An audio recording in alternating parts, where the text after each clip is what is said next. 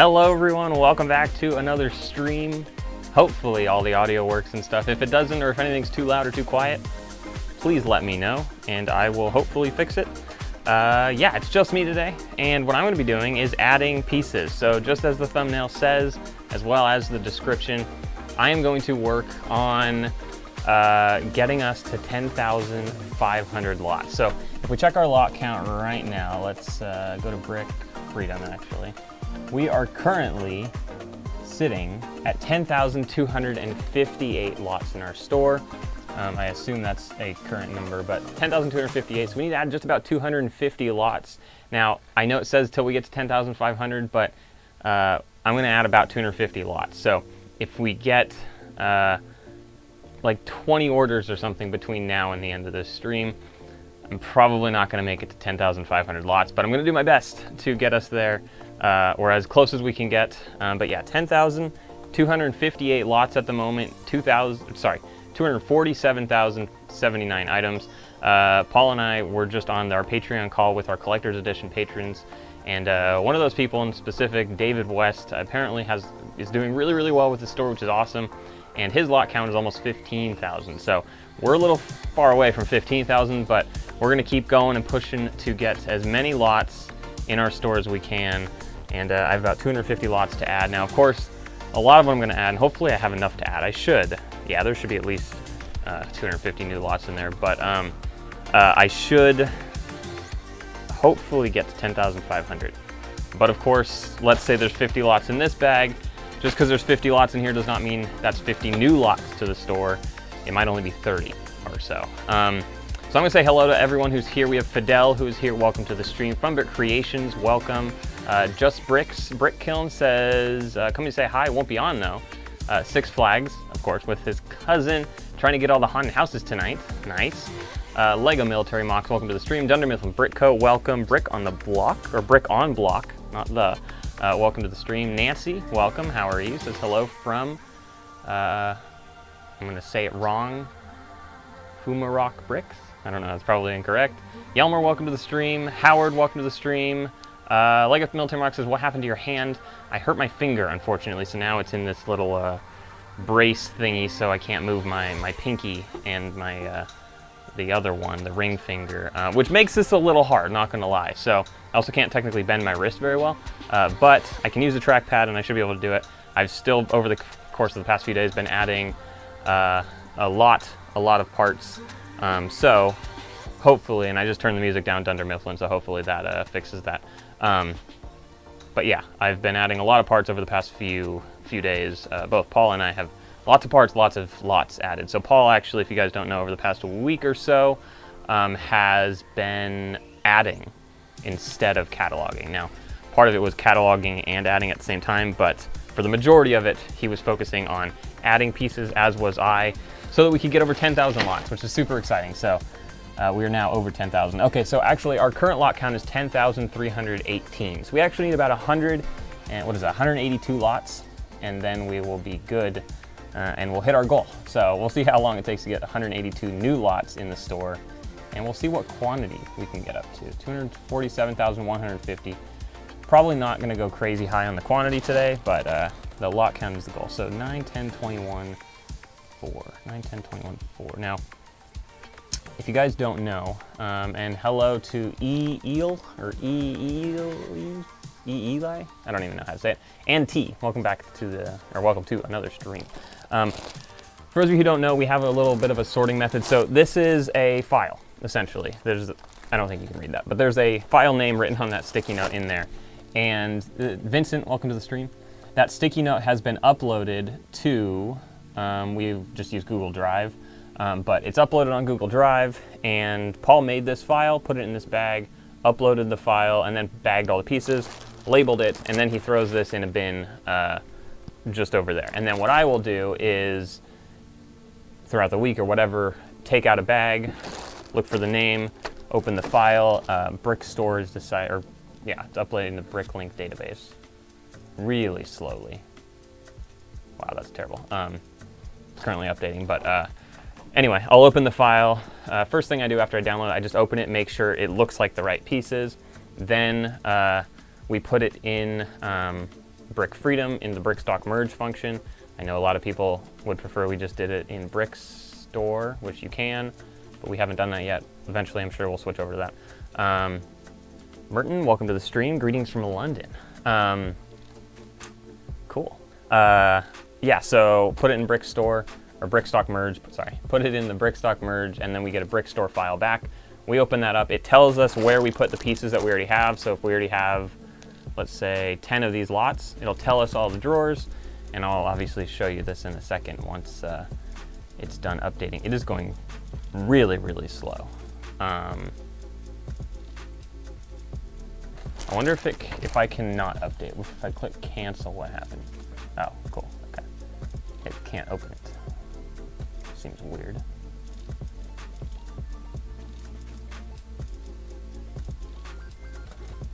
Dang it. Okay, hold on.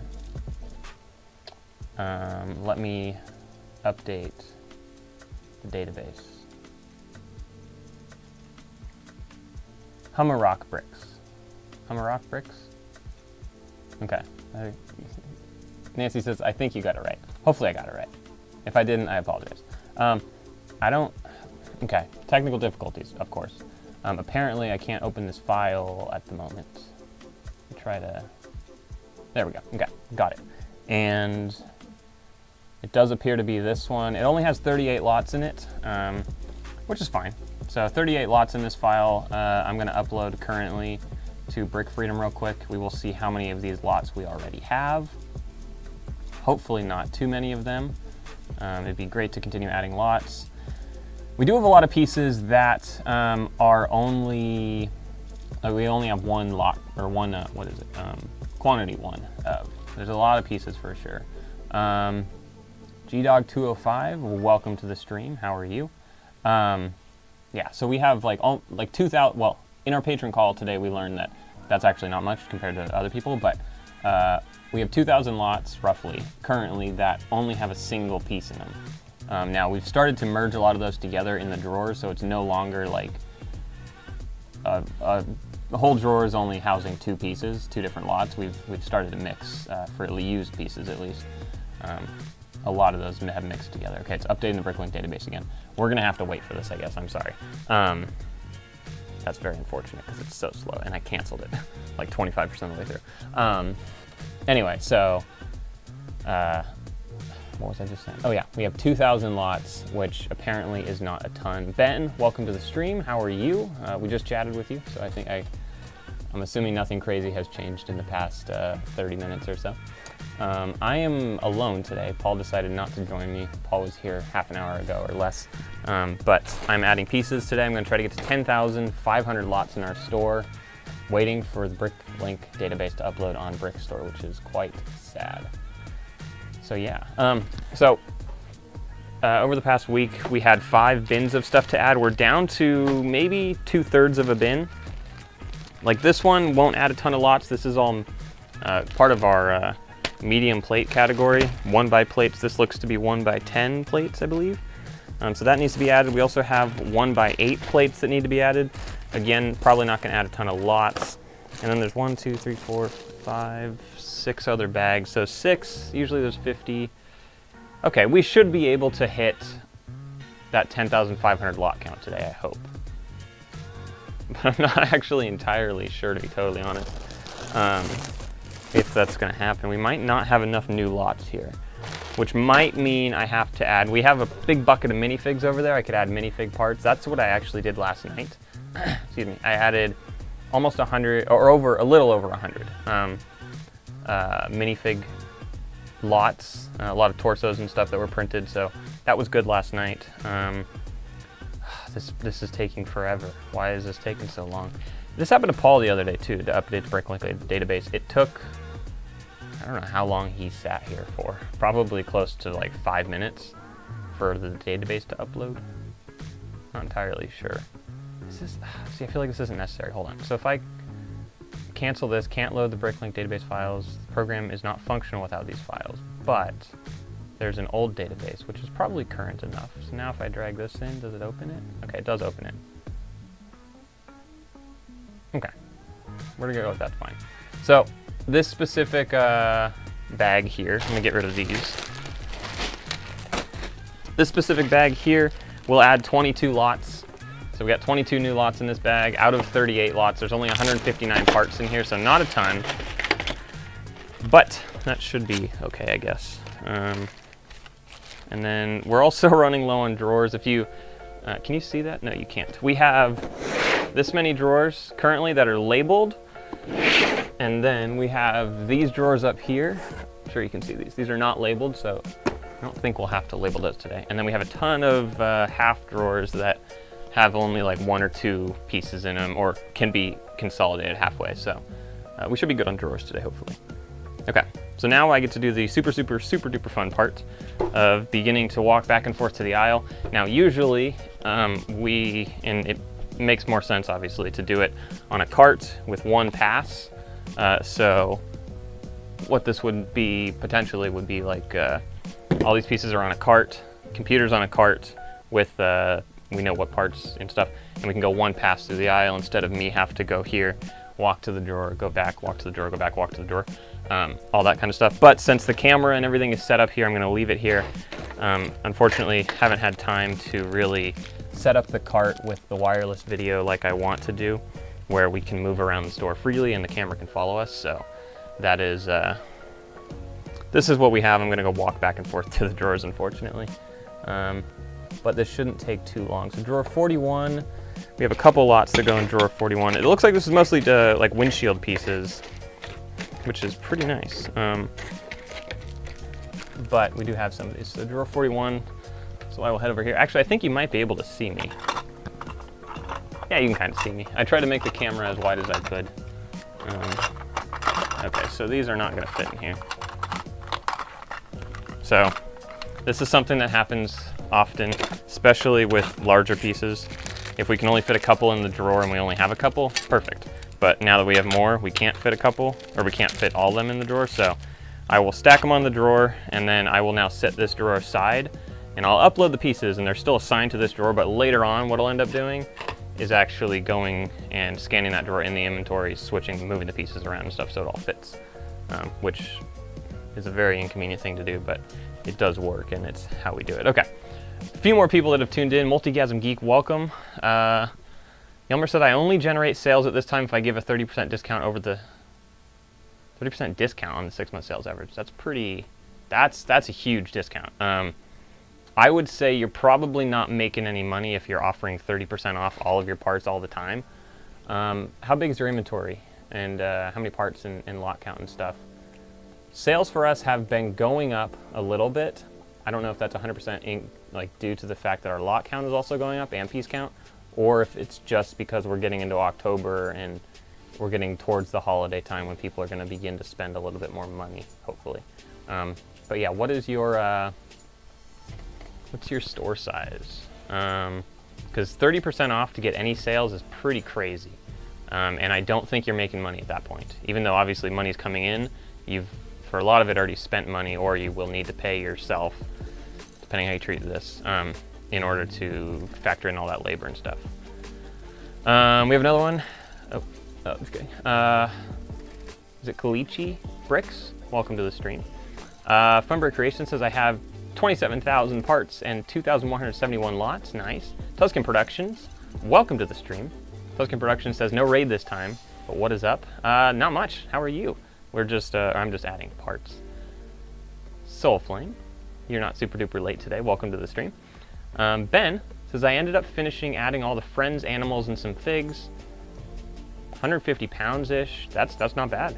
Not too bad for an hour and a half, yeah. Yelmer, 50,000 parts, 3,000 lots.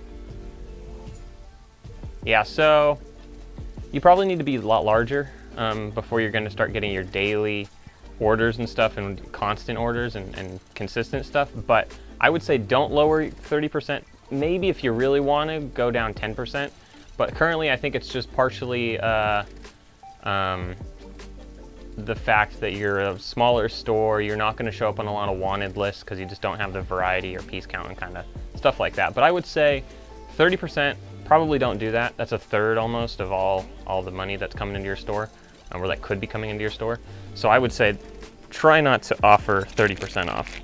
unless it's like for a day just to get a few orders or something, but I would say that's a different thing than it being for the whole forever. Okay, this is something Paul does/did, and this could just be he counted wrong, but occasionally, in this case, he said there's 6 of these. There's clearly only 5 here. Sometimes what he'll do, sometimes what he'll do is he'll bag one of them separate because he found it later and just add it to the BSX and then it consolidates it. But I'm not seeing it here, so maybe he just counted wrong. I've asked him to not do that because then I don't necessarily find it, or I change the quantity, then I find it later and it's left over. This one is different, so we're not gonna go with that. All right, let's keep going here through chat real quick. Mr. Disboy says, do you use BrickStock to do all your inventory management then?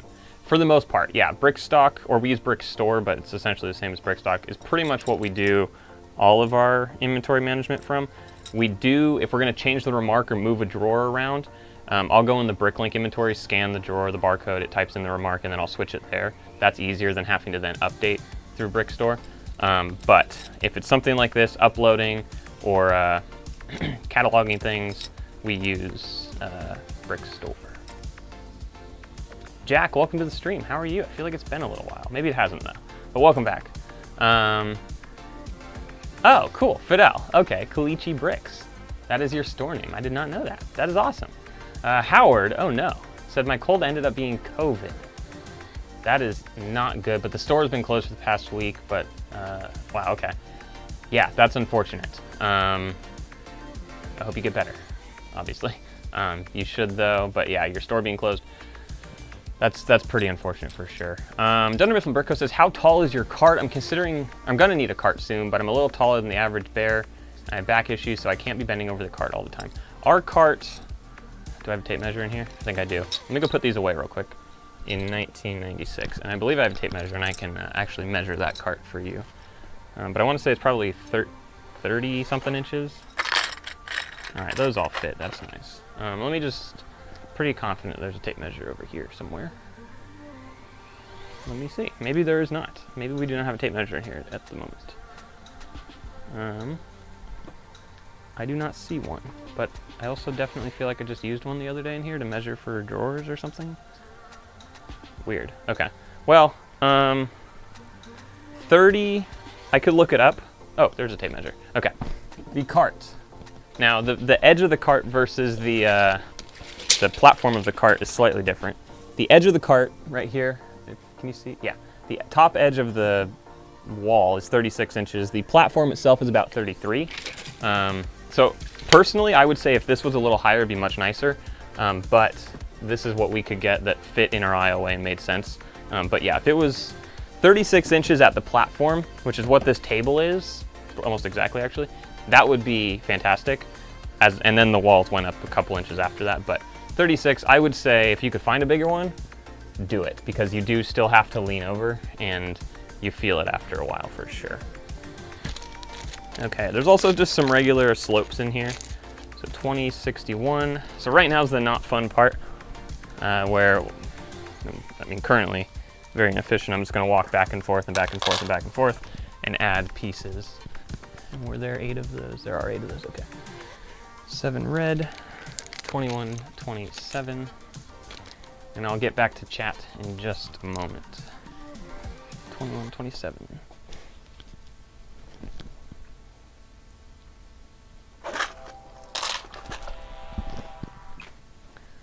Okay, Soulflame says, yeah, 30% is a lot. Yeah, 30% is definitely a lot. Henry, welcome to the stream. How are you? I'm a little behind on chat, guys, which means I might end up skipping some stuff on accident, and I apologize in advance for that. T says, my orders are finally starting to pick up. Got my biggest order ever this morning. And she canceled, whoa. Very rarely do we have someone cancel the order. Occasionally with an international order, after it's been invoiced, they will be like, oh, sorry, I didn't realize shipping was gonna be that much or whatever, and then they'll cancel the order. But other than that, we do not have a ton of canceled orders. I'd say we probably have maybe once every 2 months. Maybe once every 3 months a canceled order, something like that. 4 of these, there's not 4. Okay, so this is an example where one was bagged and then the other 3 are bagged and BrickStore had consolidated them together. 2133, so these probably are not gonna fit inside 2133. Oh, maybe. There's only one in there. Okay, so this will end up fitting. Next we have 3 of those, 2271, 2271. This is a lot of what the store is. It's me just saying numbers so that I don't forget what drawer I'm going to. 2271, yep. So, for those of you guys who don't know what Brick Store or how to use Brick Store and stuff, technically right now what I'm doing is adding pieces to the wall and putting it in the inventory, and it's not actually for sale yet. So this is one of the reasons, and really now that I think about it, it's kind of a weird reason, but this is one of the reasons I didn't like updating or uploading with Brick Store or Brick Stock. It was just because, like, to me it felt weird that I was physically putting pieces on the wall, but it wasn't actually in the inventory or for sale. But yeah, I'm not entirely sure why I did that, but initially that was a weird one for me. 2816. Let's get back to chat real quick here. Doug says, have you up on my TV while I make food before gaming? Nice. I was wanting to eat something between when we chatted. I haven't eaten anything today. I've just had coffee, which is great. I was gonna make something between the patron call and right now, and it didn't happen. And now that I've committed to 10,500 lots, or as high as we can get to that if something happens, I will probably not be eating for a couple hours. 4315. Oh, now I can just spin around here.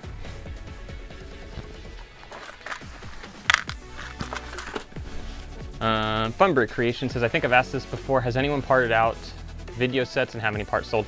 I remember some people saying that they had parts that were selling, and it seemed to sell okay. Specifically, what was it? 2x5 plate or 1x5 plate or tile or something weird like that. I do remember someone saying that those were selling.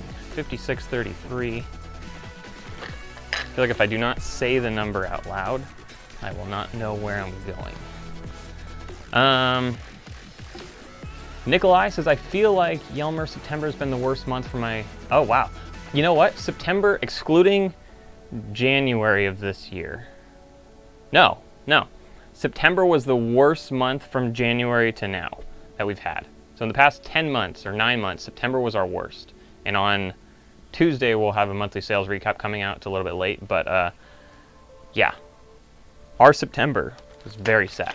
And I remember September starting out, or we thought was starting out better, and then it just went so downhill towards the end. 5672. So I don't know if everyone's September was lower than they would have thought, but ours definitely was. Okay, well, Lego Million Mark says September was my best. So there you go. Who knows? So it's never, okay, so this is confusing.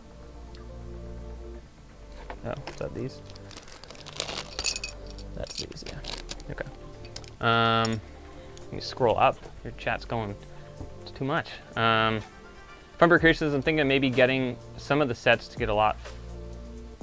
Oh, I think you're talking about the video sets, whatever they're called, to get more lots to your store. Not a bad idea. Soulflame says, adding special parts that are sought after is a really good way to attract buyers. A lot of people place an order for a few parts they really want and then add some to fill their order until it's weight limit. Yeah, that's what we've started to notice, I think, a little bit with adding, you know, decorated pieces or minifig parts, or, I mean, I don't know that these windshields are necessarily really one, but things like that I've noticed help to get people into the store. Then in theory, they're just adding additional parts after that.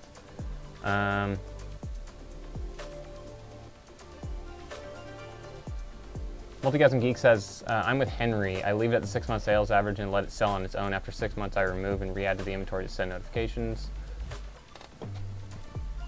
I didn't see Henry's message say that, but yes, I agree. Just leave it at the 6-month sales average. Technically, if you lower it below the 6-month sales average, if it does sell, the whole market's going to decrease because people are buying it for less than what it was selling for. So over time, it'll lower the market. Now, it kind of balances out because there are people who sell it for more and it goes up. But obviously, if the entire community can get the market to increase that 6-month sales average, it's a benefit for everyone. Kalichi Brick says I do 6 month sales average, but once in a while I up the price and maybe half. Yeah, okay, that's what we do too. We up the price on certain things depending on what the parts are. Minifig parts are going to be upped. Minifigs will go up. Certain items that we know have a higher value or will sell at a higher value will also increase the price. And then, yeah, just like Fidel said, every now and then I do some sales between 5 and 20% off for a couple days. We haven't had actually, when was our last sale? I think maybe our last sale was probably beginning of September, which is probably why we thought September was going to be better, because I think we had a sale period and sold like $1,000 worth in a few days, and then from there just made nothing. James says no Paul today. No, Paul did not want to stream today. Soulflame said, I noted that the prices that Brickstore downloads from BrickLink are off by a lot sometimes. Really? That I have not noticed. That's a little concerning. Jack asks, has anyone seen the new Lego Titanic? Nancy does the 6 month sales, sometimes pulls discount if there's a large nick on the minifig. That kind of makes sense, yeah. Multigasm Geek says, what's your favorite coffee? I don't know, but initially I only liked coffee, and this all changed within the past probably 56, 78 ago. Probably past a year, maybe 2 years now. I really didn't like coffee. Well, no, that's a few years ago, but I didn't like coffee for a while. Then I slowly started to like coffee as it was like sweetened up. So if there was sugar in it and cream, like more sugar and milk than coffee, started to like it. And I'm getting, you know, it took a while, but now I'm at the point where it's like, if there's sweetener in the coffee, it's not great. Occasionally, if it's like sweet cream, like Starbucks has the sweet cream, which is probably just sugary milk, and that's okay. But sometimes it's too sweet. But I really just like, I actually just like iced coffee with milk in it. Just plain iced coffee with some milk, no sugar. That's actually like my go-to drink now. 56.78, I was just there. Got another piece. But I don't know that, I don't have like a brand or anything necessarily, but iced coffee is kind of my thing now, I guess. The iced coffee thing, and specifically just plain iced coffee, has started in the past few weeks. Occasionally I like an iced mocha or something. I love chocolate, so that's nice. Like Starbucks, their iced mocha is pretty good, but again, really sweet. Like I can drink a huge thing of just plain iced coffee.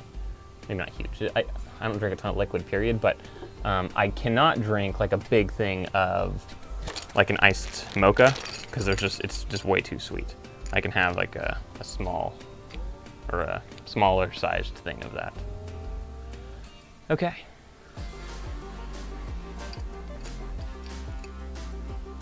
Is it Gally or Gailey Robinson? I'm so sorry, I don't know how to say your name. It says, howdy, considering starting a store, watching for advice and tips.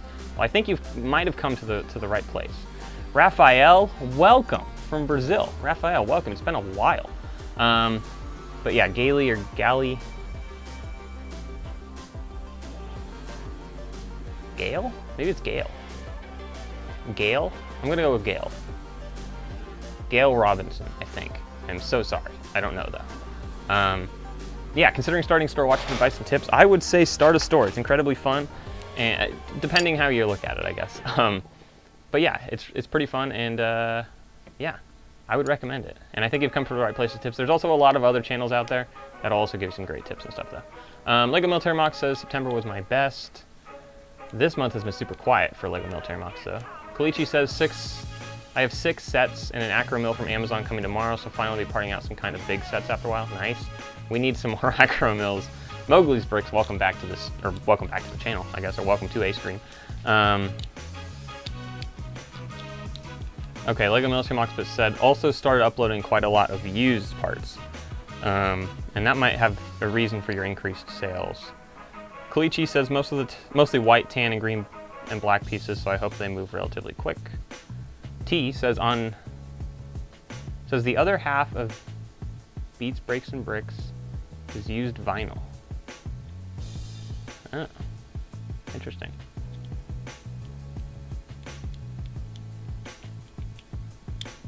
I assume that does better than Lego. So September was my worst month in about 2 years. Yeah, same for us. Obviously 2 years ago we weren't operating, but yeah, September was not good for the past, it was the worst out of the past 9 months. Fun Brick Creation says, out of my 103 orders, I think I've had 2 or 3 people that wanted to cancel their order because they didn't provide tracking for tiny orders. They were, yeah. Not a ton of cancellations on our end. Steve, welcome to the stream. How are you? Fun Brick Creation says, I've had 1 or 2 orders that asked for partial refund because they were parts. Oh, there were either a part or 2. Yeah, okay. That happens to us all the time, where a piece doesn't make it there, or it gets there and they aren't happy with the quantity or quality or whatever, and it's like, okay, we'll give you a refund. Or half the time we find, when picking an order, we can't find a part, and if we can't find it in a bin of used or whatever it is, we just refund it ahead of time and say sorry. Fun Brick Creation says, I've had 1 or 2 orders that asked for partial. Oh, I just read that. Kalichi says 32 people tuned in. They're currently 30 now, it looks like. But yeah, thank you everyone who is here. Soulflame says, I noticed by accident when checking the part out on the BrickLink site, so I checked it with the other parts and I say 20% were off. Oh, sorry, 20% were really off, 30 to 40% just a little bit. That's crazy. Yeah, that's really weird. I'll have to look at that. 56.79 is where I'm going next. Wow, that's pretty bad. That up to 40% of the pieces are just off in some way. I will look into that as well and see if that's a thing. I wonder if that's just how 5680, how the part out value has changed, like over the course of, say, I don't know, you know, a month or whatever. When I don't know what the default is. I change my default to every like 3 days or something to update the prices in Brickstore. It automatically updates or whatever.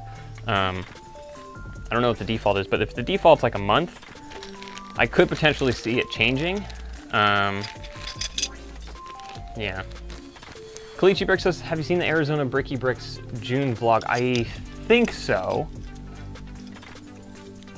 Maybe. Is that the one that's like 55 minutes long or something crazy like that? If that's the one, then I watched like a... I don't know that it was June, but I did watch one a few weeks ago.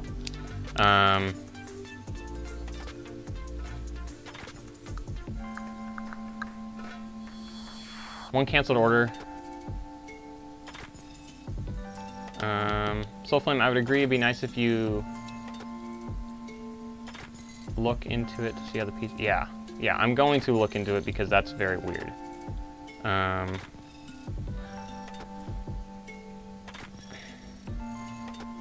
Yeah, that's actually super duper weird.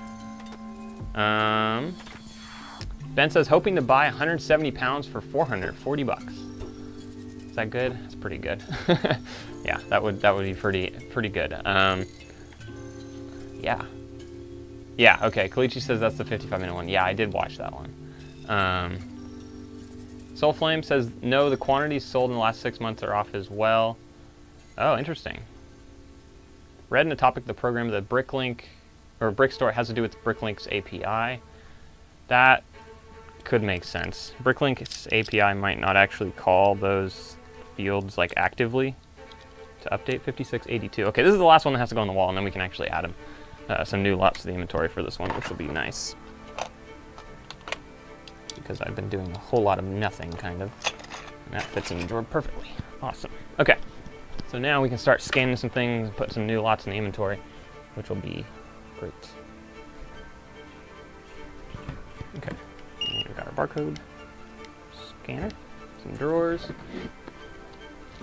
Soulflame says, contacted BrickLink to report the issue, and they said they can't fix it because they have too much work on other things, and fixing it's not on top of their list. Great. So I wonder how off it is, or if it's just delayed, or if it's like off by 1% or something, but that is definitely a little bit concerning, considering the amount of people that I need some dividers. The amount of people that use Brickstore or Brickstock, or just the BrickLink API, I guess, period, to request 6-month sales average numbers. It's a little bit concerning. Yeah. Fun Brick Creation says, my best month was August this year because I had a few sales running throughout the month so I could get a bunch of orders to empty out some of my inventory so I had space to add more lots. Nice.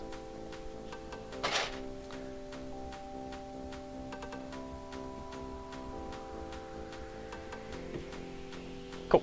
All right, let's start adding some parts now. And it looks like the majority of these are going to start with the slopes. And like I said, this one's only going to add 22 lots, so not a crazy amount of lots to our store, but it's a start for the day. Maybe at some point.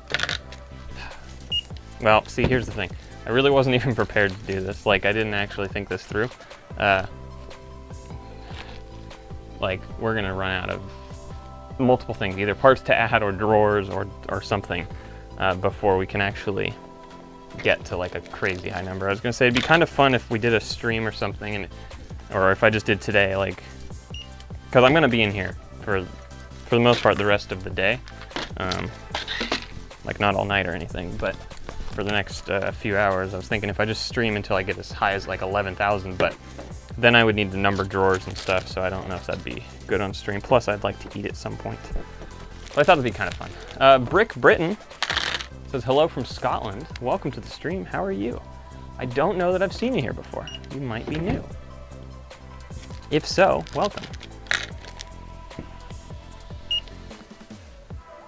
What? We have a dark green one here, but it's not cataloged.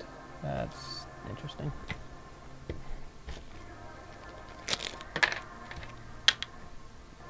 So, if you guys are kind of seeing, this is the other barcode scanner. I never use this one. It's like, I don't know if you can see, but it like flashes. Oh, that's kind of cool. I don't know if that's good for the camera. But it like kind of flashes. You can see it flashing. It flashes instead of, there you go. It's very weird.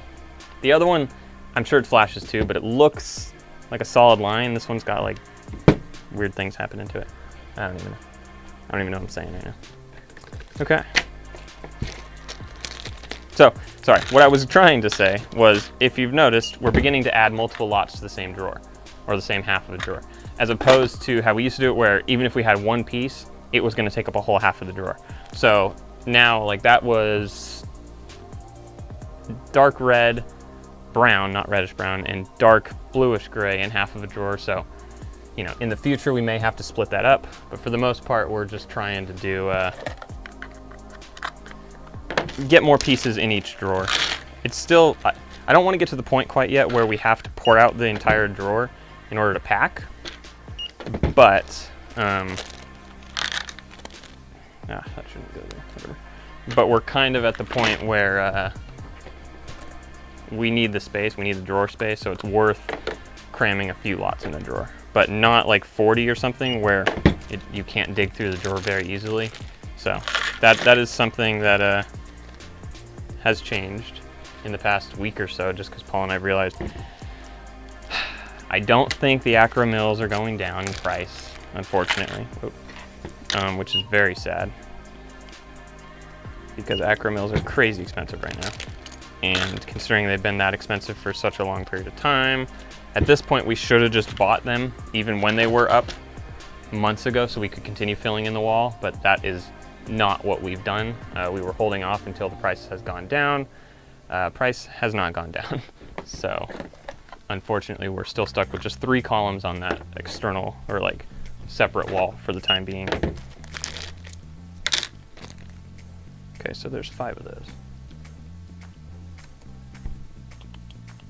Okay, now we're on the windshields. 7 of these? There's not 7 of these. Oh no. Oh no. What did I do wrong? Shoot, I did something wrong. Put something where it shouldn't have gone. 5678.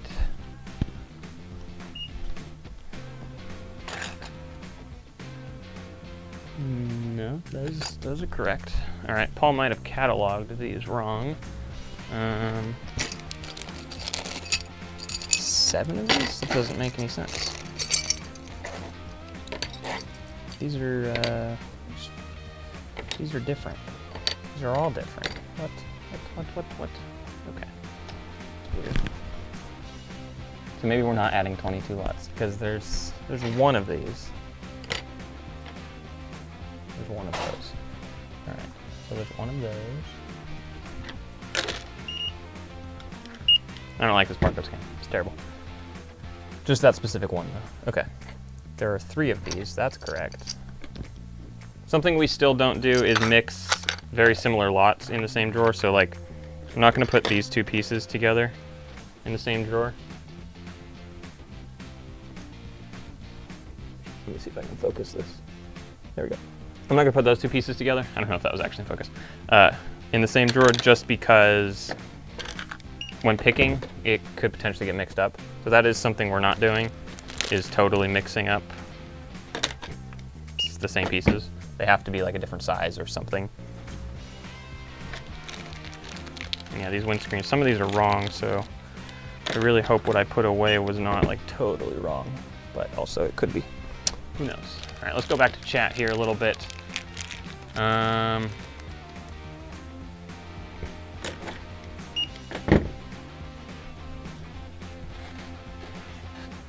Ben says, something I'd recommend between, or by the way, seeing it help with some sales, go through and check your BrickLink for stuff that's unavailable for instant checkout and add it to, oh, that's a good idea. Things that aren't available for instant checkout. That is smart. How do you do that? Or do you just go through and figure out the things that don't have a weight? Or is there a way to see what's not available for instant checkout? I never thought about that. Because that would turn me away from a store for sure, I think. If I saw, you know, if I go to a store, I want 15 items and one of those items doesn't let me do instant checkout, that could potentially ruin the whole order because it's going to make you request an invoice, at which point I might just be like, okay, I'm going to go to another store where I can just pay right now. So that's a good, there's a check mark on the inventory search page. Really? I did not know that. Maybe I did know that. Do I know that? I don't know. Okay, well, thank you, Ben. Now I have a new task to check what we have available for instant checkout versus not instant checkout. 2 of these. Let's put these in a separate drawer.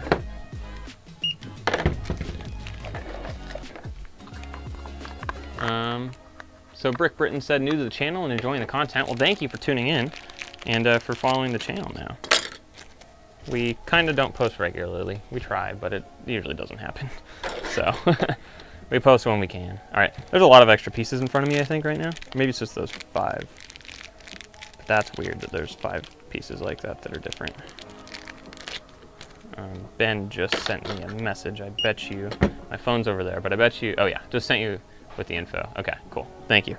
I appreciate that because I actually was not aware of that, I don't think. Okay, wait, what are these pieces? These aren't in there either. Paul's very good at cataloging, but not adding it to the BSX, so he sorts it and he puts it in a bag and stuff, just like these. That could have been like a counting error, but all the time I have bins over, not bins, but like a bin worth almost of parts that are technically, he thinks we're cataloged, but we're not cataloged, and are just sitting over there now. And at one point, oh yeah, so I have these 3 pieces that I will just sit aside for now. And yeah, that's okay, I guess. All right, so 22 lots that we're adding, 38 total lots, but 22 of them are brand new. I'm gonna go ahead, is the camera like way out of focus? I think it's on autofocus. Let me fix that after I fix this. So mass upload, and let's upload these pieces here. So that bag specifically had a value of $18.66, not a ton. And then I just scroll through and double check the consolidated thing to make sure that those are the pieces I actually consolidated, not like some random pieces that shouldn't have been consolidated, or some random pieces that should have been consolidated that are now in a different drawer that BrickLink thinks it consolidated, and then when it goes on the wall, now we don't know where they are because they're in a drawer that's not labeled for them. So yeah, just scroll through a little bit at the end is what I usually do. All right, Mowgli's Bricks says, I also noticed that the prices from the API differ from the prices on BrickLink. Yeah, so that would be the issue then with Brick stores, that the API is incorrect. But I just started with my program to get point of view for a set from API, so it might be an error on my part. Probably not. The API is probably incorrect. It's probably giving you the incorrect information. which would make sense. Soulflame says, I stumbled upon a string by accident a few months ago and I liked it, so I stuck around now. And thank you for that. Mowgli's Brick says, more lots in a drawer rules, such a space saver. It is a space saver for sure. Can't argue with that. But I just make sure that we're not sticking the same lots together, and I don't want to overfill the drawer right now because it just becomes inconvenient to pick. Mowgli's Brick says, yes, similar parts next to each other are a magnet for complaints. Yeah, so I try not to put the same pieces next to each other or similar colors. I'm not going to put light gray and light bluish gray in the same drawer, even though we should be able to see the difference, just in case you only open it halfway, you only see half the drawer for some reason, you just pull it out because you think it's bluish gray, or it's actually light gray or whatever. Okay, 10,340 lots now. So we will download another file. And which one do we want to do next? We will go through this Technic lift arm one. So, oh, dang it. I already did this one. Or I started to do this one over here. Let me check what this, I need the mouse. I need to see what this file name is real quick.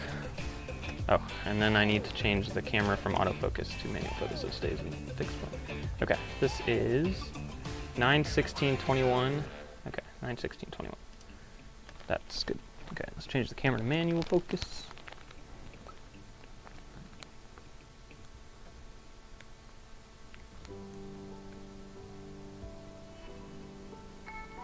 Okay, that should be fine there. 9/16/21-1. I moved it. We'll see. We'll download this and hopefully it's the right one. Yeah, this appears to be the correct one. Yeah, okay, cool. So, now again, I'm going to put this file into the brick stock merge thing on Brick Freedom. Click the upload button, and then it takes probably 15 seconds or so. Yeah, 10 to 15 seconds for it to actually, must upload a brick stock file. What? Did I not?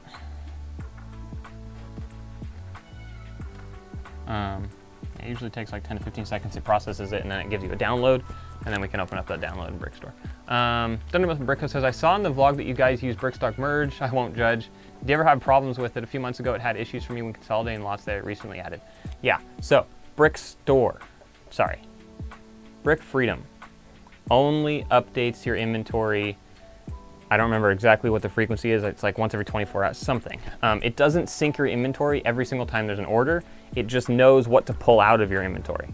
So if someone places an order on Brick Owl and it sees that it sold 4 pieces in this lot, it knows on BrickLink, okay, take those out, remove them from the inventory.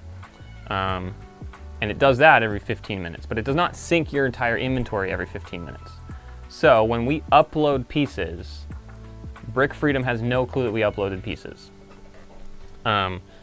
So that's part of the reason why I also, every single time when uploading on BrickLink, I scroll through and just verify that it says consolidate whatever, just to make sure, because I'm concerned that there could be an error or whatever. So the way to fix that is when you upload pieces on your Brick Freedom page, you just click that sync inventory button, and it technically creates, it uses some API calls, and there is a limit to your daily, but if you hit that, you're doing something way wrong.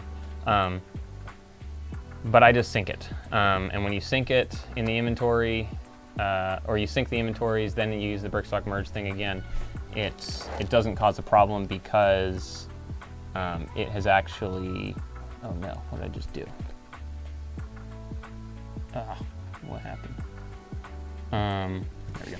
It doesn't it syncs your inventories in theory, and then it actually is fine because it's now comparing the parts you added, or the file you're giving it, to the parts you just added as well, because it updated the inventory.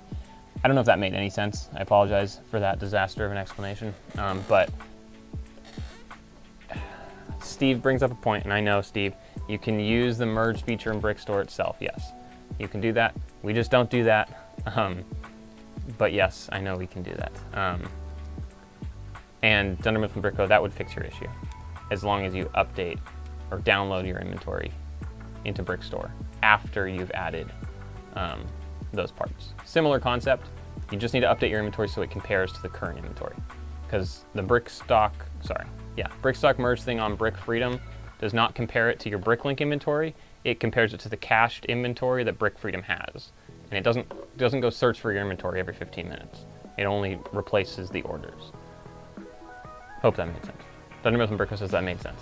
Cool. Okay. Steve says, I mix drawers, not similar types or same shades. Yeah, I tend to have the bottom rows for each cabinet as the catch-all drawers when you're parting out sets that have low quantity lots. Interesting. So you have your store, sort of, arranged a little differently. Ben says, I just updated my store so that everything's compatible with instant checkout. Despite doing it a month or two ago, I had 77 lots that were not instant checkout available. Weird. I wonder, we might have a ton that are not instant checkout. Just kind of concerning. Donovan from Brickco says, that's what I started doing after I started seeing issues with Brick Freedom. Yeah, it's not necessarily an issue. It's just that it's not actually comparing the file you uploaded to a current inventory. It's comparing it to the inventory that it has cached from potentially up to 24 hours ago or whatever it is. So, yeah. Mowgli's Brick says that made total sense. Do you still use Brick Freedom? Are you happy with its service? Brick Freedom does a great job of syncing. We haven't had any problems with syncing. We had on Brick Packer where it allowed orders to be placed hours apart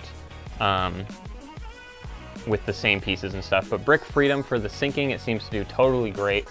Its metrics, and I don't know why, are like off. When you click, if I was to go right now and click in Brick Freedom and click September, it's going to show up, what's it going to show us? It's going to show us August's numbers, but only like 1 or 2 months back. So it's a little confusing. There's a few things that are buggy for sure, but overall Brick Freedom is definitely, in my opinion, Ben disagrees, but is definitely, in my opinion, the best syncing service out there. That it does what it needs to do for the most part. It syncs your inventory, and that's the main thing we use it for. If it didn't have the BrickStock merge function, it wouldn't be a big deal because it's available in Brickstore by default. Other than that, it's nice to look at the metrics and the numbers, but what else do we use? We don't really use a ton on there. We look at the reports sometimes. It's nice to have that dashboard where you can see. That's pretty much it. But yeah, we still use Brick Freedom. We will continue to use Brick Freedom, even though it costs 1% of your sales. I personally totally think it's 100% useful and worth that 1% to be able to sell on 2 platforms, for the most part, flawlessly. Yeah. Ben says, it looks hands down the best one. I'm just cheap and can't justify the additional $500 a year, the cost of it. That is true. If you really break it down, it does cost a lot per year. But in theory, if you're selling enough on Brick Owl or the second platform, it makes sense. If you're not going to sync, it's free, I believe, and you can get all the metrics and stuff from it. But if you're not going to sync, I don't think there's any reason to use it. Or if you're syncing it for some reason, but you are only getting like $1 or like 1 sale a month on Brick Owl, there is a point at which it doesn't become worth it when you're not getting enough sales on the second platform. But yeah, currently the 1%, it's the most user-friendly. Ben uses Brick Sync, which is nice. I think he says he pays for a little server, and that's what his £359 pounds per month is. I think he's paying for the server to run that, which also is an option as well. But yeah, for us, I've never tinkered around it. We almost did that before Brick Freedom came out, I think, actually, when Brick Packer was a thing and we had a problem with it. I think Kyle was going to go set up Brick Sync, but we never ended up doing it. And then Brick Freedom came out and fixed everything, or for the most part. Brick Freedom has been fantastic, so yeah. The only downside of Brick Freedom is it charges you 1% of your sales, like money flow, period. So that includes if you charge a shipping fee. You know, if you're charging for shipping, it takes 1% of that as well. So while Brick Packer takes 1% of your brick sales number, like if you sell $1,000 worth of pieces, but it costs the customers $1,500 because there's shipping and fees and stuff in there, you're only paying $10 because it's 1% of the brick sales. Versus Brick Freedom, if you sell $1,000 worth of parts, but it costs your customers $1,500, that's a $15 charge because 1% of everything. So that's the only thing that to me is a little bit weird, that he's charging 1% of everything. It's probably significantly easier on his end to calculate that. I'm not entirely sure, but yeah, we haven't had a problem with Brick Freedom. We've noticed a few things where the BrickStock merge function is a little funky, but that's not his fault. I mean, he could fix that, I guess, but I understand exactly why it does that, because it's not comparing it to your current inventory and stuff, but Brick Freedom's fantastic. It's definitely the one I would recommend, for sure. Okay, we can start actually putting these away now. 2519.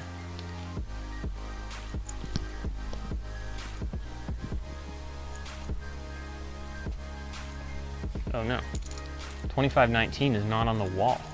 Okay, so there's a couple spaces right now currently that we have some drawers sitting that are piled up. One of them is over here on the wall. Sorry, not on the wall, 2519, is that the, I think I said 2519. These currently have a single lot in them, so they're in a stack. I don't think I see 2519, but this stack over here just means it needs to be consolidated.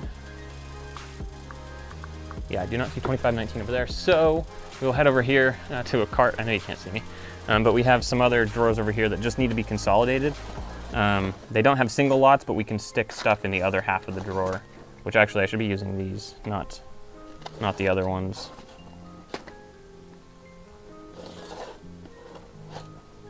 Okay, so I found it. 2519. I'm actually just going to take this whole stack with me, so I can use these drawers when I add the parts instead of 2519. There we go. So yeah, so for example, this one we were packing orders. You can see there's only 2 pieces in there. Obviously, we should have another lot in the other side of the drawer, so it got put down there so we add something else to it. And then now what I'll do for these, I'll just stick, actually I can leave it in this stack, I guess.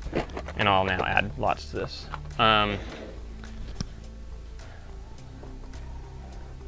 Doug, thanks for tuning in. Okay, hope your fingers and hands are, my fingers will be totally fine. Thank you though, I appreciate it. Heading out, take care. Ben, I wanna know too. Let me go back, I missed a few things for sure. Makes sense to use a sync service for the sales gained by BrickOwl. However, against the free or cheap option available, it's easier for me. No, absolutely, that totally makes sense. However, I get that BrickSync isn't for everyone. Yeah, I'm sure the majority of people could probably actually, I mean, if you search into it, you could probably figure it out, but yeah, it's just easier to put in your, what are they, API keys and stuff, and it just works. Ben says, took about 4 hours to get it up and running properly. That's not even that much time when you really think about the money you saved, or are consistently saving. Mowgli's Brick says, yeah, no problems here as well. Ben did a great job, but I would like to see more flexibility, for example, regarding pricing differently on BrickLink, BrickOwl. I'm assuming you mean Steve, who created Brick Freedom. I think. Fun Brick Creation says, I meant the same color when I add 2 more parts. Wait, oh, I missed your message earlier. I put the same colors in one drawer. Black in one drawer for me. Oh, really? Interesting that you can see the shape first. we try to separate colors because usually colors are easier to see, but maybe not. But says, I meant the same color when I add 2 or more parts to a drawer to save space. Gotcha. Ben says, Evan, besides YouTube and the Discord, do you guys use / plan to do anything else with social media?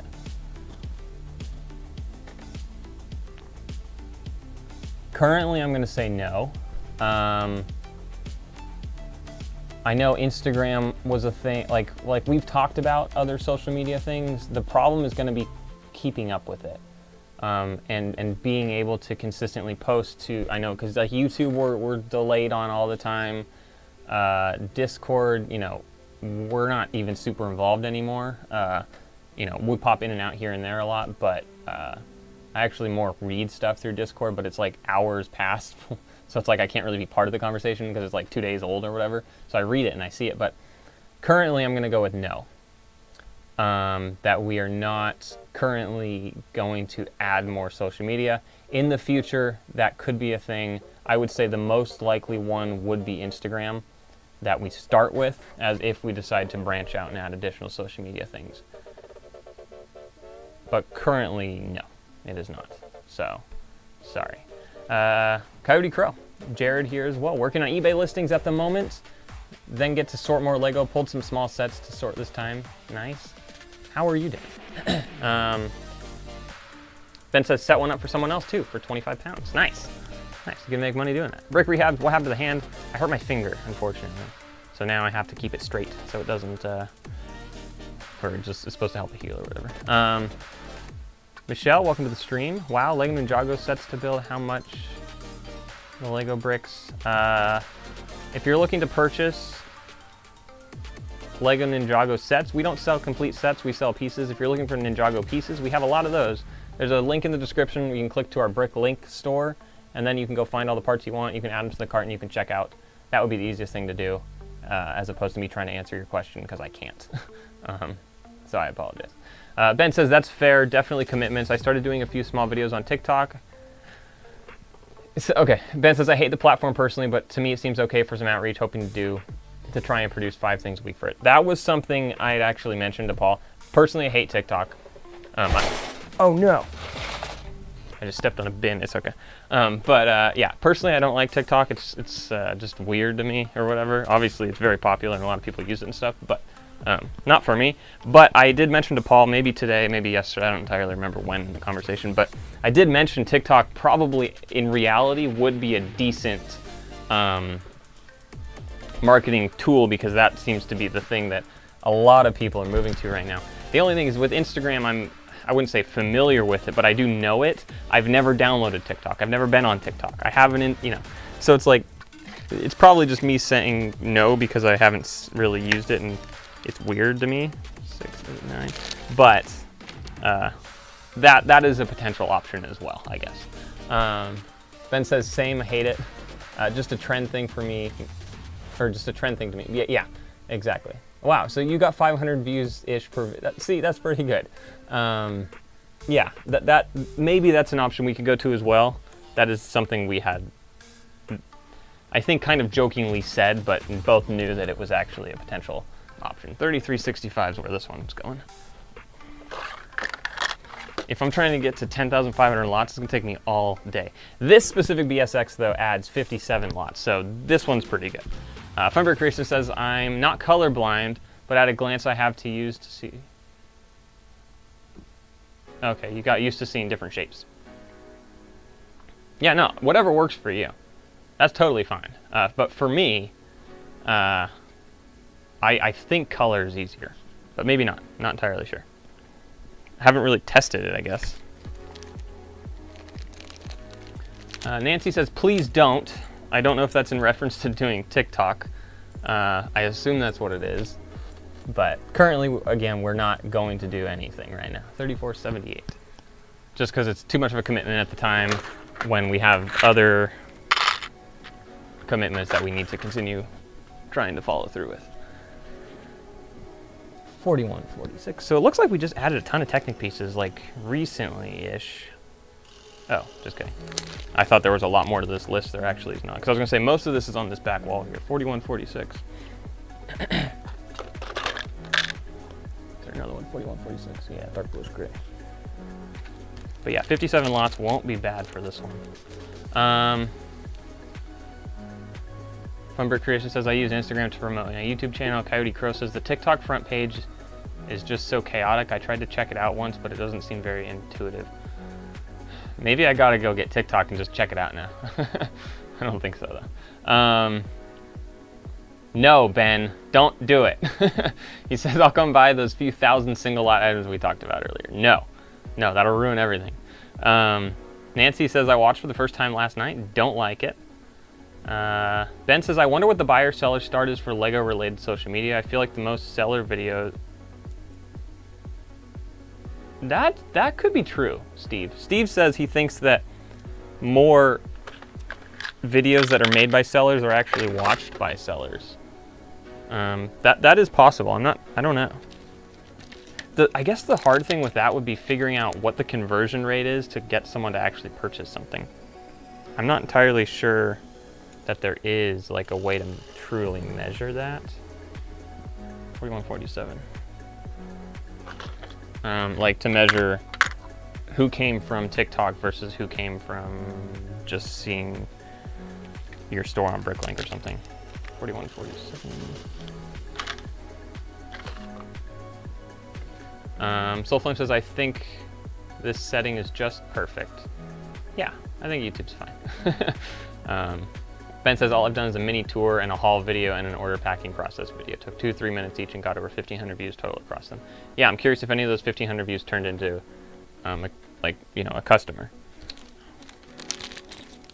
2, 4, 6, 7, dark bluish gray. Is that dark bluish gray? Yep, I think so. 4154. Yeah, so all of our Technic is right here in this area apparently, so we must have added a lot of Technic semi-recently. Yeah, 4165.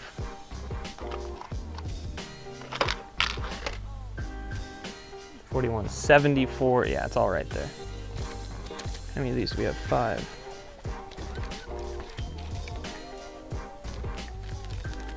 I keep looking over here for chat. There's a monitor over there that I can see the camera, but like I don't know why I'm looking for chat over there. 4174.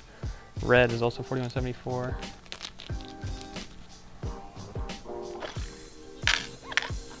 See, so here's a drawer that probably is a waste because I just added 7 pieces and there's maybe 11 total pieces in there. So maybe I'll leave that one about half out and I'll look at it a little bit later. Steve said for a 3-minute TikTok vid, just one customer would make it worth it. That is true.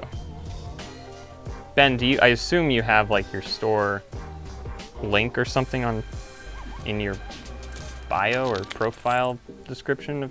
I assume there's a profile description on TikTok. Thunderbus says, I know of a guy who made a TikTok of his store and it went viral. He now adds minifigs and minifigs parts once in a great while, lets the orders roll in, and then closes his store to pack the orders. Oh, wow. That's an interesting one. Ben says, yeah, the store is in the bio. Okay, that makes sense. 4175.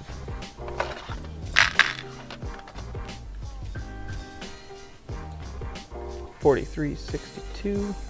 All right, we just have 3 more lots to put on the wall here, and then we can start adding some new parts. Again, 57 lots that we're adding right now. 53.62. 53.62? Yeah.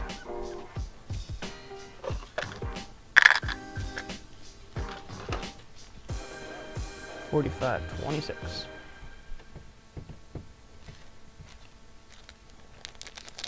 Found this new song that I really like and it's stuck in my head. What is it called? Freaking Me Out, I think? Something like that. I can't play it, obviously, but I was on this Halloween sound or playlist, 4527, and okay, wait a second. I just read and verbally said 4527, but I picked out 4526 and like knew this was the one I needed, and it is where the part goes. The next piece goes in 4527, but like, that was weird. I do that all the time. I will read the number incorrect, go to the wall, pick off the drawer that is the correct one, and like when walking back be like, oh wait, this is wrong. But it's not wrong because like I knew which one I was actually getting. I don't know. That's weird to me. I don't know if anyone else does that, where they say a number or they read a number and it's like the wrong number, but it's actually the right number. I don't know if that made any sense either. Ben says, and at the end of each video, I just planned to show hauls, new stock being added, and other packing stuff right now. Funbreaker says, I only do part out videos and I don't have the ability to record packing orders. I do speed builds and hauls as well on my channel. Plus I'm now at 133 subs and be at 150 by the end of the year. Nice. Ben says, seems to be that people like to see their order get packed on camera. That is true in a weird way. So I'll happily walk around with my phone for 2 minutes for an order I wouldn't have normally gotten. Yes, smart.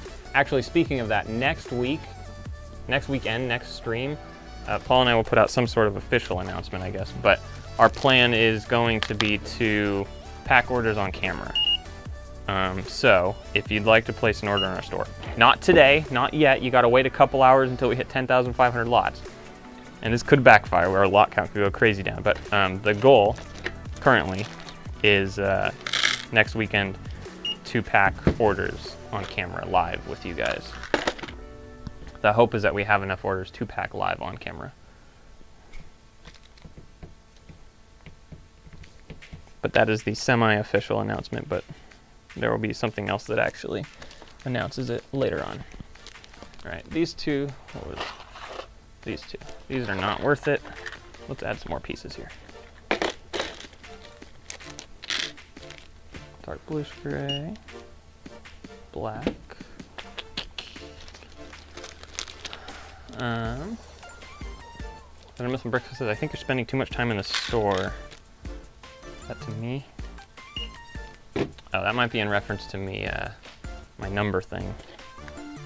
Maybe. Maybe not, I'm not entirely sure. But yeah, probably. Soulflame says, I think Brickpacker packs orders live too. Yes, he has. Actually, I don't know that he's done it live. Maybe he has, I could be wrong. But he used to do tons of what he would call Pablos, picking a BrickLink order. Yeah, I loved those videos. That's what I think encouraged me to start doing orders on camera. The downside to them on camera is they take so much more time to film. Just like right now, this would have all, I mean, I'd be on bag 4 probably by now. How long has it been? It's been over an hour? Oh yeah, I'd be on bag 4 at least. Light bluish gray, is that the right? And this is only bag 2 for me. So there's definitely some, okay, this is not bluish, this is light gray. Ugh. There's definitely some downsides to doing things on camera. In theory, yeah, it's getting more people involved, which is awesome, but the time it takes is crazy. Dark gray.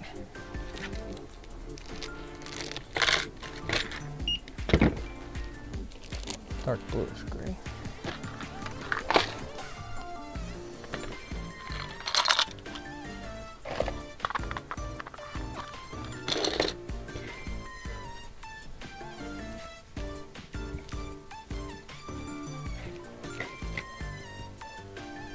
I also hate it when I can't find the piece.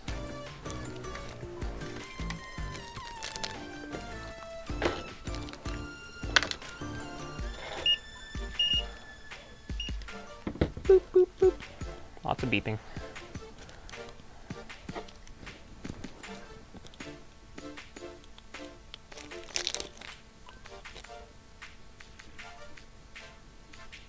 Violet, that's a color you don't see often. Pretty cool.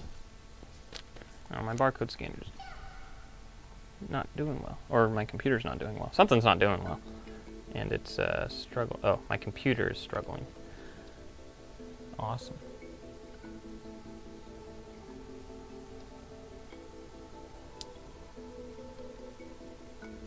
I'm gonna pause the music for a moment. I hope that doesn't ruin anyone's lives. That I pause the music, but my computer is currently playing back a video technically in the background on a separate thing, because that's where I put the music in with the visual of like the screen that says thanks for watching, we're starting soon, whatever. So technically playing a video in the background the entire time, and it's doing Brickstore, which I wouldn't think would be hard, but maybe that is.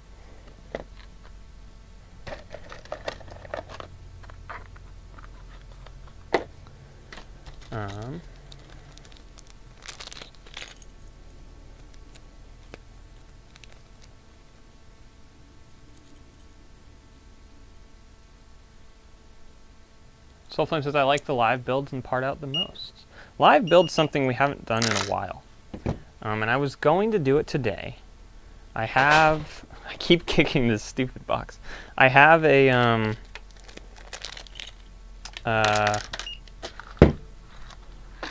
the Hidden Side set, the upside down house thing that Brickitect built and sent to me a long time ago. I was a patron for a while there, but I still haven't built it yet. And so it's still sitting in a box ready to be built, and I was going to do it today or start it today, but I just don't think I'm going to do it until, I don't know, because like that's why we've done so many part outs and stuff on camera, except for that one week where we just did like a challenge chat the other day. It was not a productive day, but we're trying to be more productive while we're streaming as well, so it's continuing to grow and add the store. Because for the most part, not that you can't do anything during the day on Saturday, because obviously there's multiple hours to do stuff, but the stream's kind of in the middle, not in the middle of our day, but towards the middle end of our day. Specifically today we had a Patreon call, so we weren't adding parts earlier, so I was trying to think of something we could do that would continue to be hopefully a little bit productive, and adding parts is good. It's not the most visually interesting.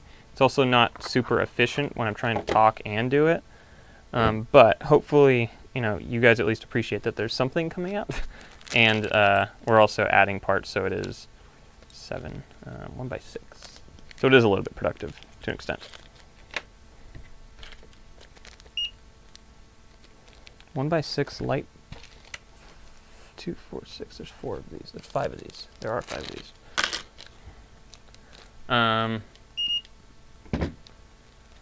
Oops. Oops. What did I mess up? Someone said oops. Oops. Is that because I kicked the bin down below? If it's just because I kicked the bin, not a problem. That's not a big deal. It's just, those are actually non-sellable pieces. As we go through stuff, like if I were to pull, I mean, this is catalog, but as Paul's cataloging, as he goes through things and he sees a bite mark or whatever, he just tosses it down there. And that's currently what I continue to kick. So I don't know if that's why you guys keep saying oops. Steve said oops and Mowgli's Brick said oops. I don't know. David, welcome to the stream. Thunder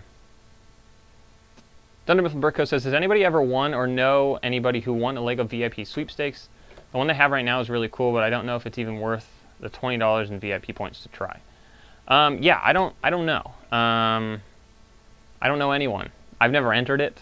I don't think Paul's ever entered it. I don't know anyone that has entered it, and I definitely don't know anyone that's won, as far as I know. So I have no clue. What is the current sweepstakes for? And yeah, Soulflame, they do, it's like in the reward section of the LEGO VIP point area thing where you can like cash in your VIP points for $20 off your order or whatever it might be. So, kind of cool. But no, I've never, I don't know anyone who's won. What is that, a sweepstake? It's like a raffle type thing. I don't know why it's called a sweepstakes.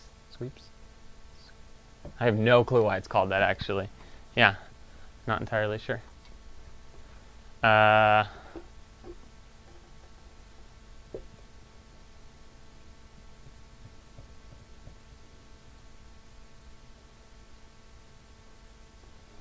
Oh. I didn't even read your message, Mr. Display, and I just tried out Brickstore and by accident added 2 times my inventory to BrickLink. That's horrible. That's like one of our biggest fears. That's why we constantly have a backup of our inventory. And even if it wasn't a the last time we backed it up was last night. So if I right now made a huge error where we had to delete the inventory and re-upload it with that backup from last night, it's still old. Like it's still, all the lots and stuff Paul added this morning and all the lots I'm adding right now wouldn't be in, yeah, that's horrible. I hope there's something you can do. Okay, Mr. Dishboy, you should be able to download your inventory back into Brickstore and then, I don't know if you can do this, take all of it and divide the quantity by 2 and then update your inventory. Don't upload, just update your inventory and it should change all that quantity to half of what it is, but currently it's double, so I think that should fix it. I don't know if there's an easy way to do that. David says, what happened to your wrist? I hurt my finger, so now it's in this just so I can't bend it, so it heals quicker. So not my wrist. I technically can't bend my wrist either. I don't know, but I'm supposed to wear this when I can. But yeah, I hurt my finger. Emma West says, hey there, huge fan. Thanks for tuning in. Yeah, that's terrible, Mr. Dishboy.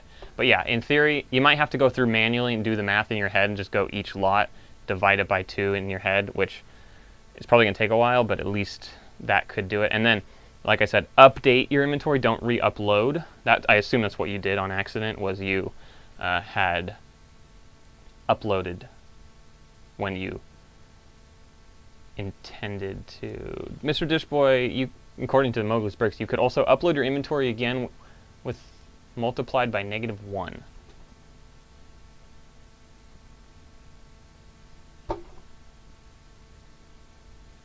I don't know how that would work, but maybe that's a thing. I'm not sure, really sure. But Mr. Dishboy, currently right now, download an XML of your doubled inventory, just so you have that in case it continues to get worse and gets harder to undo. And then you can at least in Brickstore, with that backup XML, just divide it all by 2. Chris from the Great Brick Lab, welcome to the stream. How are you today? Currently adding some parts. Currently not adding parts, currently talking. Very inefficient at adding the parts, but I'm trying to add parts currently. I will get back to it, actually. Brick Outside the Box said, I read where the newest version of Brickstore allows mathematical computations on numerical columns. Okay, yeah, if you could divide the quantity column by 2, then you should be totally fine, Mr. Dishboy, and then you can just update your inventory, and that should fix it all. Okay, so I'm trying to get to 10,500 lots. I will be here a while, probably, just because this is taking, I'm talking way too much. But after this one, we should be about 10,400, or just under 10,400, after this this file is uploaded, which is very exciting. Yeah. Mowgli's Brick says, meaning you can subtract by uploading. Sorry for not explaining better. No, that's okay. Subtract by uploading. Oh, you're saying I see what you're saying. The quantity is a negative, so when you upload a negative quantity, it actually subtracts things from your inventory. That makes sense. I see what you're saying. I didn't know you could do that. That's pretty cool, though. I know you can do negative sales, so I guess it kind of makes sense. You could also, in theory, deduct things from your inventory. Okay, so these are the 1 by 7s. Okay.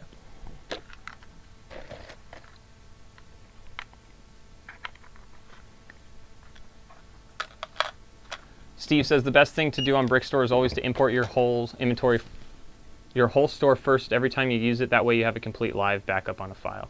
Yeah, that's smart. We only back it up about once a day as an XML file, which after a day's changes has been made. Not that it's useless, obviously, much more useful, but much more useful than having nothing. But still a concern if we've, like today, we will have added, after I'm done with this, probably about 300 something lots. So then, I guess if an order comes in too. Ooh. Yeah, if an order comes in too, then you have the problem of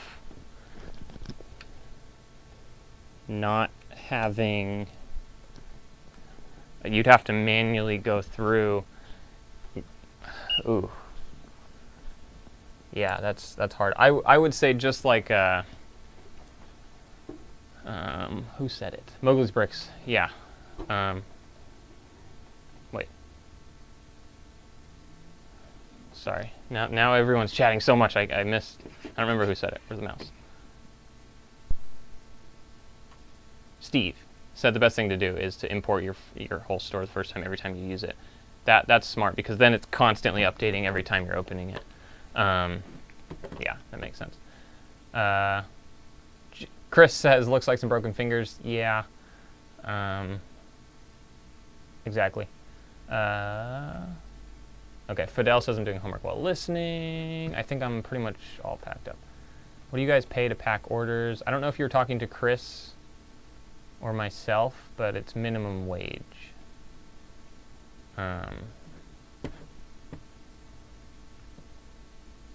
From Brick Creations, I back up my store inventory every few weeks or more often if I have frequent sales. Chris says I back up our store maybe 3 times a week. David, that's good. If your sister starts packing for you, then you should have a lot more time to continue adding parts. Chris says my team works as independent contractors. They get hourly wage. Yeah, same thing here. It's hourly, independent contractor. Legally, they can set their own hours and stuff, and it's minimum wage here.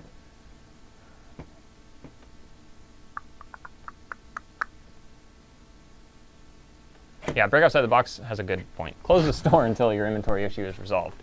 That's true. You should close your store.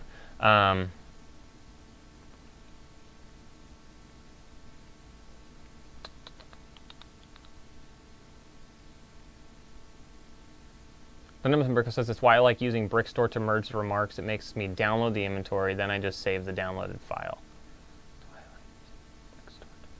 Yeah. That is, yeah, because then you have your inventory, your current inventory actively right there, which is good.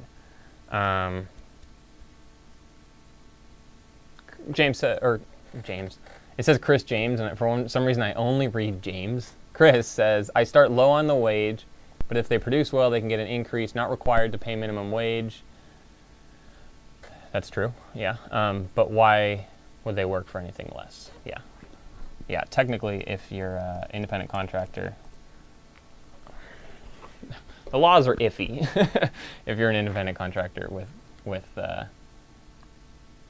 how things will be treated and stuff. Which, being that a lot of the work I end up doing, I'm an independent contractor, I feel bad and I understand the frustration of being an independent contractor with maybe there not being consistent work, or you can legally be paid less than minimum wage, or all these different things. So that's why, even though in our store, and I'm not saying anything bad about you, Chris, this is just in reference to anything, we will pretty much always guarantee pay at least minimum wage, in addition to the fact that, well, excluding sorting, because if it takes someone 8 hours to sort, it doesn't make sense that we would pay them 8 hours of work, because there's that value in that bin doesn't make, but like excluding like sorting and stuff, if they're going to be in the store on our property doing something, we're going to be paying them at least minimum wage. And I would like to, and we try currently, we don't have a ton of contractors, partially because we don't want to say, oh, that was wrong, we don't want to say, hey, we don't have any work for you this week. Because I know what that's like as an independent contractor, and it kind of sucks when it's like, okay, I was hoping that, you know, there'd be money coming in this week from XYZ, whatever that thing is. And so I would like to be able to provide semi-consistent work. But technically, as an independent contractor, you're not guaranteed work anyway. So there's a lot of things that kind of suck about being an independent contractor, but for the company, it saves money. And it doesn't make sense that, like right now, we couldn't pay someone as an employee, even if they were coming in to pack orders every single day. I mean, we probably couldn't pay someone to pack orders every single day anyway, but with all the, you know, general liability and, not general liability, workers' comp, and like other things and taxes and stuff that end up being factored in, it would just be a disaster. BrickQuest says, hello everyone. Chris says, take into consideration the amount of skill they have. A skilled contractor that works hard gets a great wage. Just deleted the message, so I missed it.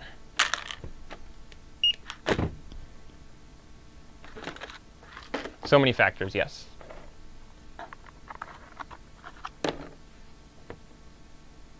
Dark bluish gray. All right, I think we're almost done with this file now, or semi-close to done, 11.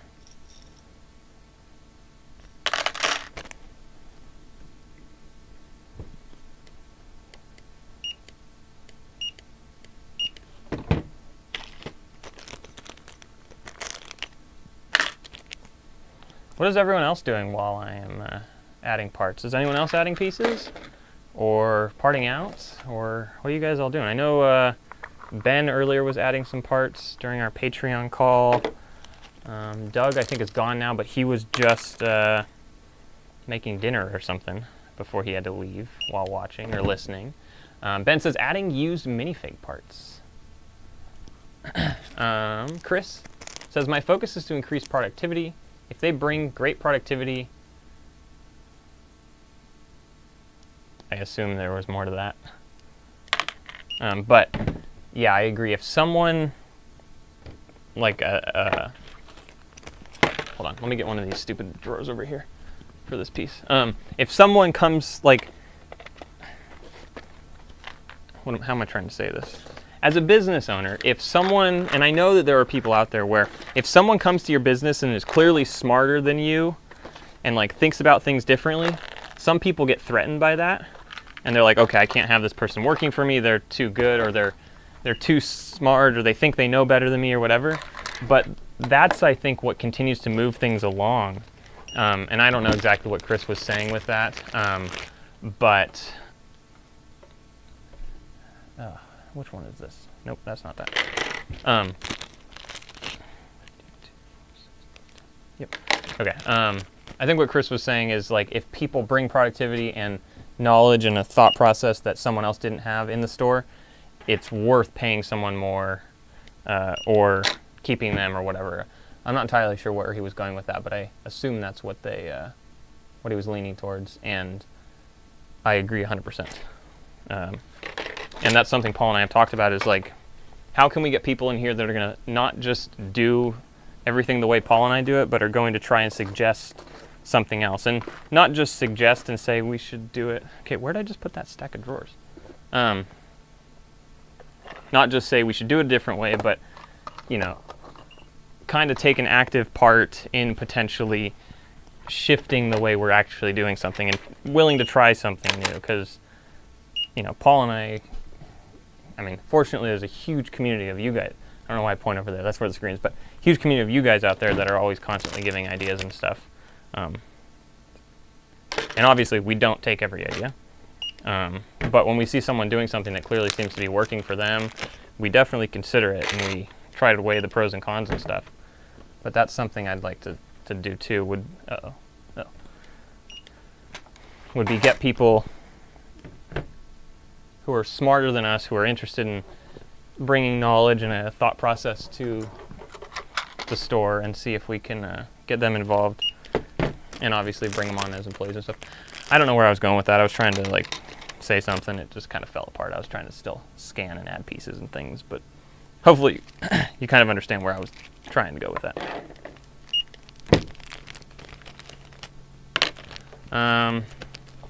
There's a lot of chat here.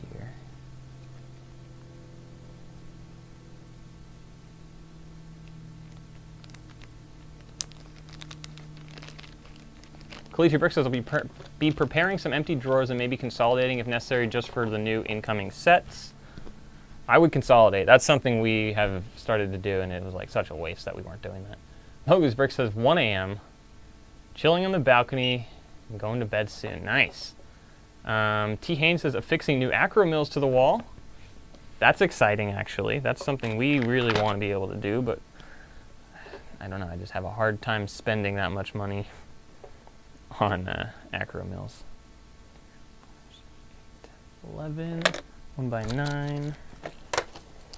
These are all different size lift arms. I don't want to put them in the same container because they're all the same color. I'm concerned someone's not going to count. Or there's a potential someone won't count the size when they're adding it. 1x9, 2, 4, 6, 8, 9.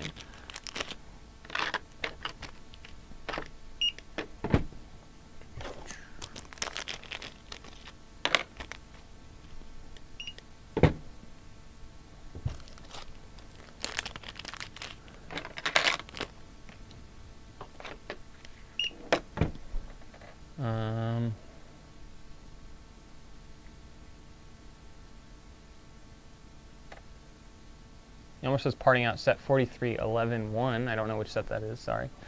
Brick Rehab, do you have a store in Iowa? Nancy says cleaning so I can add new used parts. Chris says, agree 100% Evan, I don't work near the hours every week that my team does. They're coming up with the ideas all the time. Yeah, that's what I want, is a team that continues to come up with ideas and stuff, even when Paul and I are not, like, fixing or adding things or whatever. Nancy says, have to wash these pieces first. Ben says, Evan, something I forgot to ask in the Patreon call. Are your floating aisles connected to the floor and ceiling for supports? Looking for how I'd possibly have to make them if I did. Yes. So it's technically like sitting on the floor. It's not actually floating, obviously. So it's on the floor, pushed onto the floor, and then it's connected above the ceiling, I guess, into the beams of the rafters. So it's connected, technically, I guess, the garage in a way is sitting on this wall. It's not truly a supporting wall, but it is, we took a board, hammered that board to just barely push up the beams that are the rafters that go across the garage. Then we cut this to like wedge in there. And then we secured it and stuff in there. And then when we removed the little extra boards that we were using to push that beam up, like, I mean, not much, just a tiny, tiny amount, it then continues compressing this. So it's kind of like, again, not actually a supporting wall, but it's pushing down on this wall from the top, and then it's screwed into the floor below. So it can't, theoretically, if we remove, theoretically we could cut the bottom and it would stay and it would be hanging, and theoretically we could cut the top and it would not fall over because it's secured both ways. So yeah, if that kind of makes any sense. Hopefully that made sense. But yeah, it's secured at the top. It's not just sitting there. It's actually holding up the garage to an extent, if that kind of made sense. I don't know if that made sense at all, sorry. Chris says, I worry about the 2 small beams that support the wall. They're 2x3s, yeah. How much does all the Lego in there weigh? That's a great question. I do not know. I'm sure if I ran and like jumped into the wall, which I'm not going to do obviously, but if I moved this table and I started over there and I ran and I like jumped in, I don't know. I feel like it would probably, something would happen, but also I'm not entirely sure. You can use brick sword to see how much your store weighs. Oh, cool. Interesting. I'll have to do that and see how much that on that wall. Of course, the acros weigh stuff too, but it's decently sturdy. Wow, our store is 85 pounds short of 1,000 pounds. That's crazy. That's cool. Yeah, I'm pretty confident the wall's not, and now that I say this, something's gonna happen. I'm pretty confident the wall's not coming down, including in an earthquake. If it's a severe earthquake, who knows? We had a couple earthquakes since we've had the wall up, and the wall is totally fine. I would actually be significantly more concerned about the drawers shaking out and pieces falling out of the drawers versus the wall coming down. It'd need to be a massive earthquake for the wall to come down. And even then, I don't think it would come down. I think, yeah, no, it'd be really hard to get that wall to, without some sort of force, like I can stand and lean on it and stuff and it doesn't move, but to jump into it running might affect it. But even then, I don't think it would come down. But I'm not going to try. I don't know. Very weird little thing. Looking for how I'd possibly, yeah, so that's how we have it secured, Ben. It's secured underneath and to the rafters in the ceiling, as well as the floor below.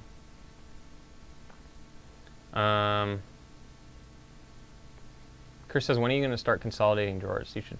So that's actually something, we consolidated a lot of our drawers together that had a single lot in them because we were wasting so much space doing that.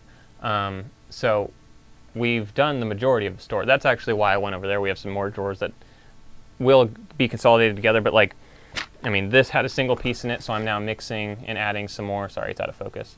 But this had a 1x12, what is that, dark brown plate, which can't have a divider, and it was a single piece in this thing, so I went and got it. Now I'm obviously adding some more pieces to it and stuff. So we're still consolidating, where if we have a lot on the wall, we put it back on the wall. But we are now mixing for used pieces, not for new. We're mixing lots together, as I'm doing now, because it doesn't make sense how we were doing it before, where the drawer would be 85% empty, if that kind of makes sense. Good night, Mowgli's Bricks. I think that's GN8, good night. I assume that means good night. Have a good evening, or a good night.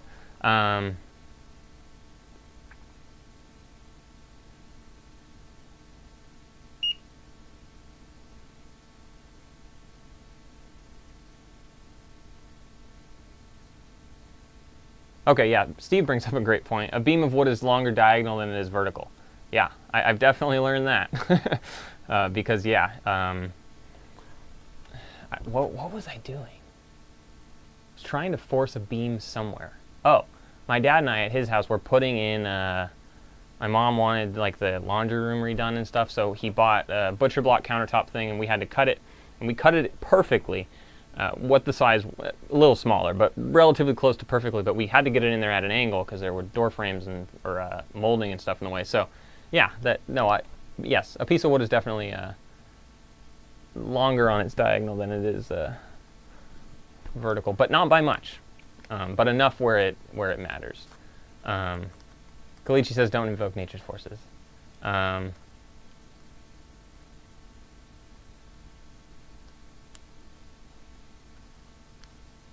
Brick outside the box, we have hit a level that allows us to check 2x and 3 times. Wow, you're doing 3 times the 6-month sales price? That's insane. Yeah,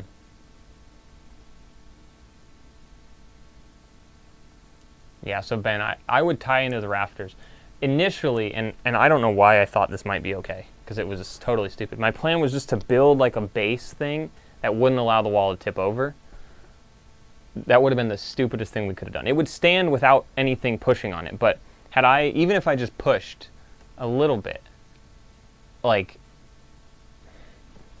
I don't know, I never did that, obviously, it's not built like that, but had I done that, I think that wall would have fallen over. So, tie it into the rafters above for sure. Even if it's secured on the ground and you just tie it into the rafters above for extra support, where in the event someone leans on it, it's not going to fall over and the rafters are going to at least hold it straight still. I'd say do something like that. But yeah. Chris says, I picked an order today, 413 lots, 2,400 parts, 4-pound weight, guess on the price. I'm going to say probably $400 order. I have no clue though.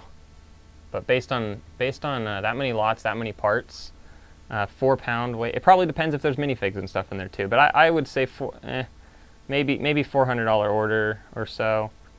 We had an $800 order. It was 8,000 pieces. Chris pointed up. I don't know if that's to everyone's 250 or my 400. Up. Wow. $900.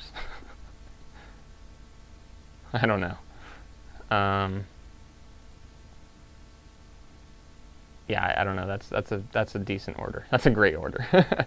No minifigs. Gotcha. Interesting. Oh, okay. All new parts though. Yeah, I'd say it's probably between an $800, $900 order. Maybe 1,000. Probably not though. Probably 800 to 900. 938. That's really good. That's a really nice order. That would be fantastic if we got a $938 order. Okay, light gray just went in that one. Brown. All right, I am almost sort of done here, but I keep getting very distracted. 11 of those, that can have half a drawer. Yeah, really nice order, Chris. That's a cool one for sure.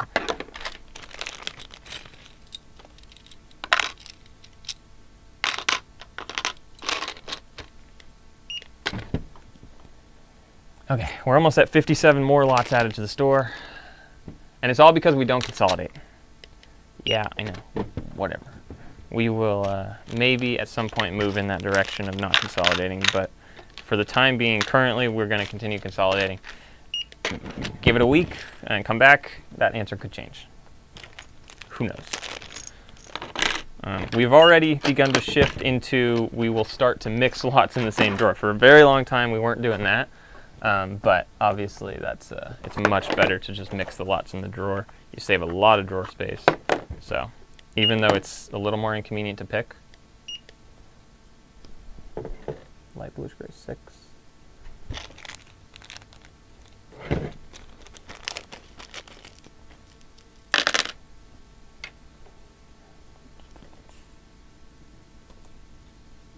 Yeah, even though it's a lot more inconvenient to pick, yeah.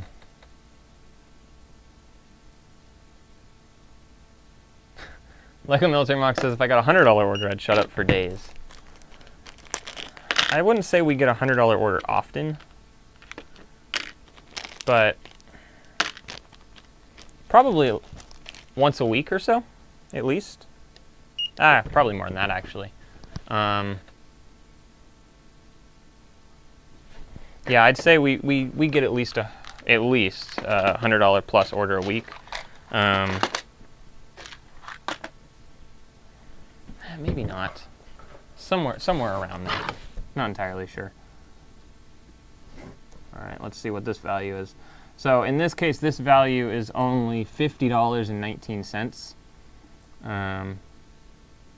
Although, as someone pointed out earlier, the BrickLink API that the Brick Stock program Brick Store. Oh my God, there's too many brick things. The 6-month sales average in Brick Store is incorrect, apparently, as someone pointed out earlier. So, not entirely sure what these prices are, but it's what they're going to be listed as. Okay, so that should have been 57, so 72 total lots. But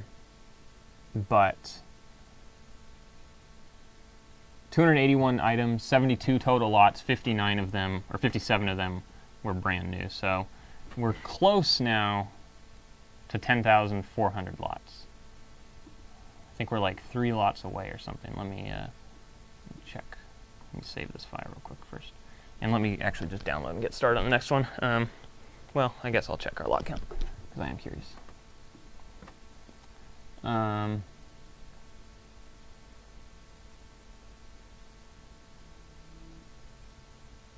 Chris says, we add parts so fast that we net the customers that have more money to spend and one store to shop at. And yeah, it's so frustrating to pick the same part 99 times in 2 hours.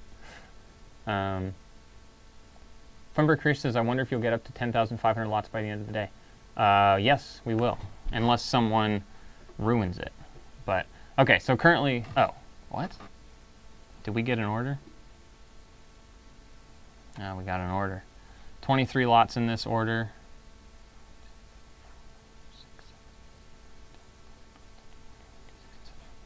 17 or 18 of them were taken out,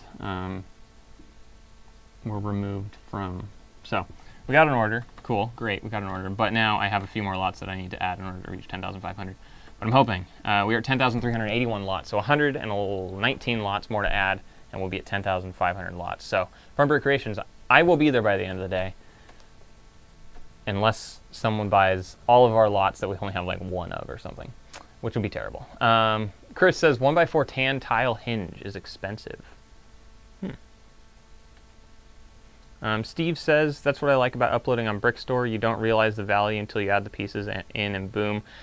Yeah, that is kind of cool actually, because even Paul, when he catalogs, he never looks at the value. I mean, obviously he sees it when it shows up on the little thing if he's looking for it, but I like that when he gives me the file, I'll put it in there and I won't know what the value is, and then at the end, right before I upload, I add the value to it, and it's very fun actually to see, because some BSX files, you know, it's like only 25 bucks or whatever. Or like, what was it? I think it was like $25, the one we uploaded a little bit earlier. But then occasionally, like that one was 50, whatever, and it probably took me an hour, so that one wasn't worth it. But it's always fun when it's like, all of a sudden you update it and it's like, oh wow, this is a $150 file, and it took me 15 minutes to add it. Obviously Paul cataloged and there's a lot more labor that went in, but it feels cool to like, and then you scroll through and you're like, what pieces? Oh wow, that's a $4 piece and we have 6 of them? Awesome, or something. That's very fun. For sure, yeah. Nancy says, I would have a hard time if consolidating different pieces. I would have a hard time if consolidated different pieces. I don't entirely know what that means, I'm sorry. All right, let's get into another file here. And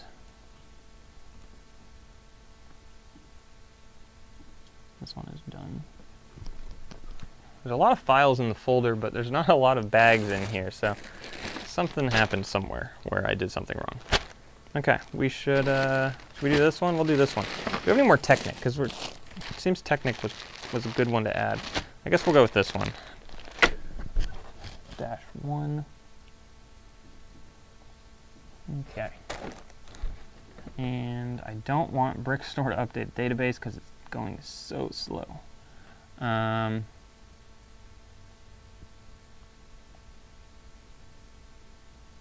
Kalichi says, have you ever gotten an order while consolidating and ended up with an order sheet with wrong remarks?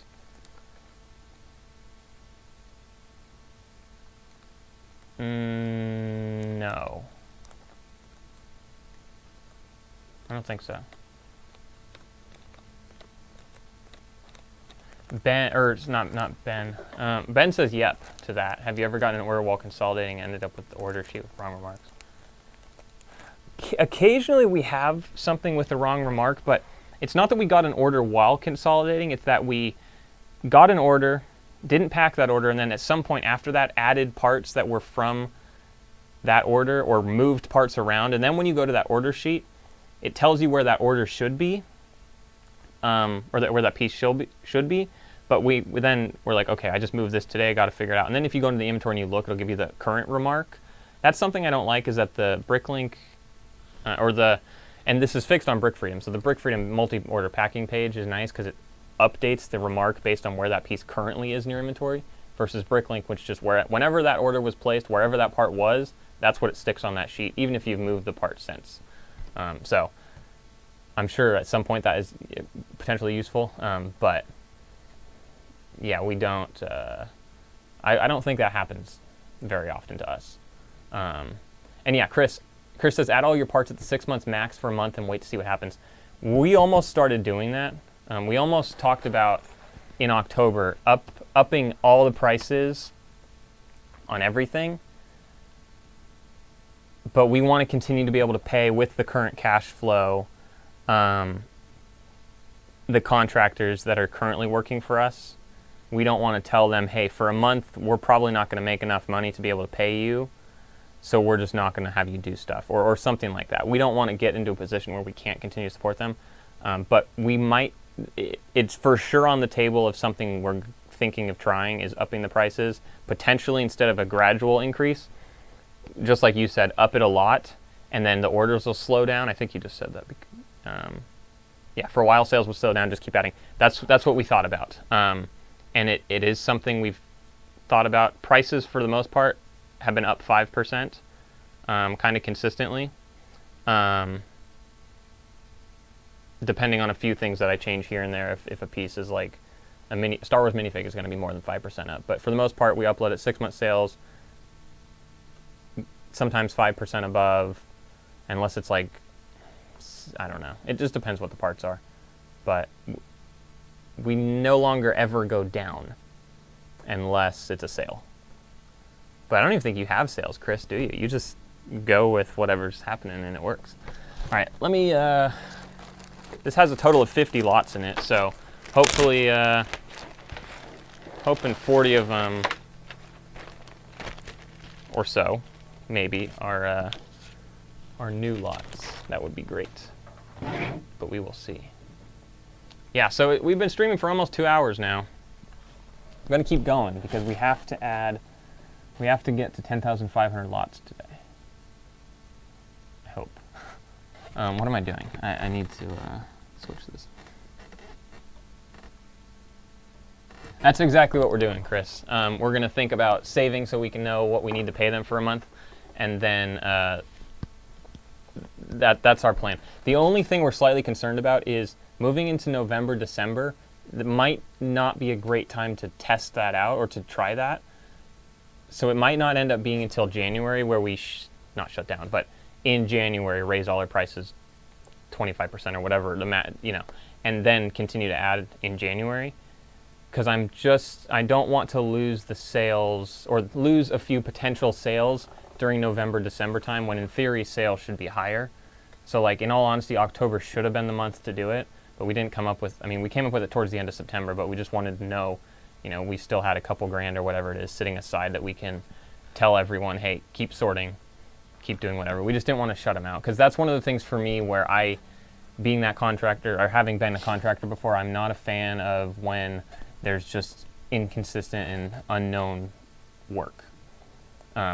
So the few people we have working for us, we want to continue to be able to supply with stuff. Now, that being said, my mom has started cataloging for free, which is fantastic. She's not quick at it. She's very slow, and she only does it in her free time. It's not like she's not looking to make money doing it. So that's nice. So that's helping save some money on what would kind of be another, I'll say half of a cataloger, because she doesn't do a bin per week-ish. One of our current what would we call him? I guess main cataloger. He's the one who does pretty much most of the cataloging. He catalogs at least 1 bin a week, sometimes 2, depending what we give him. And he sorts during that week as well. So he does a lot, and we pay him a lot of money. So where was I going with this? Oh, we just need to know that we can continue to give him it doesn't need to be the full amount of work. It can just be a semi-similar amount of work to keep him at least, because this is his job. He actually treats us as an income source. So I would feel really bad not continuing to supply him with something. Okay, so this BSX file here that has 50 lots, 43 of them are new. There's only 7 that need to be consolidated. Yeah, exactly, Chris. Go Evan's mom. Cool, 100%. And Paul and I have looked into it and everything, and it's legal for family to do work for free without being compensated. Not that I was terribly concerned about that anyway, but it is totally allowed.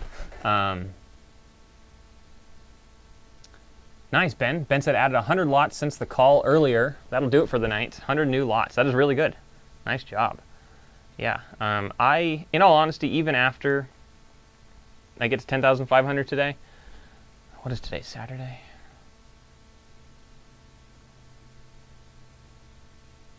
I guess let me explain a problem I'm having in my life. I'm not good at understanding.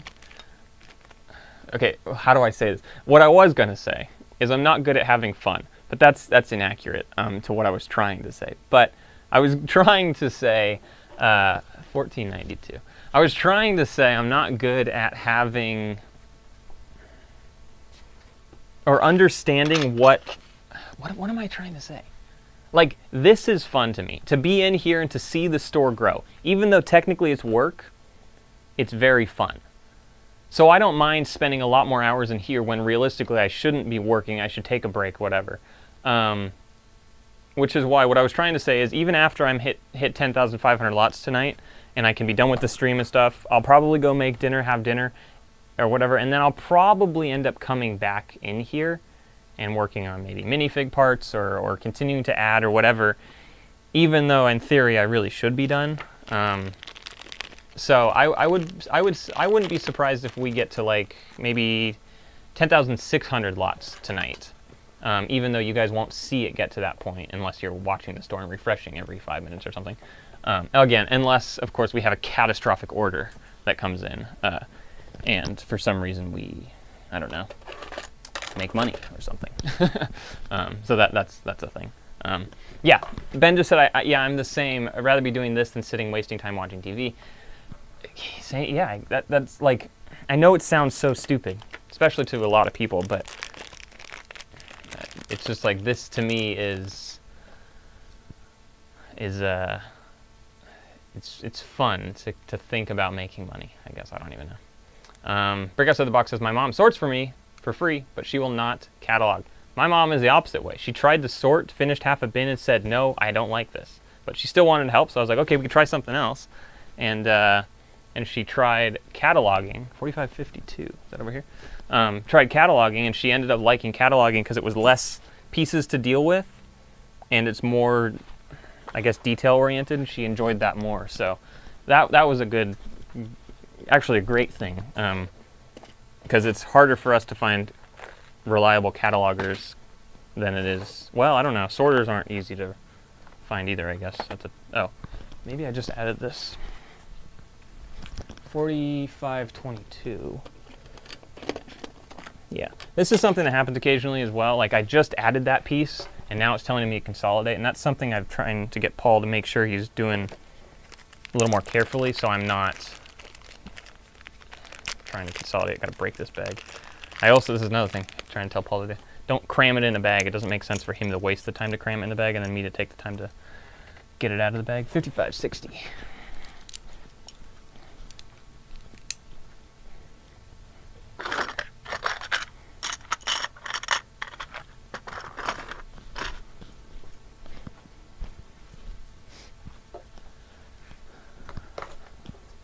Ben says a lot of what you say is very much my mindset. Dunder Mifflin Brick Co. You know, maybe I should just shut down the store for now so that no one purchases anything so we can get to 10,500 lots. Is it worth it? We already had one lot that removes, or one order that removes 17 lots. I doubt that was anyone watching, but maybe I should shut the store down for a few minutes. 5672. And again, for those of you who are watching who weren't here right at the beginning, this is normally not how I would consolidate. This is incredibly inefficient to have it here on a table and go back and forth and back and forth. Normally, I'd put it on a cart and it would take me, I don't know, for 7 lots, probably a minute and a half maybe, to go through the store and put this stuff away. But because we're streaming and it's all set up here at the table, I figured instead of me being in the aisle for 2 minutes or whatever, I would try to go back and forth, because I think that makes a little bit more sense. 60/30. But yeah, right now, incredibly inefficient with the way I'm doing this. I am well aware of that. And a lot of people, including Chris, would say, what is it? Consolidating period is inefficient. And you might not be wrong, but it is currently what we do. We'll see.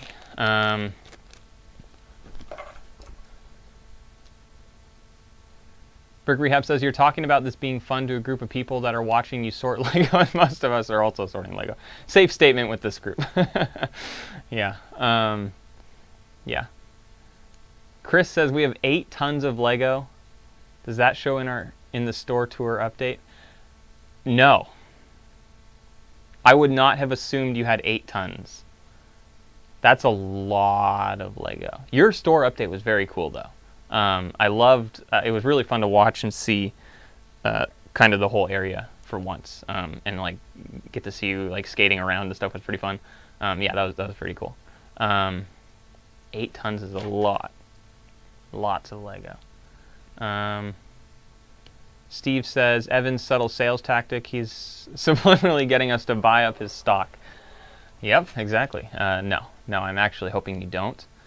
It's such a stupid, weird mindset, but we've been trying to grow our lot count. So anytime we get an order that buys out lots, it's like, it's bittersweet because it was a sale, but like, oh, now we have to add another 50 lots because that person just bought them, which is exactly the point, but it just feels like we're working towards nothing because it always goes down. It's so sad.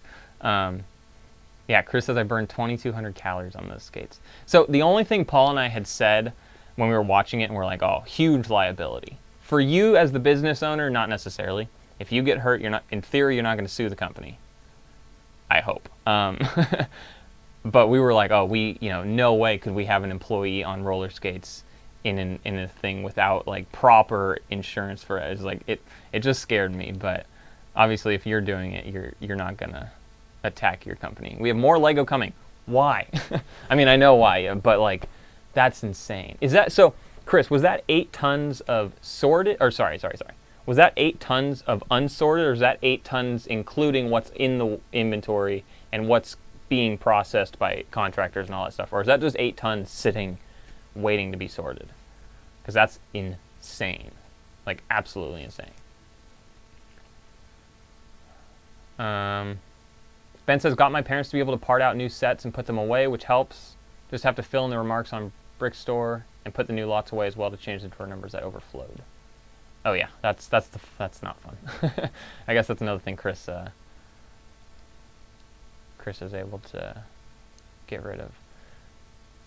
She does it for fun and gives them away. She picks a Duplo set based on unique parts. I don't know what that's in reference to. I know someone asked something, but oh, what do you mean build sets? Are you gathering parts for sets? Oh, okay, I see what you're saying.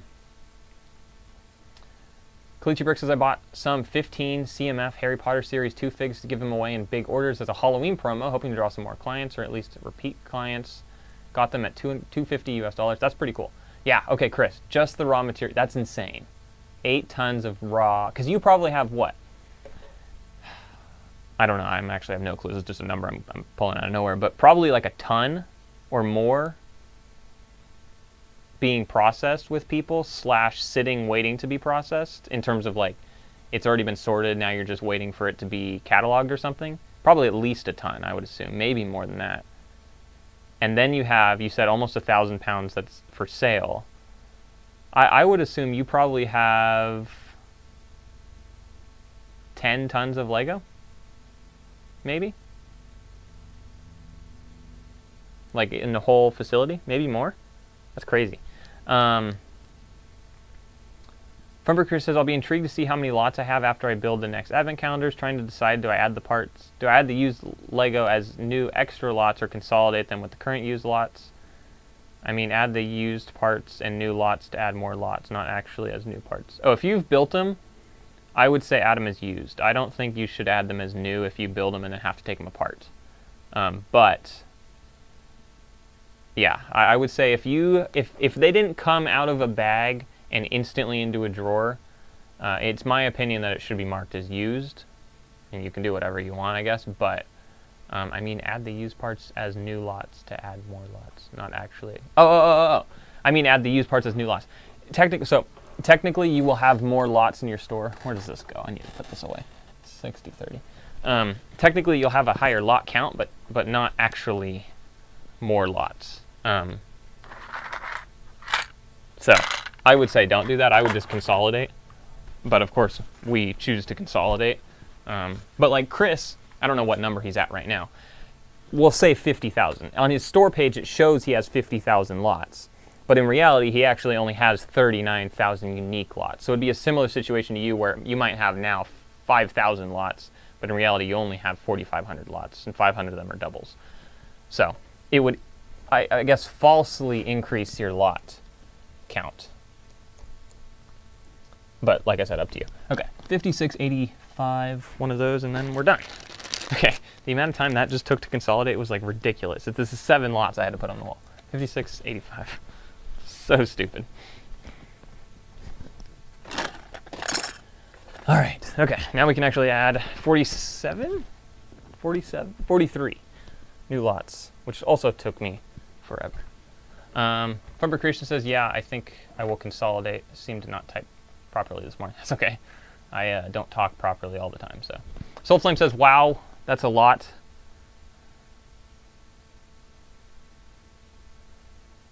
Yeah, I don't know. Chris didn't answer, but I assume at least 10 tons probably. Soulflame also says, hey guys, it's past 2 a.m. here. I'm going to go to bed. All right. Thank you so much for tuning in. Thanks for the stream and hope your finger heals quickly. Thank you. I appreciate it. We'll see you next time. Chris said, Evan, you said something in the interview you did with Paul. If we were a big store, we would do all new. Talk more about that. Yeah, so that was something when Paul, let me grab another thing that needs to be needs to be filled up on the other half. When Paul and I did a lot of research, and by a lot of research, I mean what we're actually able to figure out. We never really contacted people, but we looked into the largest stores on BrickLink and the sales they're doing in the past 6 months, and we tried to, you know, to an extent, estimate what their sales are. Not the number, no, sorry. Looking at how many sales, like the volume of sales and stuff. We tried to kind of figure out what makes the biggest stores on BrickLink successful. And one of the biggest things we found with them is, shoot, is that this piece? The majority of them do exclusively new parts. The majority of the biggest stores. Now, that only means they have probably, I mean, it depended on what the store, but on average, I'd say maybe 9,000 to 10,000 lots. But I think when you become one of the biggest stores like that, as in 9 million pieces, 10 million pieces, 8 million pieces, you know, we're not talking like 1 million or 2 million parts. We're talking 4, 5, 6+ million pieces in your store. We've looked at it, and I think it's easiest for labor in the store and pretty much everything if you're only offering new parts to your buyers, because it's easy for you to source and easy for you to, I don't want to say part out, but easy for you to like get in your store, or like fill it. Like, we could organize our store differently. If we know we have 8,000 lots, we can have 8,000 spots in our store. And when we start to run out of them, it's actually worth it for us to, you know, maybe go to Lego directly and order pieces or whatever. So it'd be, and who knows if we'll do this if we ever get that big, but based on the success of the majority of the largest stores in terms of piece count, they're all doing exclusively new. And I think that's why we had thought that if we were very, very large, it might make sense to, because we're all, I assume, and we didn't really compare prices, which is something we should have done for, I mean, obviously we're nowhere near anywhere big enough to do anything like that, but we were looking into it, and if we're assuming their prices are significantly more than the 6-month sales average. Probably a lot more, especially considering they might have 12,000 of the same piece in a lot or something. So if they have 12,000 of the same piece, you know, they can charge a lot more, and you know, they don't want tiny orders. They also don't, they have like a minimum order, depending on what the stores are. They might have a minimum order of like $50 or something. So there was a variety of things we looked at, but essentially we had figured that it appears that the largest stores, because they're able to source parts a little bit easier. This is not trans neon green. Well, let's see if this, let's see if we have this part already. Sorry, I'm really not knowing what I'm saying. Let me start over, or not start over, but think about what I was saying. What was the question? We would do all new. It'd be easiest to buy sets and get a contract potentially with Lego. Other stores have that where they can get a contract with Lego sourcing new sets, part it out, put it on the wall, up the price 3 times, and make money doing that. And you know your quality is going to be consistent. You cut out a ton of labor for all the used sorting and all that kind of stuff.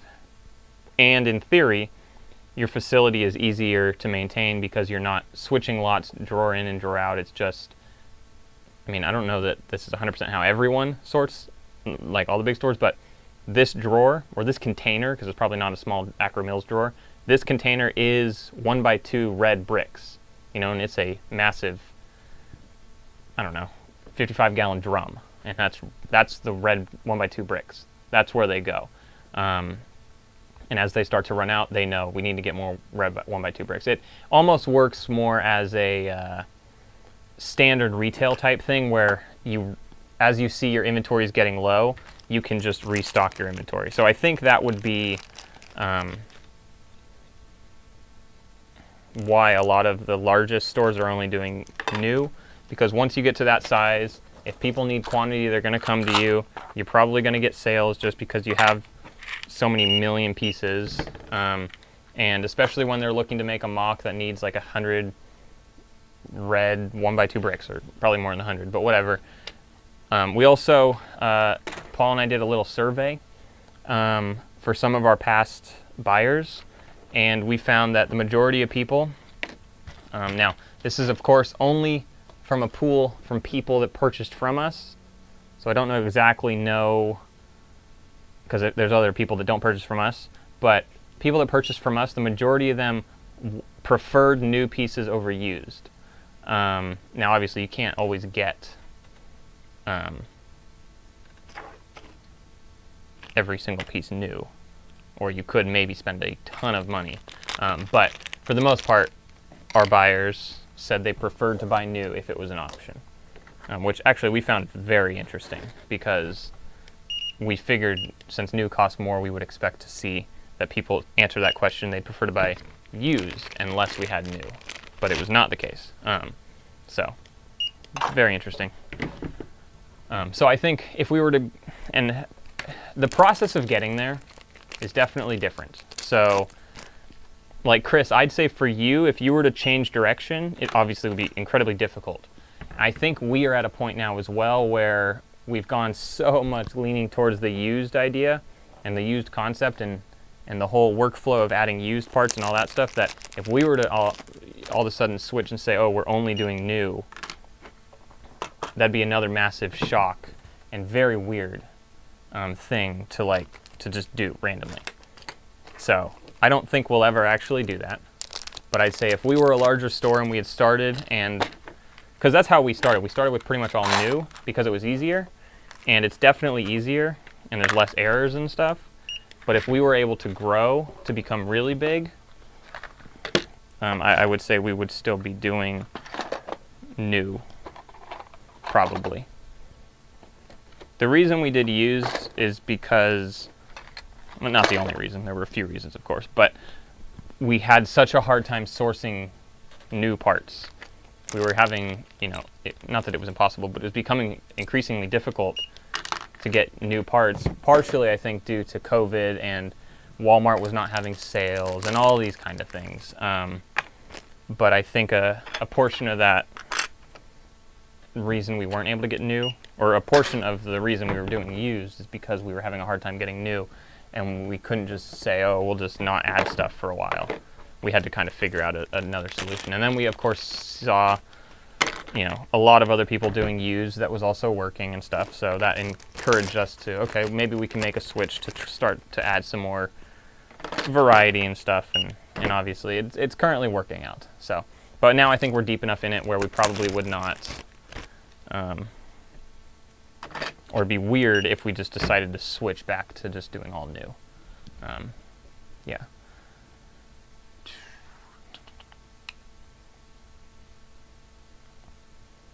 eBricks Online has unique prices. Dundermith Mirko says new is definitely more scalable with less manpower. Yeah, definitely.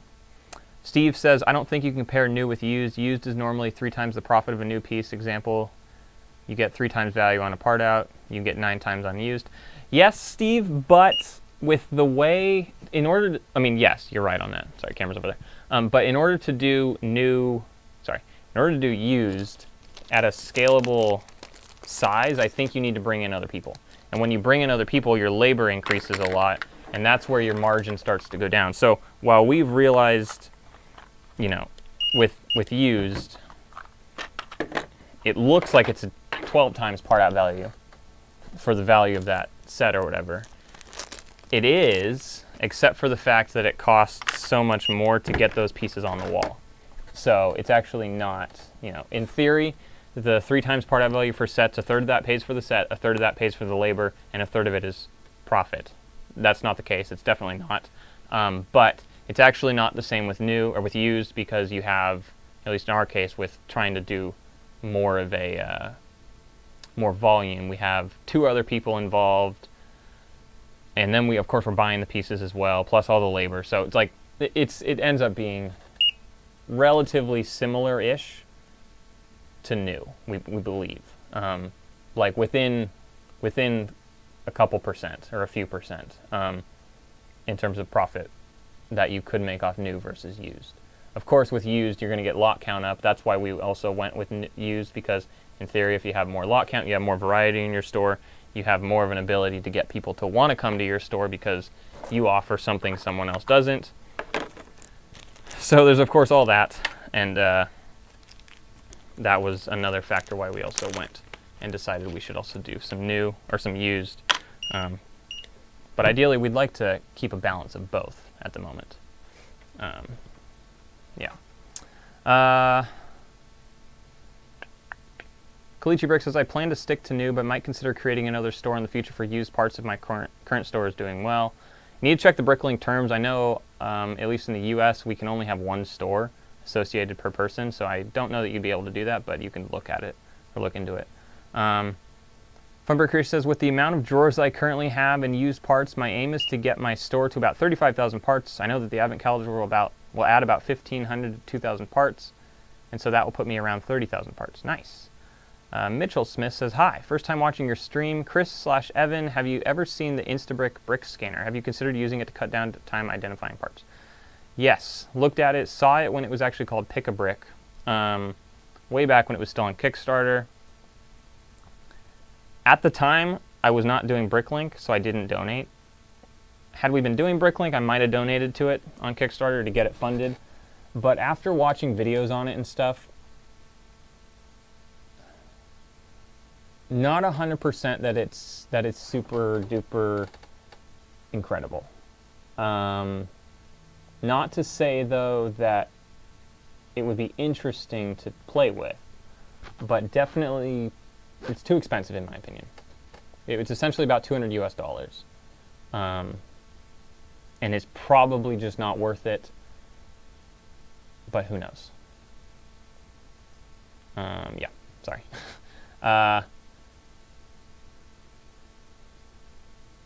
Chris, oh, Chris left. Okay, Chris says, thanks, gonna sign off for that. You're doing great things. Builders everywhere can build great things because of you. Thank you, Chris. You too. You sell a lot more than us. Traveling with Russell says, on YouTube, who maybe has the largest number of parts? I watch Pop's Block Shop and he has 330,000. Maybe someone else with a channel has far more. Trying to think of who else might have more. Brickstar doesn't have more. We don't have more, obviously. Ben T does not have a channel, I don't believe. But Ben has like 400-something thousand pieces. He's in the UK. Great Brick Lab does not have more. Oh, Bricks on the Dollar had a YouTube channel. I believe all the Lego content or BrickLink content has since been removed, but they have a lot more pieces there. But yeah, Pops might have the most. Oh, wait. Big B's Bricks or Brick Arena. Check out Big B's Bricks. He might have more. I think he probably does. Brick Arena might as well. Yeah. I'm not entirely sure. Sorry. Thundermill from Brickco says, message 1 out of 2. I think one reason people may want new over used is that they don't know what particular store's quality control is like. It would be interesting to see the condition percentage system. I agree. That's why in the past I've purchased new. It would be interesting to see a condition percentage system implemented by BrickLink so each store can say our parts are 80% or higher, and some stores will go to 30% or higher, some 100 only, but all parts would still be used. That would be good too. The hard part with that is it would take so much more time for stores to incorporate some sort of system that says, some sort of scoring system per piece, because that's essentially what you're saying. Now, Brick Owl has this. It's a thing you can do on Brick Owl is actually kind of score your pieces and say, condition used good, like new, fair. There's a few more, I think. But that's not something we do.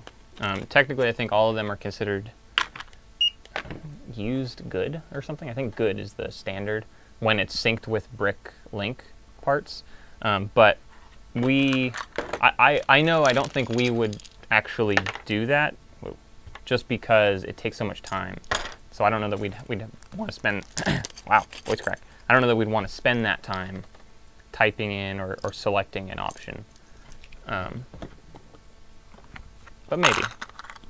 It would be interesting to have some sort of score thing. I mean, I guess I could say I just wish people were a little more, like on average, I wish people were just higher quality with their parts. The amount of parts Paul and I throw away, or like, we don't throw them away actually, but don't list is very high. And that's just because we feel like we're concerned that the quality will be a problem at some point. And I mean, it has been with one minifig part that was accidentally, it had like a bite mark on it on a head. And they sent us a picture, and obviously we're going to send them, we sent them a refund and stuff. But other than that, I don't think we've had a quality issue. That's what I can think of, at least. So I wish stores, for the most part, just had higher expectations for themselves to put pieces out there, and then BrickLink wouldn't have, not that BrickLink has a bad reputation, but BrickLink wouldn't have that kind of questionable, what if it's used versus new, I should just go to new. So there's that. But that's also, I think, why it's important for us to stock both new and used pieces, because, if someone wants this piece and we have it in both new and used, it gives them an option. Or for tiles and stuff like that, they know they don't want used because it might be scratched or whatever. And so they're going to go with new, and they're going to feel more comfortable with new. And because we're able to supply that, that's why we're doing both still. even though we're having a hard time getting supply for, though we haven't really tried getting a supply for used or for new pieces. Okay.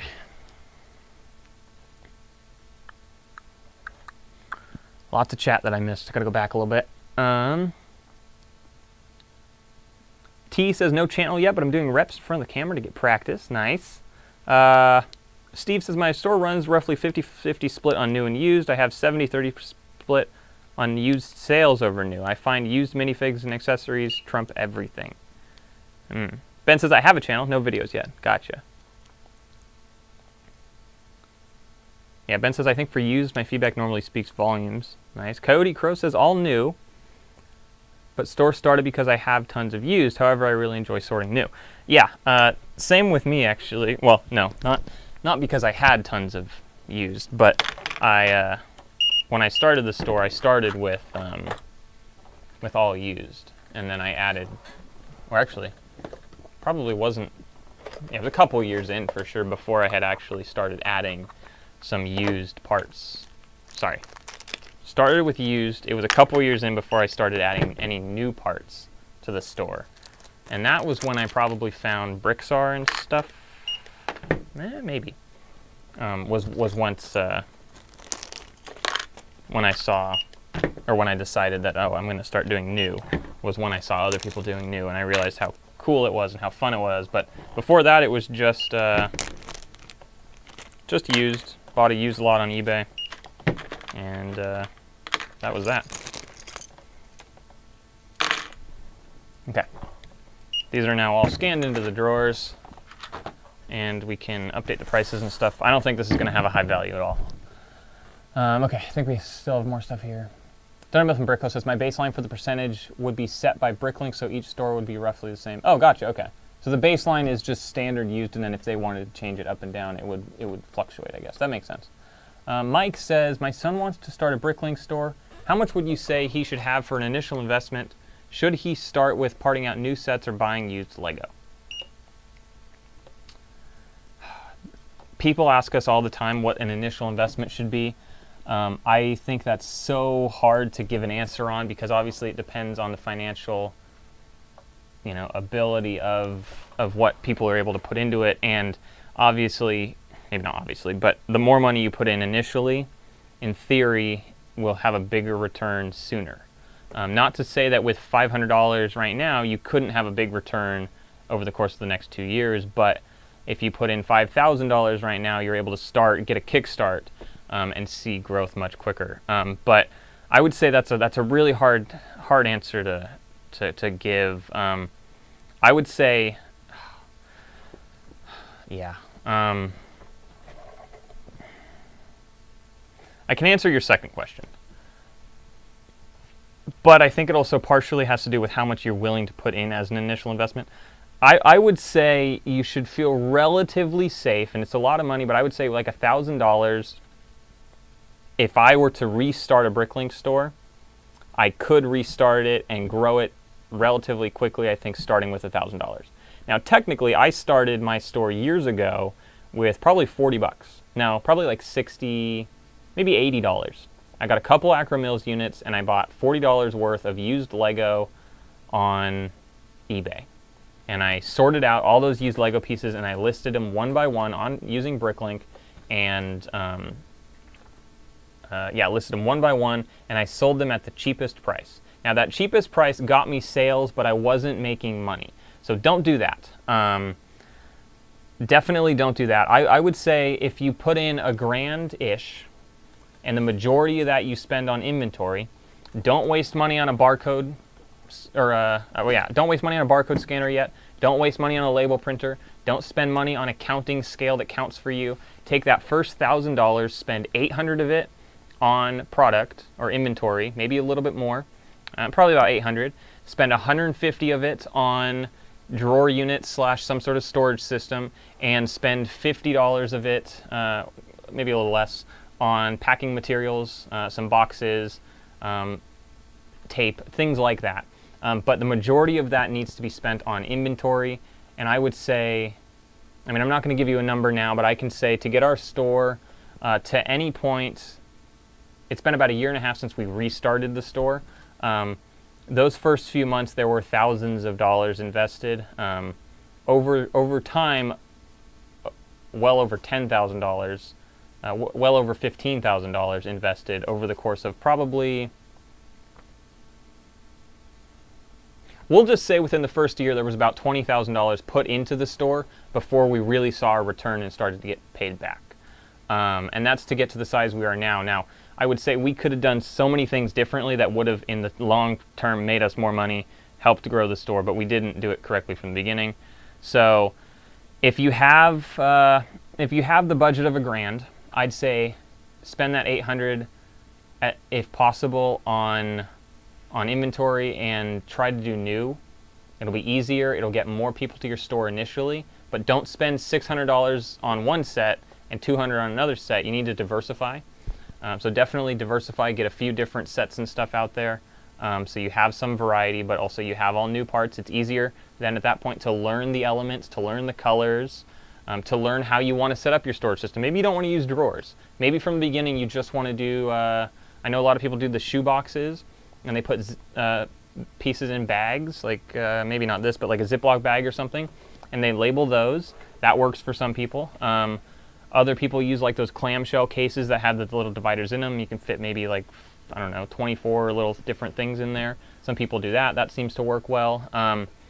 It totally depends what you're willing to do, but also when you put $1,000 in, don't expect that $1,000 back within the first month. I wouldn't expect that $1,000 back within the first year. I would say every dollar you make needs to be invested back into the business within that first year. Yeah. But I feel like if I were to restart, obviously I'd prefer to have $20,000 to restart if I was going to. But the first $1,000, or if I needed to restart, I think $1,000 could get me enough things that I could feel like I'm building something that could grow quick enough that I feel like I'll make money eventually. If it's just something for your son to do for fun, spend a couple $100. Get some used Lego. Obviously, you know, in theory he'll be learning and making a little bit of money here and there and stuff, but I would say just spend a couple $100 on some used Lego, some sort of storage system, whether it's drawers or whatever, and list all those pieces. I see a lot of people say I started with $50. I wouldn't start with anything less than a couple $100. I'd say you need I don't know what. You need 30 to 40 pounds of used Lego, I think, and get that listed. Maybe 20 to 30 to 40 pounds of used Lego, and get that listed before you start to see any kind of sales, probably. And don't expect the sales to start off quick. They won't. It'll be slow for sure, especially when you don't have a ton of background, a ton of orders, stuff like that. So just don't waste money. But I know that probably didn't help anything. I don't know. Maybe that explanation helped a little bit. I have no clue. I'm so sorry. All right, let's upload this BSX file really quickly. So $17.34. Really not worth it compared to how much time it just took me. I don't know how long that one was. Probably close to 45 minutes. Just going to scroll through, make sure everything consolidated as it should. Or didn't tell me to consolidate when it shouldn't have or whatever. And then I'm going to go to Brick Freedom, and I will refresh or resync my inventory. And it looks like we are now at 10,424 lots. So that's pretty exciting, 10,424. So we have, what is that, 76 more to go? 76 more lots, and we will be at 10,500 parts. Not gonna lie, I'm actually getting pretty exhausted now. Let me scroll through. There was some more chat here. From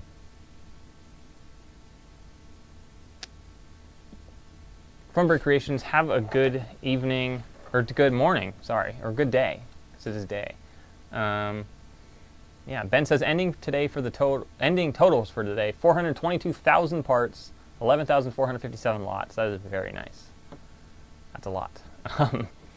Started with less than 10 pounds, bought and sold stuff, spent 50 to 100 pounds on used Lego and built from there. Used would maybe get more orders at the start, whereas new you may be competing. That could be true, actually, yeah. With people of the same sort of pieces. That is true because a lot of what you're able to buy at Walmart or whatever for cheap is what everyone's buying. So that's definitely true. Fidel said I started with roughly $50 US. Steve said I started with around 200 pounds. T says I spent thousands before I started getting a trickle of orders. Yeah, we had spent thousands before we started seeing daily orders for sure.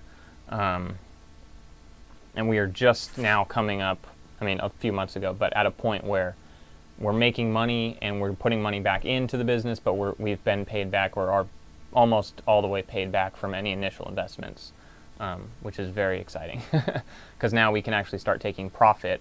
So I guess technically we take a paycheck. Paul and I take a salary. It's like nothing. It's pretty much nothing. And half the time we don't actually even take anything. We just ignore it. But we technically can have a salary per month if we really wanted it, but most of the time that money goes right back in, and then we're almost at the point where the profits, we might start just barely splitting a little bit. But most of the time any profit just goes right back into the store and we spend it on more used Lego, or it ends up paying for an extra bin to be cataloged or sorted one week or whatever. So it's, yeah, but we are at a point where we could be, if we just wanted to maintain our size, we'd be making profit. But we're still trying to actively grow, so we're not making profit at the moment, if that kind of makes sense.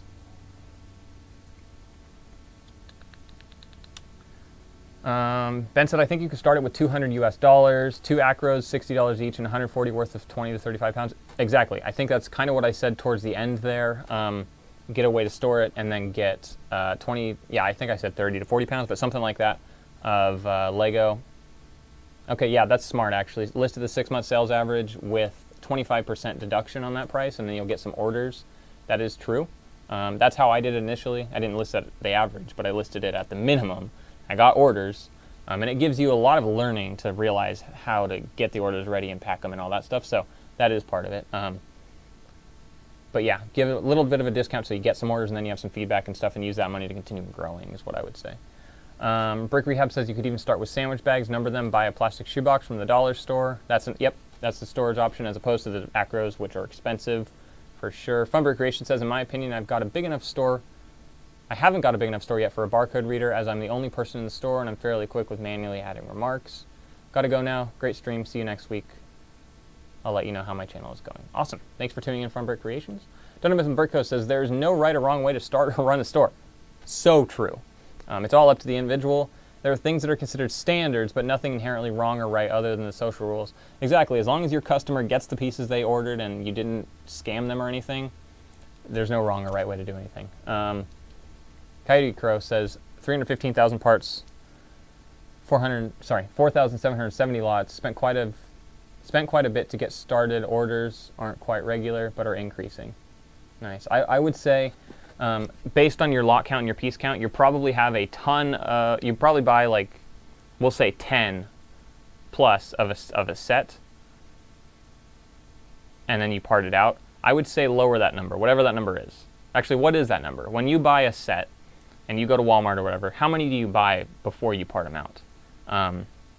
Because I would say, considering you're only at 4,700 lots or 4,800 lots with 315,000 parts, in order to get more orders, you're going to need to diversify your lot amount a little bit, add some extra lots in there. And I would say the way to do that is it is a little more inefficient if you're focusing on piece count, but it would be a little bit better if you just add some parts that are, or diversify with the sets you're purchasing, I guess is what I'm trying to say. So if you were going to purchase 12 of one set and 0 of everything else, only purchase 6 of that set and purchase 6 of a different set. Now you have 2 different things, more lots you can add. But, I mean, that's a lot of parts. It's definitely good. That is kind of similar to what Ben's doing, except Ben is about 420,000 parts now, but he has 11,000 more lots. 15 to 30 of each set, and yes, I've conned way down. Huge backlog to go through, I'll get there, but yeah, overbought. Yeah, I would just say, same thing we did in the beginning. We were buying 16 of sets and stuff. I would just say bump that number from 15 to 30 to like 8 to 10. And at 8, we were doing 8 for a while and we lowered it to like 4. I think we're gonna go back to 6 to 8. 8's actually, we found a pretty good number. It adds quantity of each piece, but it also helps you get a different amount of lots and stuff. So I would say for you, Coyote Crow, obviously whatever you want to do it. 8 is probably a good number, 8 to 10 of each set. That'll help you get your lot count up for sure, and continue increasing your part count, though it will be slightly slower. All right, 76 more lots to go. This looks terrible. I guess we'll add these. Traveling Russell says, let's think of it all a different way. How about smashing out dozens and dozens of how-to videos on setting up a and managing a store? Maybe the YouTube revenue would outweigh the money from BrickLink. That is possible. If there's a big enough market out there that are willing to look, unless you're just looking at starting any sport. Yeah, if you diversify enough where you just say, you're not specific BrickLink and you're just saying how to run an online e-commerce store, the YouTube revenue could outweigh the money from BrickLink. I would say though, if you are trying to, you're not going to make more money showing BrickLink videos. I don't think. I don't think that's a thing that would happen. It's probably a lot less work, and it would be maybe more of a closer equivalent hourly wage that makes sense. But yeah. Okay. 9, 10, 21. Ben says, I do 10 to 20 of smaller sets if I can, and 5 or so of the larger ones. That's true as well. If it's a smaller set, obviously it takes such amount of little bit of time. So, yeah. Fidel says, I get 2 to 3 copies of each set unless it's a very big one with big quantity lots. Still a pretty small store. Yeah, we're currently doing like 3 of most, and it's not not the best in my opinion. Okay, which one is this? 9, 10, 21, 2.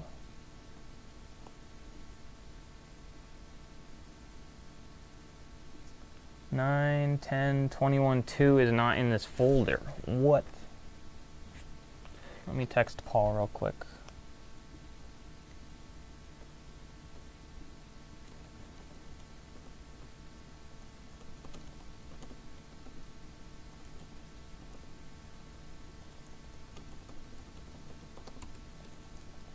I don't know where that file is, so. Coyote Claw says, Ben, nice idea. Yeah, that is a good idea. I think with the more of the smaller sets and less of the larger sets. Ben says it also depends on the deal. If it's a mega, like 4 times part out, I'll buy as many as I can. I've done 30 plus of a set because the part out was 4.5. It's pretty good. Also, classic sets I do, yeah, goes a bit mad on. Yeah. Classic sets, I guess 16 was the most. Yeah, 16 was the most we've done of a classic set. The most we've done of any set was 99, and it was poly bags. It was Harry Potter poly bags, and we still have a ton of those things. Can you grab your laptop and can you upload the file 9, 10, 21, 2? Are you still live? Yeah. Paul says hi, even though you probably can't hear him very well. Yeah, I'm getting to 10,500 lots in this stream. That's the plan. How many VSXs have you uploaded? Probably 2, 3, I think. Very slow. Yeah, and we're down to 20 viewers. We were at 30 something for the most part. So people are they're leaving. They're getting bored, but that's okay. I need probably 2 more BSXs. 76 lots away, I think. 74 lots, something like that. So we're very close. And hopefully this one adds a decent amount of lots. But I'm getting tired too, so. And we have one order that I think removed 17 or 18 lots. Stop buying. Everybody. Yeah. I was thinking about closing the store so that people couldn't buy, so we could get to 10,500 lots. Wait, what number? 9, 10, 21, 2. Coyote Crow says, yeah, I have 100 copies of that little Moana set, but that's because I found them for $250 or something like that. I'll put them on eBay a year or 2. Yeah, so we did 99 of that Harry Potter polybag, and then on top of that, or excluding polybags, the most we've done, I think, is 24 of a really small Minecraft set. This is a long time ago. 9 what? 9, 10, 21-2. I've uploaded that multiple times. It's not in the folder. I know it's not, but... I don't think I've asked you to upload this one. Okay, thank you. Up there now. Yeah, cool. Beyblade Dudes, welcome to the stream. How are you? Beyblade Dude says, what are you guys doing? Well, Paul is leaving again, but I am currently adding lots to the store. I'm adding pieces. Very, very fun. It looks like it's a little out of focus. Let me adjust the camera just slightly so you guys can see more of what I'm doing. All right, that might be slightly better. And it looks a little out of focus. Okay, that might be better as well. Yeah, so I'm adding lots to the store and pieces, and we're trying to get to 10,500 lots before the stream is over, which, well, the stream is over when we hit 10,500 lots. So this is another file, and I'll probably do one more after this, and we should be at 10,500 lots. And then we'll be all done. So we've just been chatting for the most part, pretty much. Yeah. Ben says another tip as well for selling, don't be afraid to make mistakes. It's inevitable, you'll waste money on rubbish, but everything will still sell them. That's true, yeah. The amount of times, I know I've shared this so many times, but the amount of times that I've picked an order or put something on the wall and said, this will never sell. And then in 2 weeks, I'm picking it as part of an order. It's ridiculous. And I'm like, what does someone need this for? But someone needs every part out there for the most part, so yeah. David West says, still going. Still going, David. We actually got an order. It only bought up like 17 or 18 lots, but also it's very inefficient for me to add parts as I'm talking. Like incredibly inefficient. So that's also part of the problem here.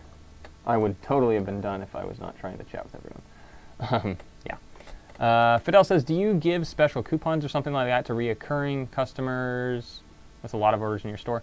We give, yeah, anytime someone places an order, after the order is completed and stuff, we give them a coupon to come back to our store. And that is valid, or yeah, it's valid for I think 60 days, maybe 30 days, and it's 5%, but it's tiered. So if you spend, so you get 5% off your order, and then if you spend like $50 or more, might be more than that,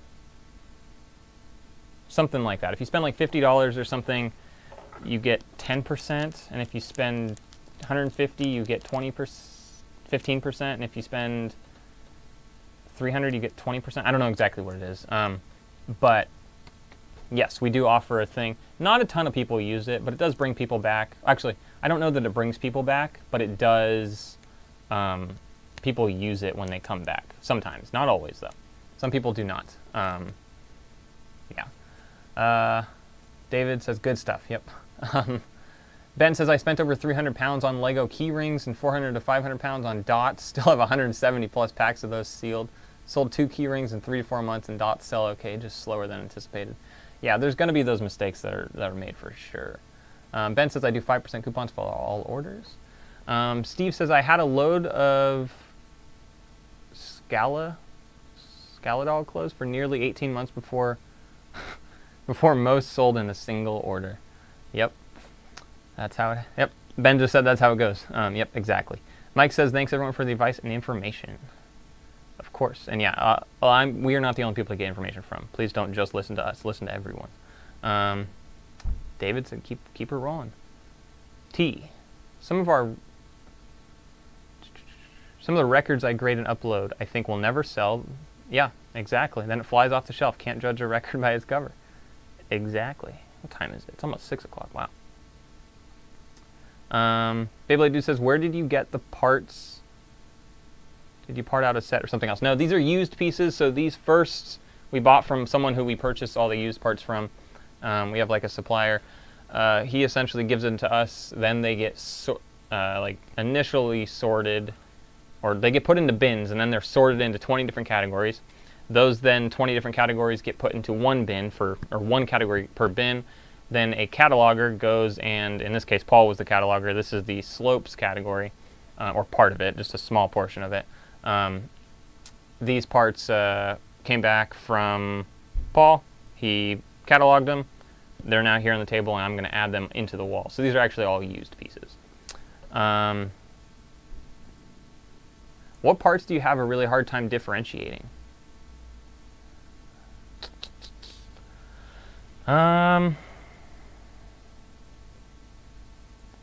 I don't know that there's a mold type that's really hard, but I would definitely say the color for light gray and light bluish gray, specifically when the light bluish gray has started to fade, that gets very difficult to distinguish the two colors.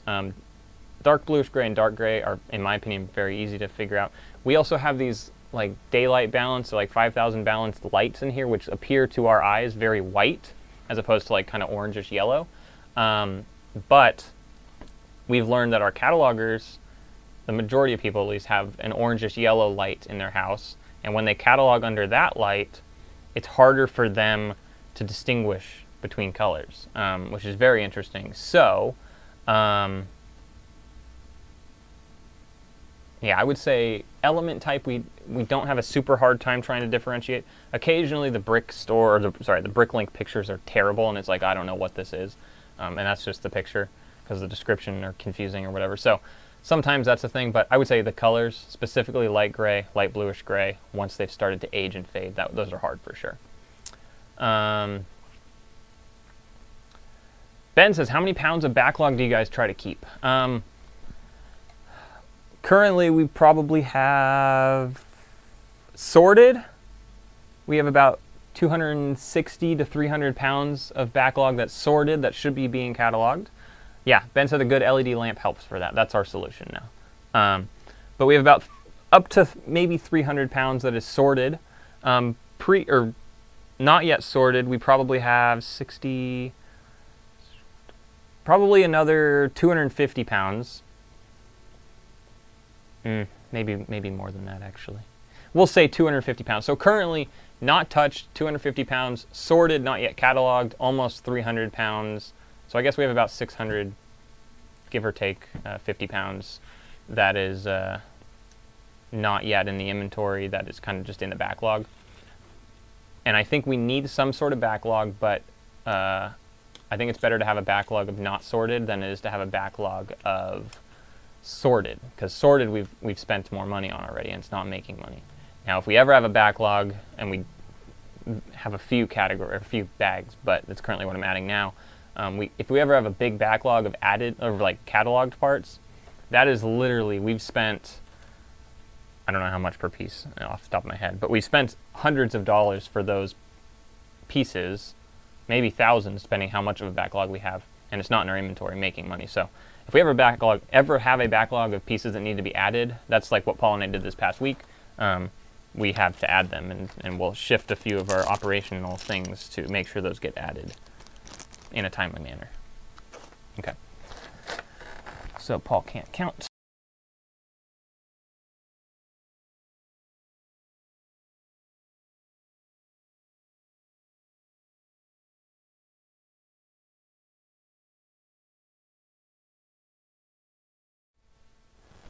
Okay, so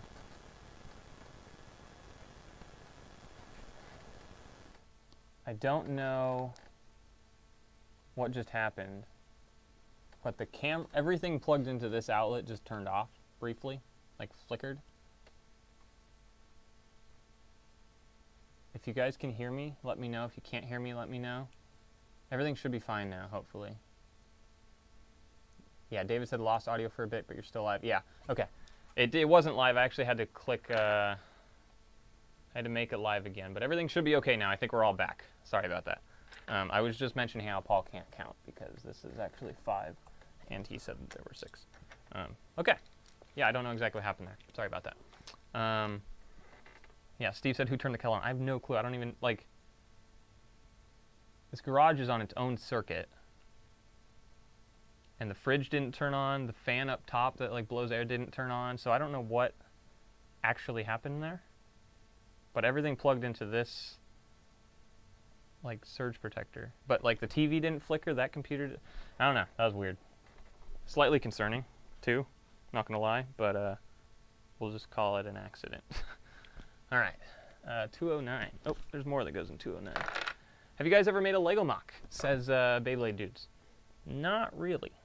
When I was younger, you know, I made things, but I have not made a mock since we've been doing BrickLink.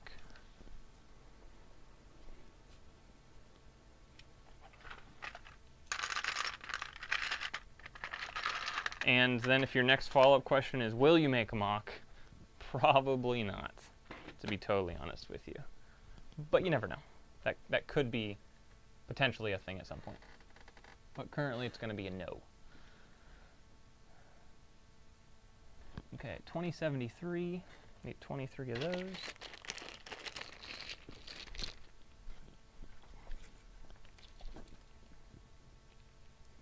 Sorry that this is such a slow, sad, boring stream. Although we still have, there's still 22 people here, which is pretty good, not gonna lie. Generally, I would say for something like this, where I'm just sitting at a table adding parts, we would not have this many people. Brown 9, 2276. So thank you to everyone who's here. That is great. Has there ever been a part that you cannot identify or spent a really long time finding? I would not be the person to ask for this because I, for the most part, do not catalog. I usually just add parts, whether it's new or used, after Paul has cataloged or a cataloger has cataloged. So, yeah, I actually don't have an answer for you, unfortunately. Because personally, no, I don't think so. There's definitely been some that don't have a number, like a the helicopter. Like a lot of things that come in helicopter sets, which is hard because there's so many Lego helicopter sets. But yeah, Lego helicopter. Part. I want to say it was like some sort of like the blades of the, I don't remember. Didn't have a part number on it though. But yeah, there've been a couple things. Paul, though, I'm sure all the time runs into something that he can't find. But that would have to be a question for him because he does the majority of the cataloging. 2276.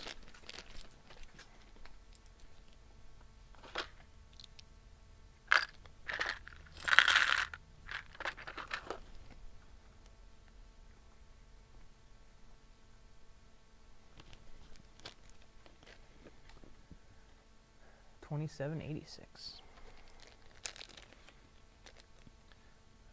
Okay. Fidel says, just remember to share this. I decided to lower my part out value goal when looking for new sets. Now it's 2.75 times. I considered various factors. What factors did you consider? I assume you're probably typing them out now, though. Steve says, I spent forever trying to ID the spruce that came with an Ninjago throwing stars. See, here's the thing. Like, if I know that it came in a set, then I can easily just look up that set and scroll through the piece list and the colors and stuff, and I'll find it. That's almost one of my best ways, or one of my, like, I don't know, the easiest ways that I find to find a piece. If I know I've seen it in this set, even if it's in a different color, you can still find the part, the element ID, and then you can find it from there. So I've definitely done that quite a bit. Yeah. David says, check the Discord for hard to find parts. That's a good idea.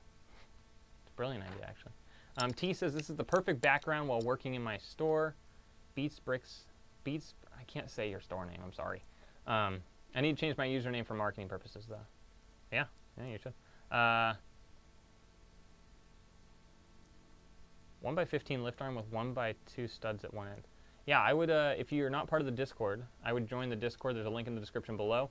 And then there's a channel, is there a channel called What Is This or something like that? Or in the BrickLink channel, you can find someone who will be able to find it. It's pretty cool. 2786.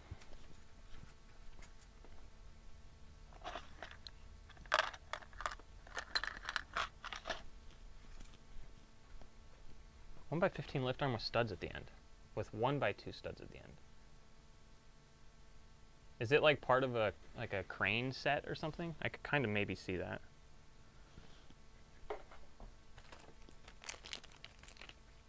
It's called What Is This? Okay, yeah. Yeah, that's What Is This? What piece is this? Gotcha. Cool. Quantum Studios. I'm sure you've been here for a little while, but welcome to the stream, or welcome to the chat. All right, 4530.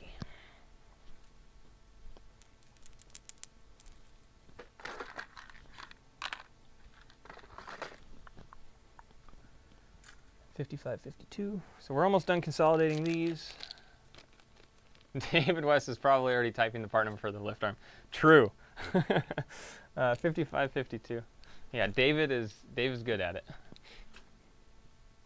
think that was 55, 52, but I don't quite remember. Yes, it was. Cool. Okay, and 57, 28.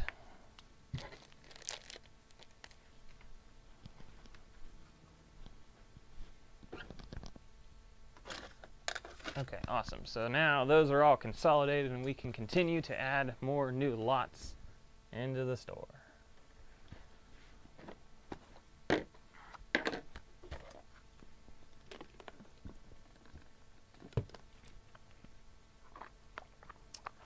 I have some nice watered down iced coffee. Very watered down. And that's the only thing I've had today. It's really not good. It is now 6:05 p.m. and I have not eaten anything. And I feel like I'm gonna die. I mean, not actually, but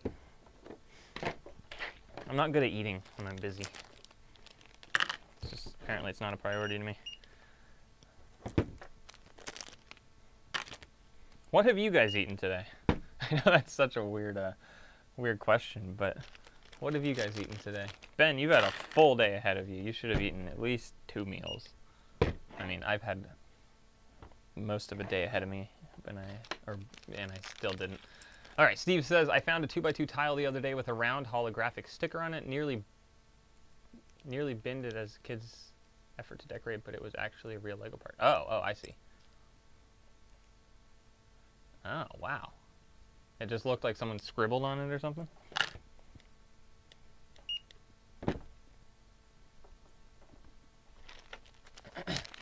26 people still watching. You guys are amazing. Or 26 people watching. Maybe not still watching. I wonder how many people have been here from the very beginning. Ben says, sandwich this morning, Domino's pizza this evening. Pizza sounds pretty good. I was going to get pizza the other night, except I was kind of tired of like all just the normal pizza places. I wanted something else. I don't know what I wanted, but I never ended up getting pizza. But pizza sounds good, but I want like I'll have to try like a local, like not a not a branded pizza place, but a yeah, I don't know, some sort of local little mom and pop shop or something. Because I just wanted something different. I didn't want Domino's or Pizza Hut or any whatever other ones there are. Domino's is generally the go-to, just because it's very close. It's pretty cheap when you use the coupons, and it's not terrible, in my opinion. Steve said, I had homemade flatbread pizza. Domino's kills me with reflux for days. Well, that's not good. I made flatbreads the other night, or probably a couple weeks ago now, actually. They were pretty good.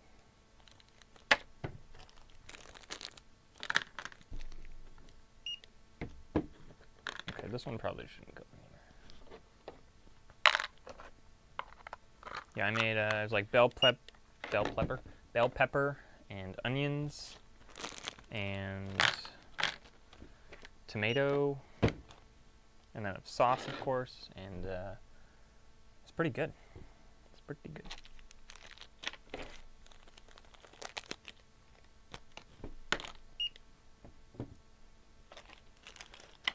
Fidel says, I have a really hard time trying to meet the 3 times value goal, even with clearance and sales. Also, piece prices are based on what U.S. and European buyer pays, so considering this and all the differences between our average wage in the U.S. and Mexico, people here pay somewhat a lot for their pieces, and even with $20 US already do more than minimum wage. Also, I just realized I stopped buying stock waiting for good prices. Yeah, that's true. I know the pain of kind of just not buying. Oh, okay, even with a $20 US order, already more than minimum wage. Yeah, I see what you're saying. But yeah, already stopped buying stock waiting for good prices. I know that feeling too, of just not buying anything for a period of time because there's no sales, and then you just like have nothing to add. Yeah, it's a sad thing for sure. I definitely understand that. T, thank you so much for the super chat. Thanks for the vid. Just jumped on the Discord. The Discord's a really cool place. We're not super duper active on there, but we have, you know, there's a lot of people who are very active on there, who are constantly willing to help and have conversations and stuff. So it's actually, it's a pretty cool little little community that's on the Discord for sure. So thanks for the super chat, and thank you for joining the Discord. Super duper awesome, and we hope you enjoy it there. All right, back a little bit of chat.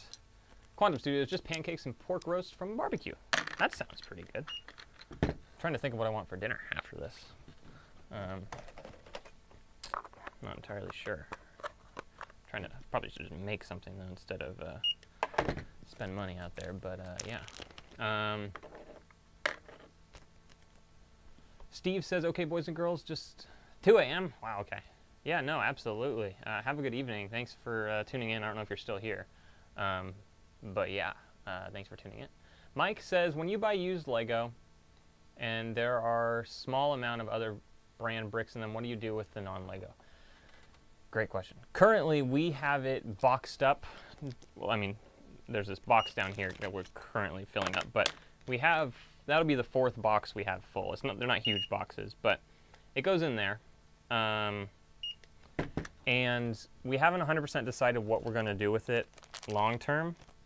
But like, we're not gonna throw it away because it's technically still a good thing that could use. So donating it has been an option. I know a lot of people have said don't donate it though, because then it'll get back in the mix of non-Lego stuff getting mixed into like what we go buy from somewhere and a stock that we have potentially coming in or whatever. So we probably might see that part again, or another seller is going to see that part or something. So some people have said they're not going to, like, I don't entirely know, but we've thought about donating it to potentially a place that isn't going to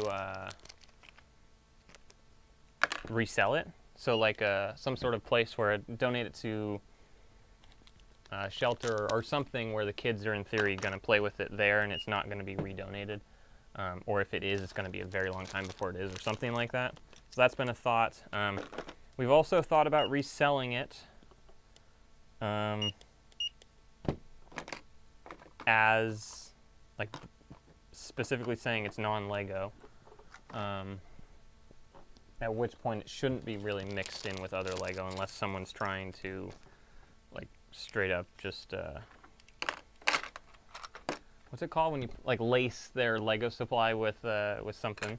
Like, I mean, you know, that could be a thing people do, potentially. But at the moment, we just have it in a bin below. But you can't sell it on BrickLink because it's actually non-Lego, so you're not allowed to do that. Ben says, I have 20 classic sets awaiting me in the morning. Nice, that's exciting. Love classic sets. We have 4 classic sets that have been sitting down there for months that I keep saying I'm going to do and then I don't do. So that's pretty cool. Front row says, the drawer you use have gotten very expensive. Yes, the Acro Mills units are very expensive. Like very, very, very expensive. That's not the right piece. Yeah, they are really expensive now. That's why we aren't buying more. That's why we have just what we have, and we're having to utilize all the space to the best of our ability because there are just, it's too much money. But the problem is I'm a little concerned the prices aren't going to go down. So we might end up buying some drawers sometime this month probably, just because we need more drawers, even though they are incredibly expensive right now.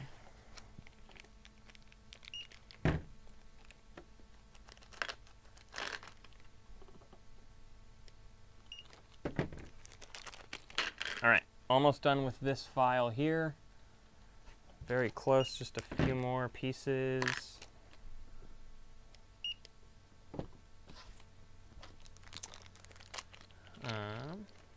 T says, yeah, I have drawers to fill. Hopefully Bricktober helps. Is your plan to buy some stuff in October? Fidel has been here since the beginning. You have been here since the beginning, Fidel. That is true, because I know I mentioned who was actually here from the beginning. And yes, you have been here from the beginning. So good job for you.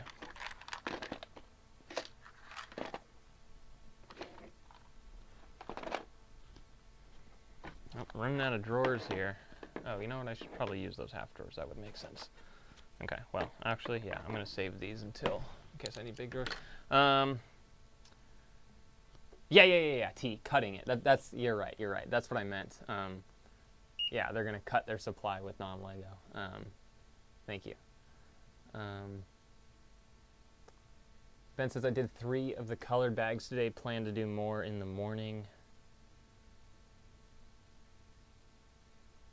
Oh, wow. That order, nice. That order that took 17 lots was a $50 order. Didn't seem that long to scroll through, which is nice, I guess. Thunder with some Brick Co. Thanks for tuning in. We will see you, hopefully, next week.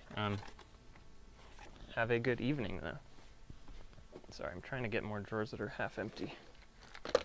Who else do we have here, Fidel? Ben says, also, you guys finding that the small Acromills drawers are less useful as you get more quantity? I'm having that issue now. For a period of time, we thought that was going to become an issue because we were finding that we were buying, you know, more sets and stuff, and so that kind of made us think, okay, we're going to buy a lot more large drawer units, which is why we actually still have large drawer units, not only available, I mean, those aren't even stickered yet, but also we have a lot of units. We have 4 more things that are in storage that we just don't have up on the wall, and that's because we've switched so much to the used that we just don't have the quantity that we would have if we had new. So I can see why you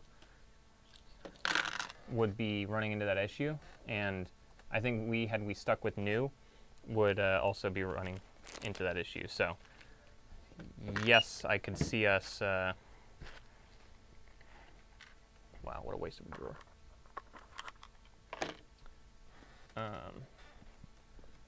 I could see that having been an issue for us, but it is not currently an issue because we're doing enough new or enough used. Sorry, I'm currently very distracted. Okay, so that is all added now. And 6-month sales average of this one is $23.80. So we'll now upload this.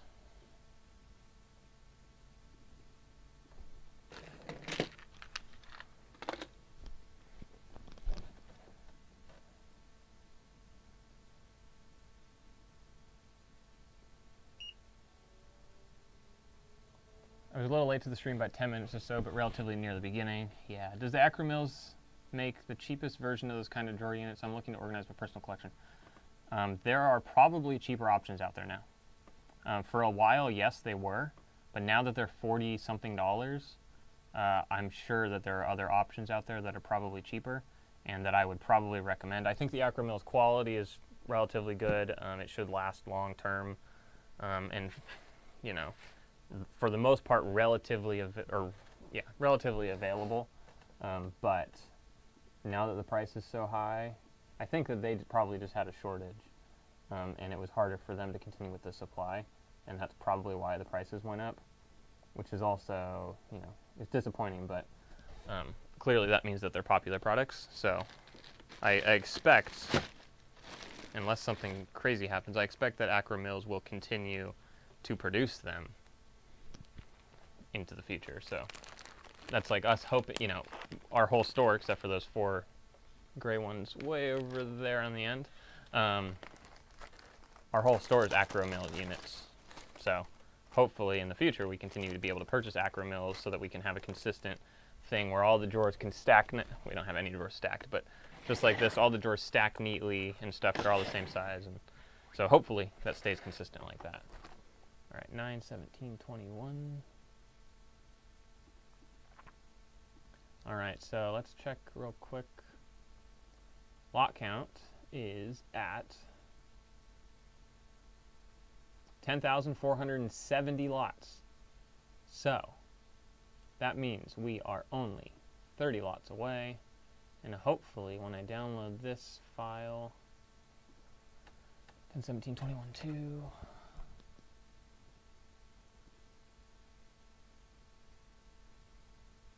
Fidel says the drawers I get are $30.75, but also increase their prices considerably. Plus, I've never seen them sold any. Oh, interesting. They're exactly the same as Acromil, but with different names. Oh, really? Interesting. They might just be Acromil's units produced by Acromills that are sold in Mexico as a different brand, but it's probably, if it's the same exact unit. What are they called? What do they call them there? But that's nice if they're the same thing. Interesting. Okay, so yeah, so 30 lots away. That's very exciting, as long as no one places an order. And in theory, this will be the last file we add today, on stream at least. And then, yeah, cool. It's exciting.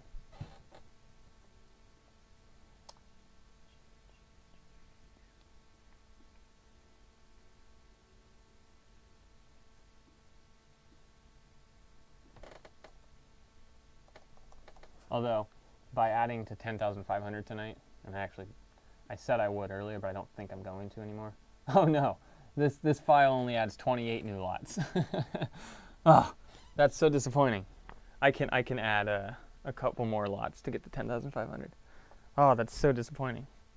So this one will get us to 10,498 lots. That is pretty sad. That's very sad, actually. Trooper Org 64. Interesting. Yeah. I wonder if it's the exact same thing as Acro, then I assume, unless someone's, just taking the design from Acro, which is also possible.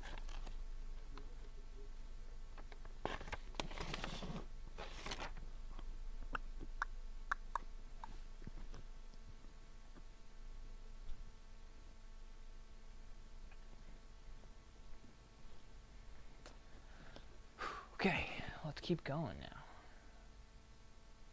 I'm very tired. It's so hard to talk for such a long time and try to stay engaged.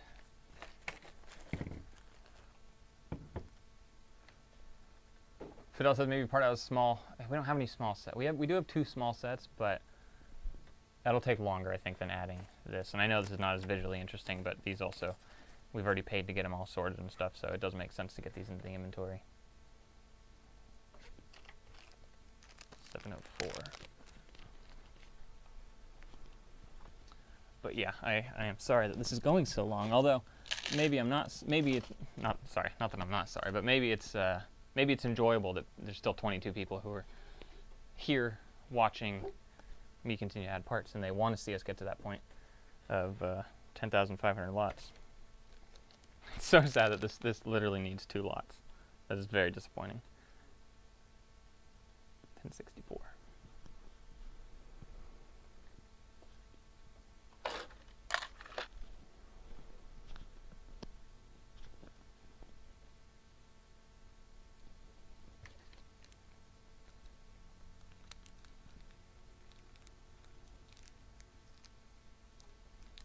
Trooper ones on Amazon are $10 more than the Acros.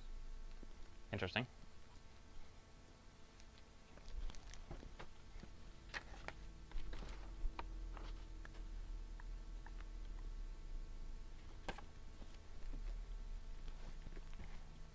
I think Paul ordered food or something, because there were like people going to the door, but this Lego, this is broken. But like they went to the door twice, so I'm not entirely sure what's going on out there. 4L2, 4, 6, 8, 10, 12, yeah. 1872. Brick Rehab says, you can do it, we're here for you. Thank you. 1872.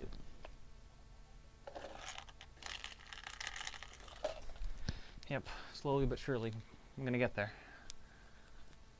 Yeah, Quantum says I just like watching people do something while doing something else. Exactly, I totally understand that.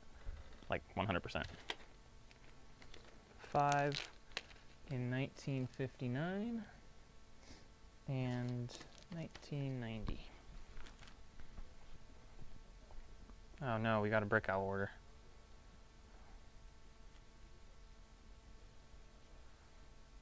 $19.59. 1990. Sorry for that dog, if you can hear that. It's our neighbor's dog. It's very excited when the neighbors get home every day. And it barks a lot. Okay, so we just did get a $13 order on Brick Owl. Hopefully that didn't remove a ton of lots.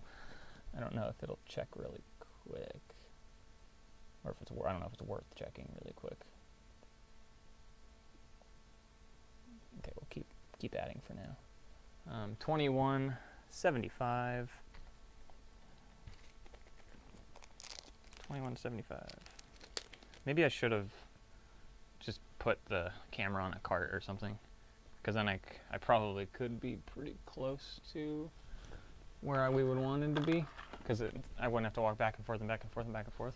It's just hard to read chat and stuff then at that point, because there's so much like going on,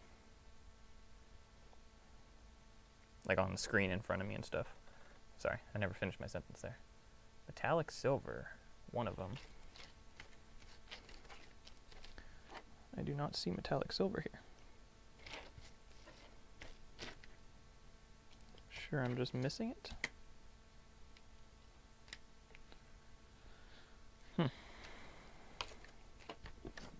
I actually don't see metallic silver. It's like a little lightsaber handle. Well, we're gonna delete that lot then and assume it's not here.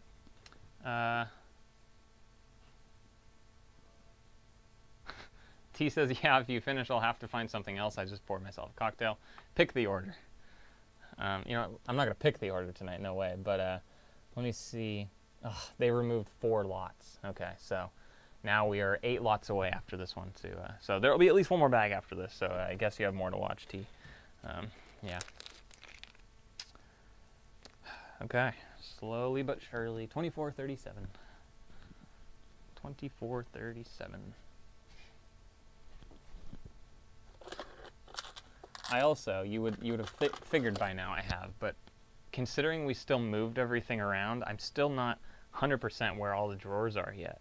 Like, I don't pack a lot of orders anymore. It's mostly, I mean, our contractor comes in one of the 5 days we pack. Paul picks at least 2 days. Usually I'd say probably 3, and I probably pack 1, maybe 2 days a week, 24.45. So it's still, not that I can't find drawers, but 24.45, okay, this is over here somewhere, I think. It's like I'm just not used to kind of the tiny little things that have moved around. Oh, 24.45, that is not in that drawer. I wonder if that's a stockroom item. Probably. Okay.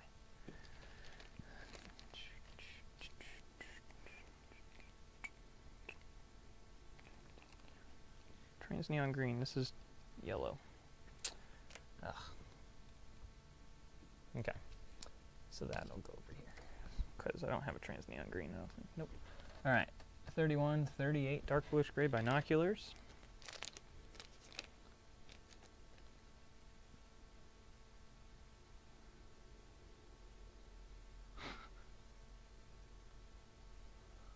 Yeah, Fidel says acromills go for $50 there. Yeah, they're like 40 something now here too. So it's like, ugh, 41.38. 41.38. 31.38. That didn't seem right.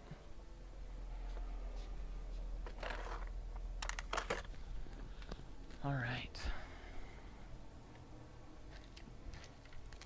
33.04. This one's only adding like maybe 100 parts. 171 parts. T, don't do it. I might place an order just to delay the end of the stream. Please don't do it. Please don't do it. 33.04. In all honesty, if you do, I probably just won't get to that goal tonight. So don't do it. It's not worth it. 4 black, 33.25. 4. There's only 3 of these. Is there a 4th one floating around? Don't think so. Nope. 33.25. Yep.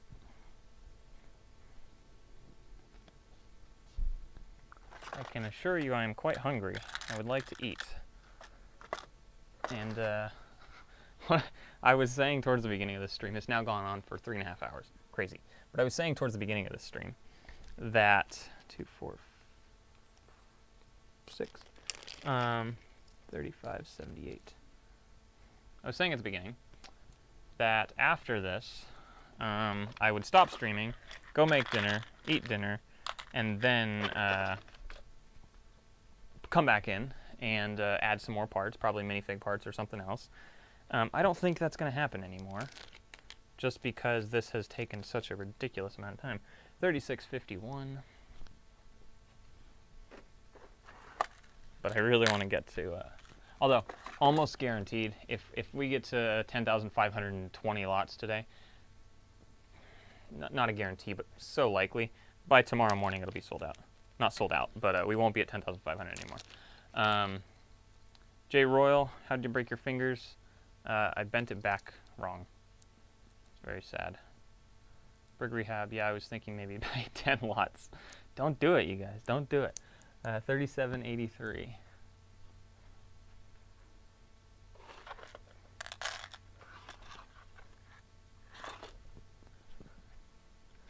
$11 light bluish gray little handles. 39.47. The craziest part about everything I'm doing today is the fact that I've probably only added like 1,000 parts, roughly. I haven't even added that much, which is like so weird, because I've added 200 lots, but like less than 1,000 parts. It's very sad. 4,044.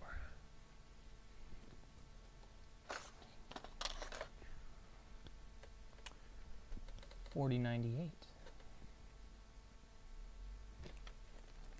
40, yep. 40.98. I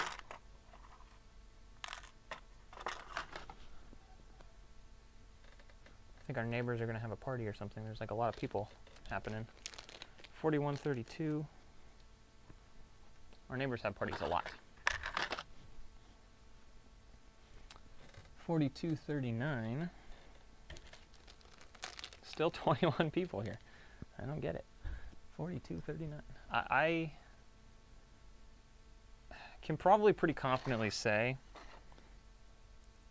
I would not, for long term. Oh.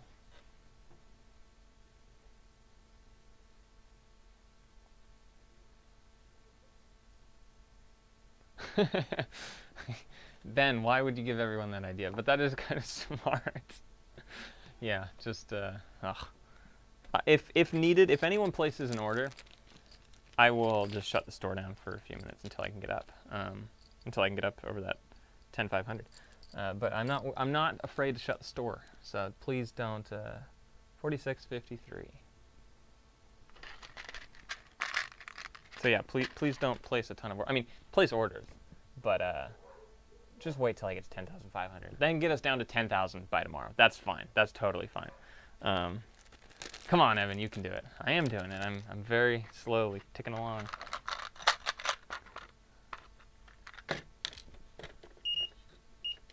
All right, so here we are, starting to actually add the 28 lots in here. Yeah, I know, Fidel, right? What an awful problem to have, having people threaten you to buy from your store. Yes, I know, it is quite terrible.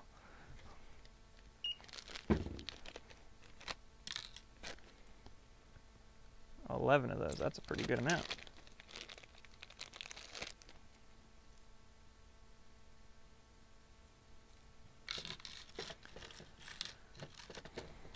Yeah, after this I will, you know, in all honesty, I was going to make dinner tonight. I was going to make dinner so I wasn't why won't these fit? What the heck? I was going to make dinner so I wasn't going to be spending money eating out, but I'm just not sure that I'm going to do that anymore. Maybe I will go out and enjoy a nice dinner on my own or something. I don't know. I'm not feeling like I want to make dinner anymore. So, who knows? Might not be making dinner anymore. Okay, 2 of those. And 1 of these. And we will add those to this one. Now that the chat has gone down a little bit, I actually kind of, to an extent, feel like I can catch up, kind of. When there's so much chat going on and it takes time and I read the same message over and over and over again just because I'm going back and forth and back and forth and back and forth to like kind of figure out where I would left off, it takes a ridiculous amount of time. It's kind of crazy. But now, to an extent, I feel like with not too much chat happening. So I guess T, if you want this to go on forever, just get more people to chat somehow and have conversations that I read and then I have to read out loud and then I have to like comment on and then I have no clue what I'm saying and then I can't focus and then that'll keep this going forever because we'll never get to 10,500. Jay Royal says, what part do you absolutely dread to add to your store? Whoop. There you go. It just worked. Literally just worked. Jay Royal just said, what part do you absolutely dread your store? And I stopped and I was going to think about it. Oh, there is a trans yellow here. What part do I hate adding to the store? You got me to think, that's for sure. I don't like adding large bricks, and I would say the reason for not wanting to add large bricks is because there's generally a quantity that is too big to continue to fit in. Let's say this was all large bricks. Too many that I'm going to add would fit in here. So what would then cause that to what would then happen is I'd pull that out, I'd set it aside, and later on I have to figure out a better solution for it. So like then it might be a large drawer. After the large drawer, it would move to a bin or one of these, or potentially a cup, like a pick-a-brick cup. Yeah. Large, or any category that's like so crazy. 4L. Black? Where are those? Why is this BSX like half wrong? Oh, dark gray. Interesting, that image totally looks black. Yeah, anything like that that totally makes me rework half the inventory after I upload it, those are not my favorite. So, that's my 3 of these. What is this? It's the same thing, isn't it? Oh, are these different? No way. No, they're not different. Well, they are different. With Technic pin. Flat end with pinned and round hole. Oh, I see. Interesting. Yeah, so that hopefully answered your question as to my least favorite parts to add. Anything that involves moving all the drawers around at the end. We do have more chat happening here now. Ben says, I love going to dinner on my own. I get the weird looks when he asks for a table of 1. Maybe I'll do that. Probably not, though. I'll probably try to save money and just eat something at home. That is light gray, not light bluish gray. Does that mean that I put a light bluish gray one away? Nope.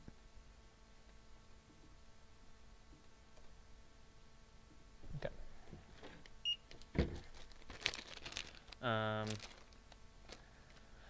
Ben says, how are you finding the open bins on the side?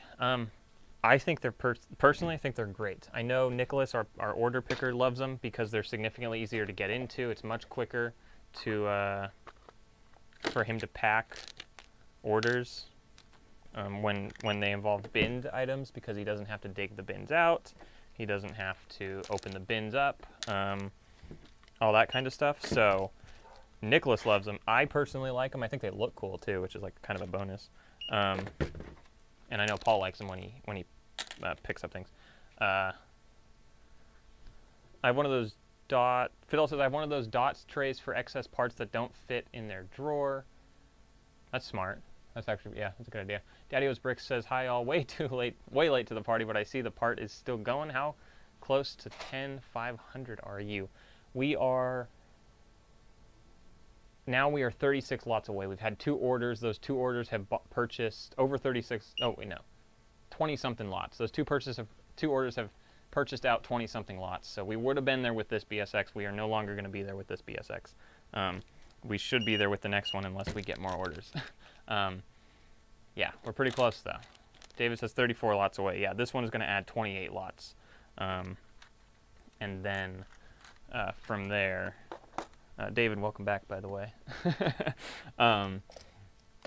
Yeah, so this one will add 28 lots, and then we will have 6 more lots to go.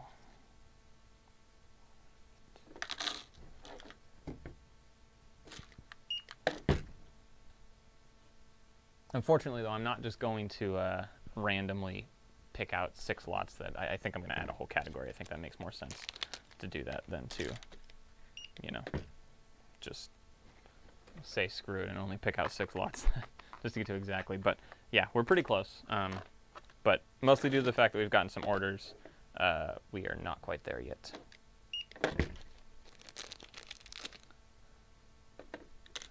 David said, wish I'd gotten any serious amount uploaded this weekend, but no dice so far. Nothing. Yeah, we, quantity almost, I mean, feels like 0. It's not, obviously, but it feels like it. But quantity has been pretty low in terms of what we're currently adding. I think today I've only added, after this, maybe about 1,000 pieces. Maybe a little bit more than that, but not a ton. But yeah, pretty close to 1,000 parts. Okay, so this BSX was $29.32. And then go up a little bit on it. And then I moved some things around, so I got to check to make sure they don't have to be consolidated. Nope, looks pretty good. Okay, so I'm going to upload this, and now in theory we are 6 lots away. Nadio's Bricks says, building a cart to buy out a bunch of single lot parts. Just kidding. You're not the first person to just make that joke. Everyone so far has made that joke. Yeah. How do you generate the list to know what pieces need to be added to existing lots? So we use Brick Freedom. There is a way to do it in Brick Store. I don't know how to do it, to be totally honest with you. But when you put it on BrickLink, BrickLink will also tell you what should be consolidated where. Yeah. Fidel says, I once had someone buy 234 flower studs out of the 235 available. Yeah, we get some people who purchase the weirdest number of things and they leave like 1 or 2 in the drawer. And it's like, why didn't you just buy them all? It literally was like a half a cent more. And you already bought 561 of them or something stupid. Yeah. I think some people try to not buy it out so that your lot count stays high. But that's not what I want. Okay. 10,900. Sorry, not 10,900. 10,494 lots. So, just a couple more to go. So now let's figure out which file I want to do next. See what I'm feeling. I guess this one looks kind of small. We'll go with this one. This appears to be propellers and stuff. That is done. 9/15/21/1. Download this guy. And upload it to Brick Freedom. So close to 10,500. Very exciting. 10/15/21-1. Yep. Yeah. See, it's 6:45, so I guess it's not too late to go get dinner if I want to get dinner after this. This will probably end. This will probably honestly be another 30 minutes. In all honesty, it's gonna be another 30 minutes. Yeah. Guess Daddy-O's Brick says, guess I would have known this, or Bill says, I guess I would have known this if I was on time. Sorry for the lame joke. No, it's totally okay if you were on time, but you are 3.5 hours late to the stream. Not that, you know, usually we'd be done by now, but not this one. David says chow and chat time. But yeah, I don't want to order food because that costs even more. Alright, this looks like an interesting category. I think this is part Technic. This is like mostly propellers and stuff. I also hope my batteries don't die and stuff on my mic and all that stuff. David gave us a $5 super chat to Evan's Dinner Fund. David, thank you very much. I appreciate it. Very nice of you. I guess I will go get dinner after this. Yeah. I'm not going to get it delivered, but thank you, David. But Ben says, yeah, I can't believe how expensive food delivery is in the U.S. It's quite a lot. Is it cheaper there? Is that a thing? Like, is it relatively cheap? Okay, so there's 49 lots in this BSX, 20 of which we already have. Okay, let's start some consolidation. Fidel says, quick random question, Evan. If you won $1 million lottery from State Lottery or somewhere else, would you still run a BrickLink store? Yes.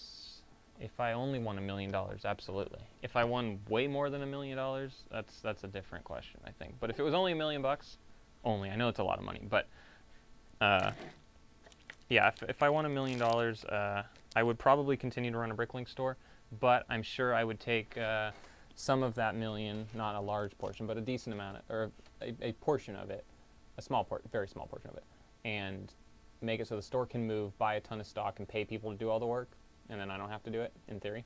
And then, yeah, I would still run a BrickLink store, though. Even if I won like $250 million, or 100 million plus, I would still run a BrickLink store because it's fun. Absolutely, yeah, definitely. Kind of the exciting concept of that would be that potentially, yeah, I could take a lot of money, put it into the store to continue growing it and grow it at a significantly faster pace. Yeah, that would be pretty cool, actually. But obviously, we all want to win the lottery. But you can't win if you don't play, and I have never played the lottery or purchased it. So there's, whatever. There's so much chat going on, guys. You're just trying to make me stay here. 2254. I do want to mention or read your DoorDash comment because I saw there was something there. 2254.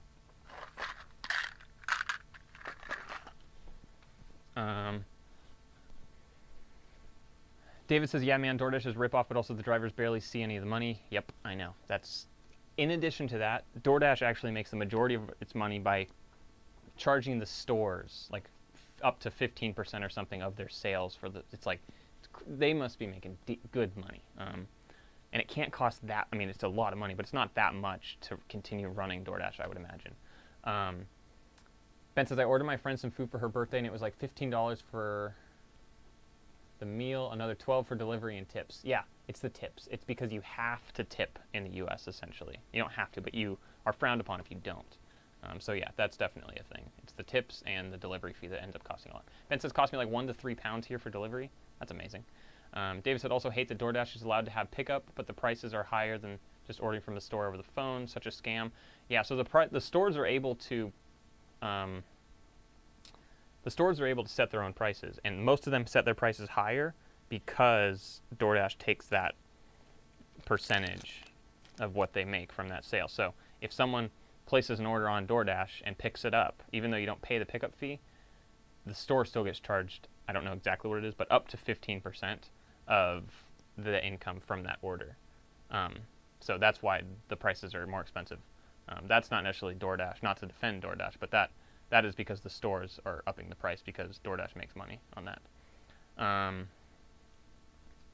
Daddy-O's Brick says, I'm on the East Coast dinner and bedtime with the little one. Always miss the stream due to the time zone difference. Gotcha. Okay. I don't know how to say your name. Lachlan Mason? Lachlan Mason, maybe? I don't know. Hey, I've listened for most of the stream, but not live. I'm currently 30 minutes back on 1.7 times. Gotcha. It's very relaxing and information listening to you. Thank you. And that's coming from someone who's only discovered BrickLink 3 days ago and has no interest in running a BrickLink store. Very interesting. Thank you for tuning in. That means a lot. It's really cool. Fidel says, here we pay between 75 cents and $2.50 at most for delivery. If we were to get delivery from the restaurant itself, like we called the restaurant and placed an order for delivery, it's cheaper. But because DoorDash has this whole network of drivers and all these things, and they can pay that much, or they can charge that much, they do, $23.81, and they make money. I'm sure they make a lot of money. And they don't pay the drivers a ton, but that's why the tipping is almost required to an extent.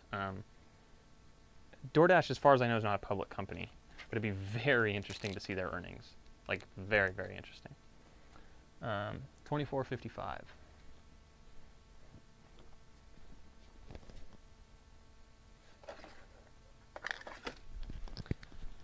Okay, never played the lottery. I play the lottery, I'm a mug.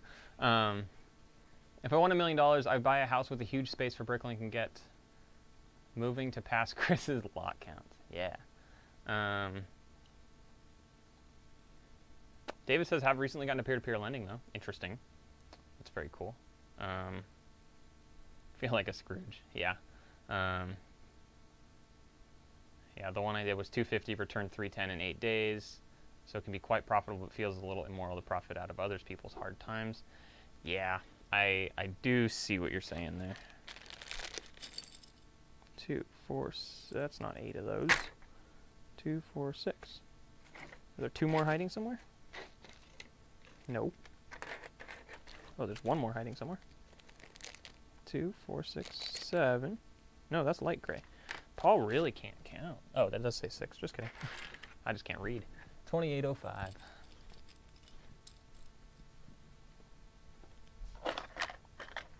Yeah. David, that sounds like the beginning of a pyramid scheme. That is true.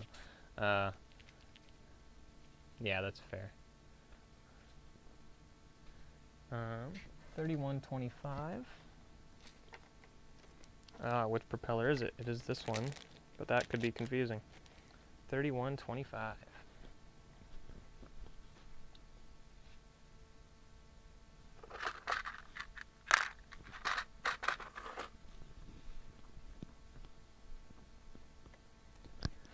Two black, 3510.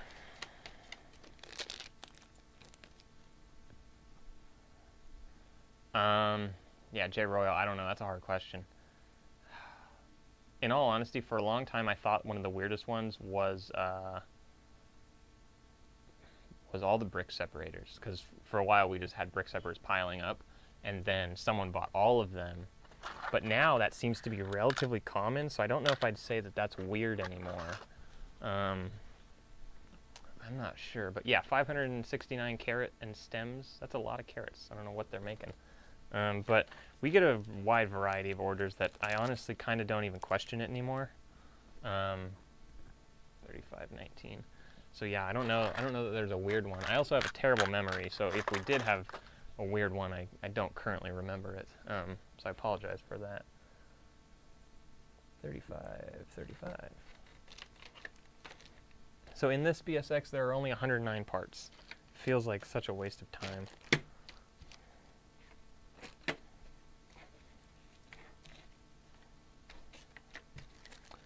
$35. You know what? Here's a game we can play. Not really play, but also I'd like to note just how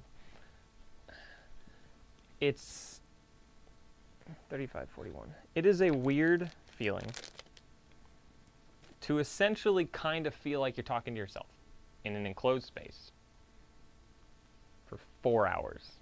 Because I know I'm talking to people that are watching and I'm interacting. I think I said 35.41. But it's just a weird, like, when Paul's here, it makes sense because there's 2 people in the room. The conversation's with you, but I'm also turning and talking to Paul all the time. So for this, it's totally just awkward because I've literally, quite literally, been standing in a room for almost 4 hours now talking with no one else in the room, but also not truly having a return back to me, like I'm having a conversation. I like that there's chat, that's obviously amazing, but it's just weird. It's just very weird. Yeah, I thought I'd mention that. But the game I said I wanted to play, not really a game, but what should I get for dinner? Or where should I go for dinner? I guess, because 38.77. Because I think that's where I'm going at this point, or what I'm doing. I don't think I am. I don't think I'm going to make dinner at this point anymore. It is now almost 7 o'clock, and really not feeling it anymore. So yeah. Hyman says burger. We're going to go with no on that. I apologize. David says, welcome to the age of the internet, Evan. Exactly, right? This is just so weird. Taco Bell, I'm going to go with no on that as well. David says Impossible Burger, if you've never tried. I like the Impossible Burger. I do not like the Beyond Burger. The Beyond Burger is flavored / colored with beet juice or beet something. And it's really weird because no one else says they can taste it. But I legitimately 100% taste the beets, and apparently I don't like beets.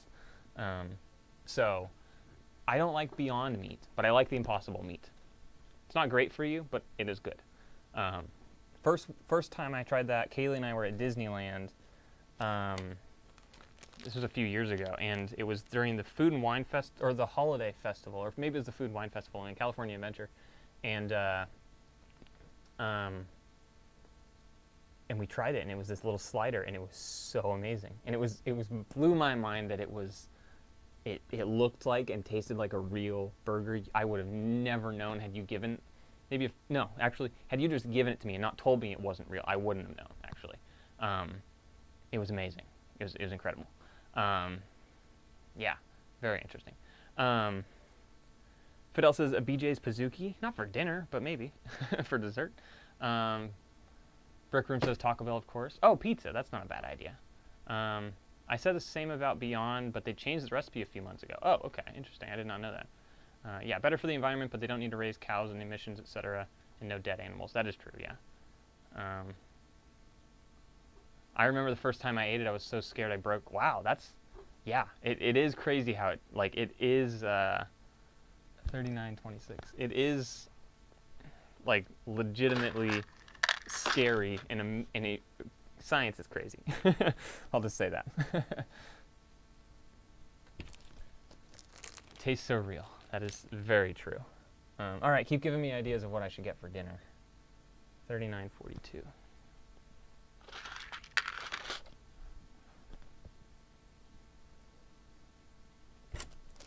$39.75. Blah blah moo. $39.75.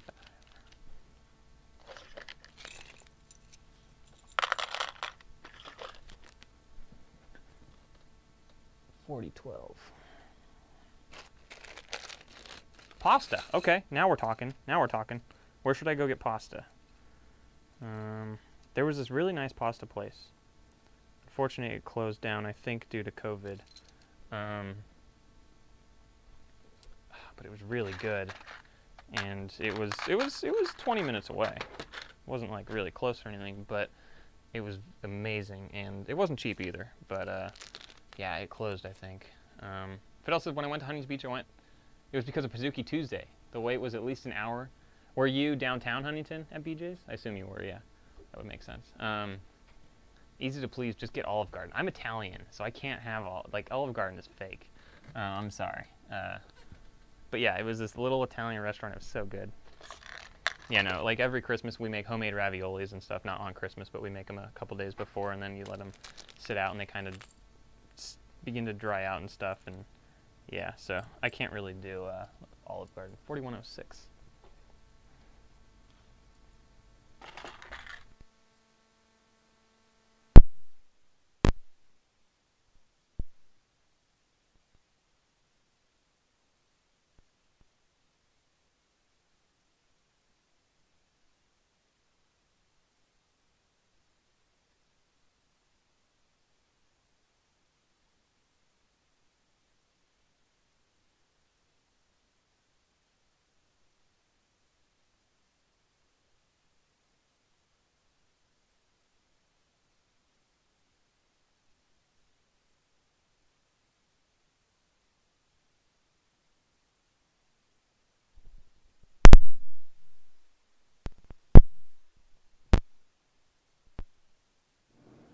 Check. Okay, it's not going to sound good, but hopefully it sounds okay. I apologize. I was talking about pasta, and I would say, sorry, 4308. If it's something like spaghetti, I agree, Ben. I wouldn't go to a restaurant and just order spaghetti for $12 or whatever it is. But yeah, it's using the camera audio now. Our little receiver died. It hadn't been charged from last weekend to this weekend. Plus, it's also been like 4 hours now, so it's just camera audio. I apologize, but at least you can hear me. Yeah, but what was I saying? Oh, if it's something like a lobster ravioli or something where I'm not gonna make it at home necessarily super easily, then I love pasta. But yeah, I wouldn't go get spaghetti. I wouldn't go just get like fettuccine alfredo. A lot of things like that, no. But when it's something that's a little more put together and thought out, obviously you can still make it at home and obviously be much cheaper. But I do like, I love pasta, actually. 2, 4, 6. All right, last one to consolidate, 4529. That's not 45.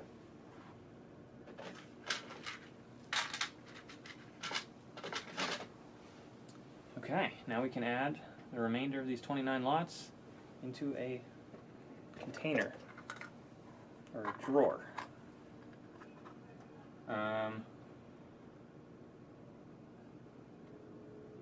Oh, Fidel says that's the reason I don't go to Taco Bell, because it's just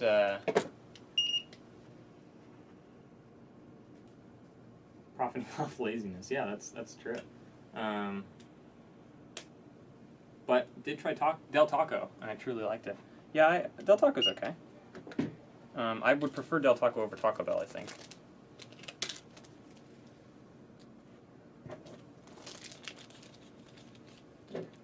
These parts, David, are from Paul, which is kind of weird, considering the quantity is so low. And this is Technic.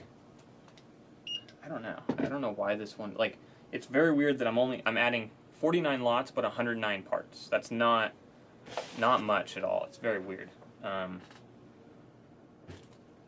definitely a weird one for sure on that. I keep kicking this stupid bin below me. But yeah, this one is from, this is from Paul. T says, that was the weirdest thing. I unplugged my lamp and everything went dark the exact time your mic dropped. Yeah, David, right? Technic is usually high quantity. That's why I don't quite understand what this is. This might just be those weird Technic pieces that he pulled out that aren't really 100% Technic. I added a thing the other day that was like 2,500 parts in a bag, because it was like all pins and stuff. So there is that that I did the other day, which was nice. But yeah, no, this one is honestly a very weird one that I'm not sure, because like I would think there'd be a lot more of these. I know it's not in focus, but like that's a basic piece. So it's like, am I adding this now? And he has piles over there of sorted that is still the same pieces that, and probably, actually, to be totally honest. Oh yeah, here's some propeller pieces. Yeah, see, oh, here's some axle pieces. Okay, yeah, that doesn't really make sense why he would spend the time to catalog this and then I'm spending the time to add it when early next week, he's going to go through that and then I'm going to do the same thing over again. I don't know, that doesn't make sense, but whatever. Paul keeps talking about efficiency, and then we run into things like this where he's cataloging the same parts like twice essentially, and it's like, what? That just doesn't make any sense. Okay.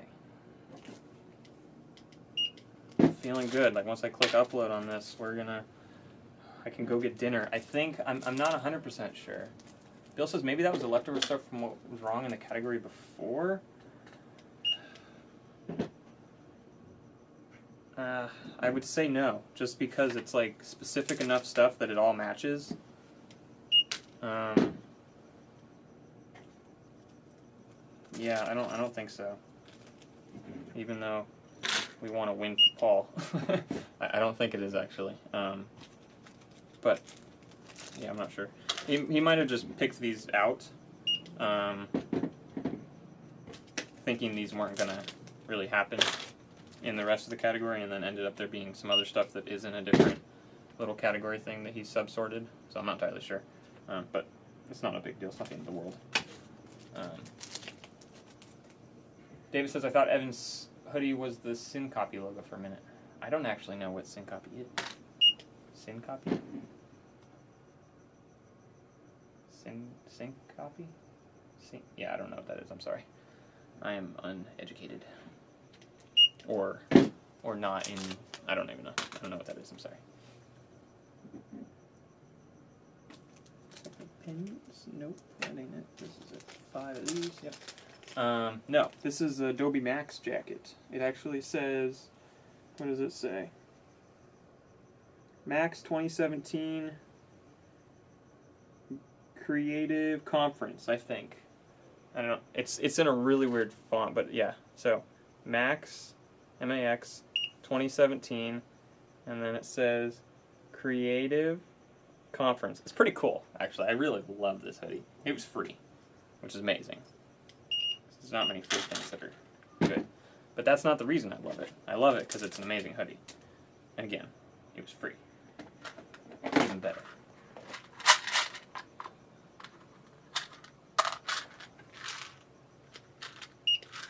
Okay. So these are all added. Or scanned. I can keep going with these two. We're so close to done. I hope. Alright, so we got some of that there. Put that in there. 3 of those. Go on this one. 6 of those. That can have its own thing.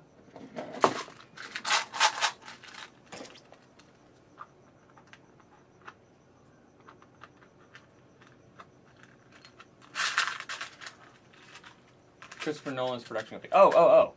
Duh. Yeah, I do see the logo, actually. Especially if it's like... maybe not. Yeah. I see what you're saying. 3. Light gray.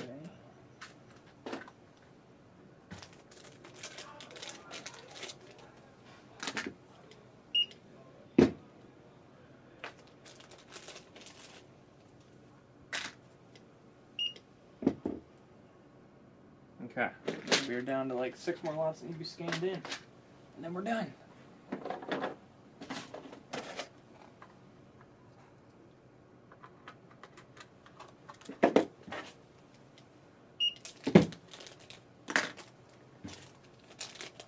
Yeah, for some reason you guys seem to be able to have the down arrow key click when you're selected in a field on Brickstore, and it goes to the next field when you're currently typing in a thing.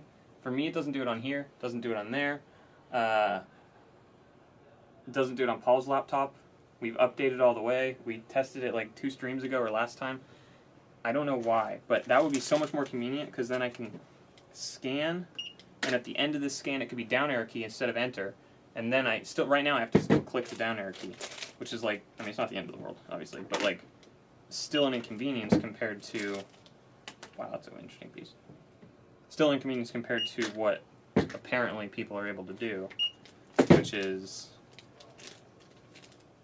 not like, yeah, it's just sad that I have to click the down arrow key.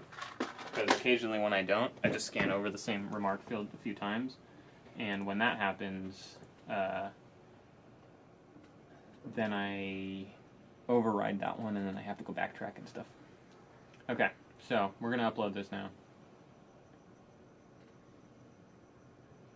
Dave says the down arrow key always work while actively typing. Does not for me. And that's the thing. I thought it was an Apple thing. Ben last stream said he tried it on his computer, on a Mac. It worked for Ben, and Paul has a Windows. It doesn't work for Paul either. It's like it doesn't work in our Wi-Fi network, which is not a thing, but like, doesn't make any sense. Brian, welcome to the stream. I'm sure you've been here, but welcome to the chat. I've asked you guys questions using the link in BrickLink and never got a response yet. Does anyone read them, or do you have a different way to ask a question? Thanks. You've asked a question regarding... I've asked you guys questions using the link in BrickLink and never got a response. From Brian McWood, if that's your thing. We get an email every time we get a message. And we go through our BrickLink messages. Is it from... Do you have a different... yeah, if you have a different way... You can email us as well at justabrickinthebucket@gmail.com. I think you might be the one who I've commented on, who you left a comment and said that we didn't reply, but we haven't had anything from you. If you're that same person who commented, I think you are. I feel like Brian McWood sounds familiar. Send us an email, though. I mean, you should be able to send us a message on BrickLink. So if that... Everything we have is red. What's your username on BrickLink, if you don't mind me asking?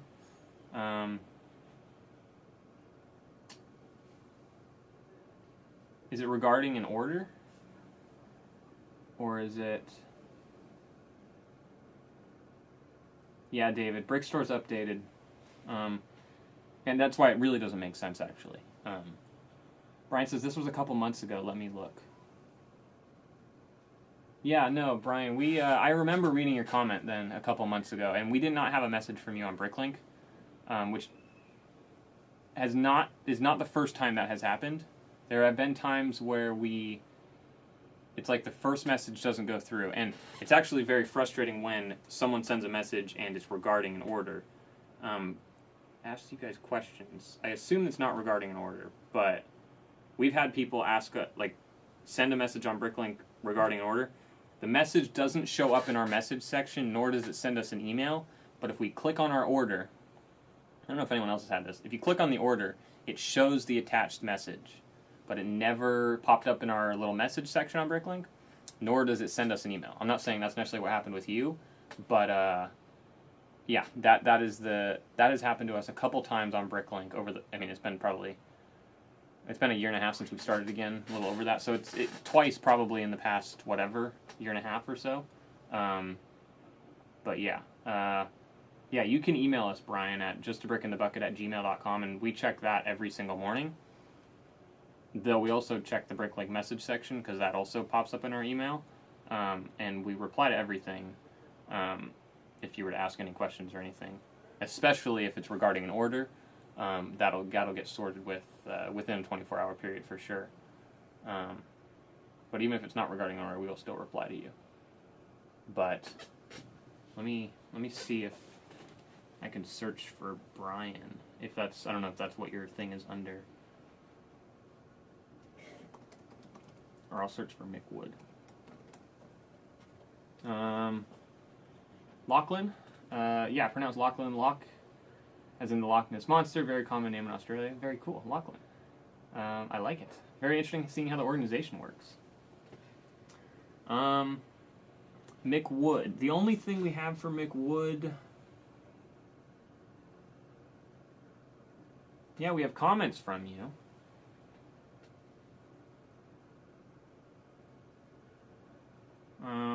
The first comment that you asked a question, or you said that it didn't reply to, said, this is our June recap, you said, guys didn't answer the question in your BrickLink email. Last I checked, it hadn't even been read. You would get more sales if you had customer service. Your next comment then says, you missed the most important thing when doing this, or maybe I skip it.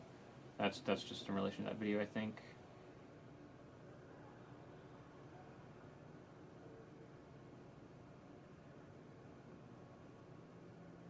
And then your last one says, time for live builds, but still both emails to BrickLink store goes unanswered. Trying to make 2 nice size orders, but need to know a simple question. Who answers them? I think I replied to both of those, and did you reply up there?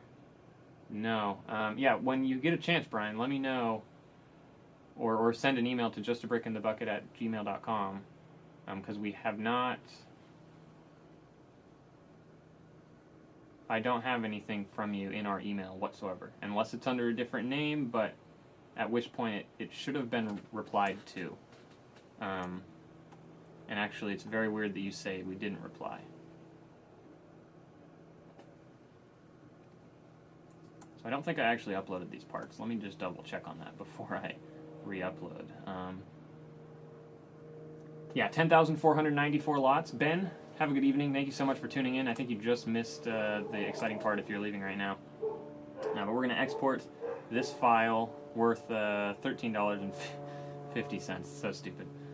Such a sad file. And yep, so we're adding it right now. Just going to double check all the remarks carefully. And looks like we are almost done. Upload file. Ben says I'll stay. So now, very excitingly, we are at, let me see if I can switch this out real quick. Just swapped my phone. Welcome to your phone, Ben. We're now, uh-oh. Did it not? Uh-oh. There we go. 10,523 items. Sorry. 10,523 lots. I'm trying to get my stupid thing plugged in. 10,000. I don't think I can show you, but you can trust me. 10,523 lots with, let's see how many pieces. 247,221 pieces. Over 10,500 lots. Very exciting. I expect by tomorrow morning we will not have over 10,500 lots anymore. Obviously, I can't guarantee that, but I will expect that. Exactly. Fidelta says, let's see how long it lasts. I don't expect it to last long at all. In all honesty, I would say most likely it's going to be over pretty quick, which is quite sad. Brick Rehab still says 10,494. Okay, hold on. Let me show you then, because I want to make sure you guys all see it. Our page. Can I not drag it over? Oh, it's over there. Let me preview that real quick. Our page. Let me zoom into the bottom here, and I'll show you guys. Here we are. You can see 247,221 items and 10,523 lots available. Super exciting. Awesome, awesome, awesome. Yeah, really good we were able to get that up and stuff, or I was able to. I guess Paul didn't help at all. Had we parted out, though, today, I don't think we would have... don't think we would have got to this point. No way. David West says 1,500 more lots to go. Exactly. We're going to 5,200 lots tonight. No way. We are done for the evening. I am unfortunately very tired compared to what I was expecting. I don't exactly know, I guess. David says I see 10,523. Yes, awesome. Thank you, Ben. Thank you. Yeah, we finally did it. Yeah, very exciting. Thank you to everyone who was here. I guess I'm still waiting for Brian's reply, though it's a little weird he didn't chat again. Yeah, but if you're still watching, Brian, please email us at justabrickinthebucket@gmail.com. We will get back to you. But yeah, cool. David says my window says 59,499 store visits. Ours says 495. 5 more in 5 seconds. Let's see. Did everyone just go to the store? Yeah, now mine says 59,501. I think it's all of us that just went and checked. Because even when you refresh the page, pretty sure that counts as another visit. It looks like it does. So you could technically refresh your page a gajillion times, and you'll have a higher visit count, which is very interesting. Kind of weird and kind of sad. All right, I think that's it. Thank you guys so much for watching. Hopefully you all enjoyed this. Hopefully you all enjoyed this video. I think it's been pretty fun, and hopefully we'll see you all next week for another stream of some sort. I don't know exactly what it'll be, but yes, hopefully we'll see you all next week. Thank you for the super chats. We got a couple super chats. T and David, I believe, are the two who super chatted. I'm gonna go get something for dinner now. Not sure what it'll be, but I think pasta. And Ben just said, what was the final choice for dinner? I think pasta might have been the final answer, but we will see if that's exactly the final choice. Yeah, thank you guys so much for watching and for tuning in, as always, and we will see you all in, hopefully, the next stream / video / whatever it ends up being. Thank you. We'll see you later.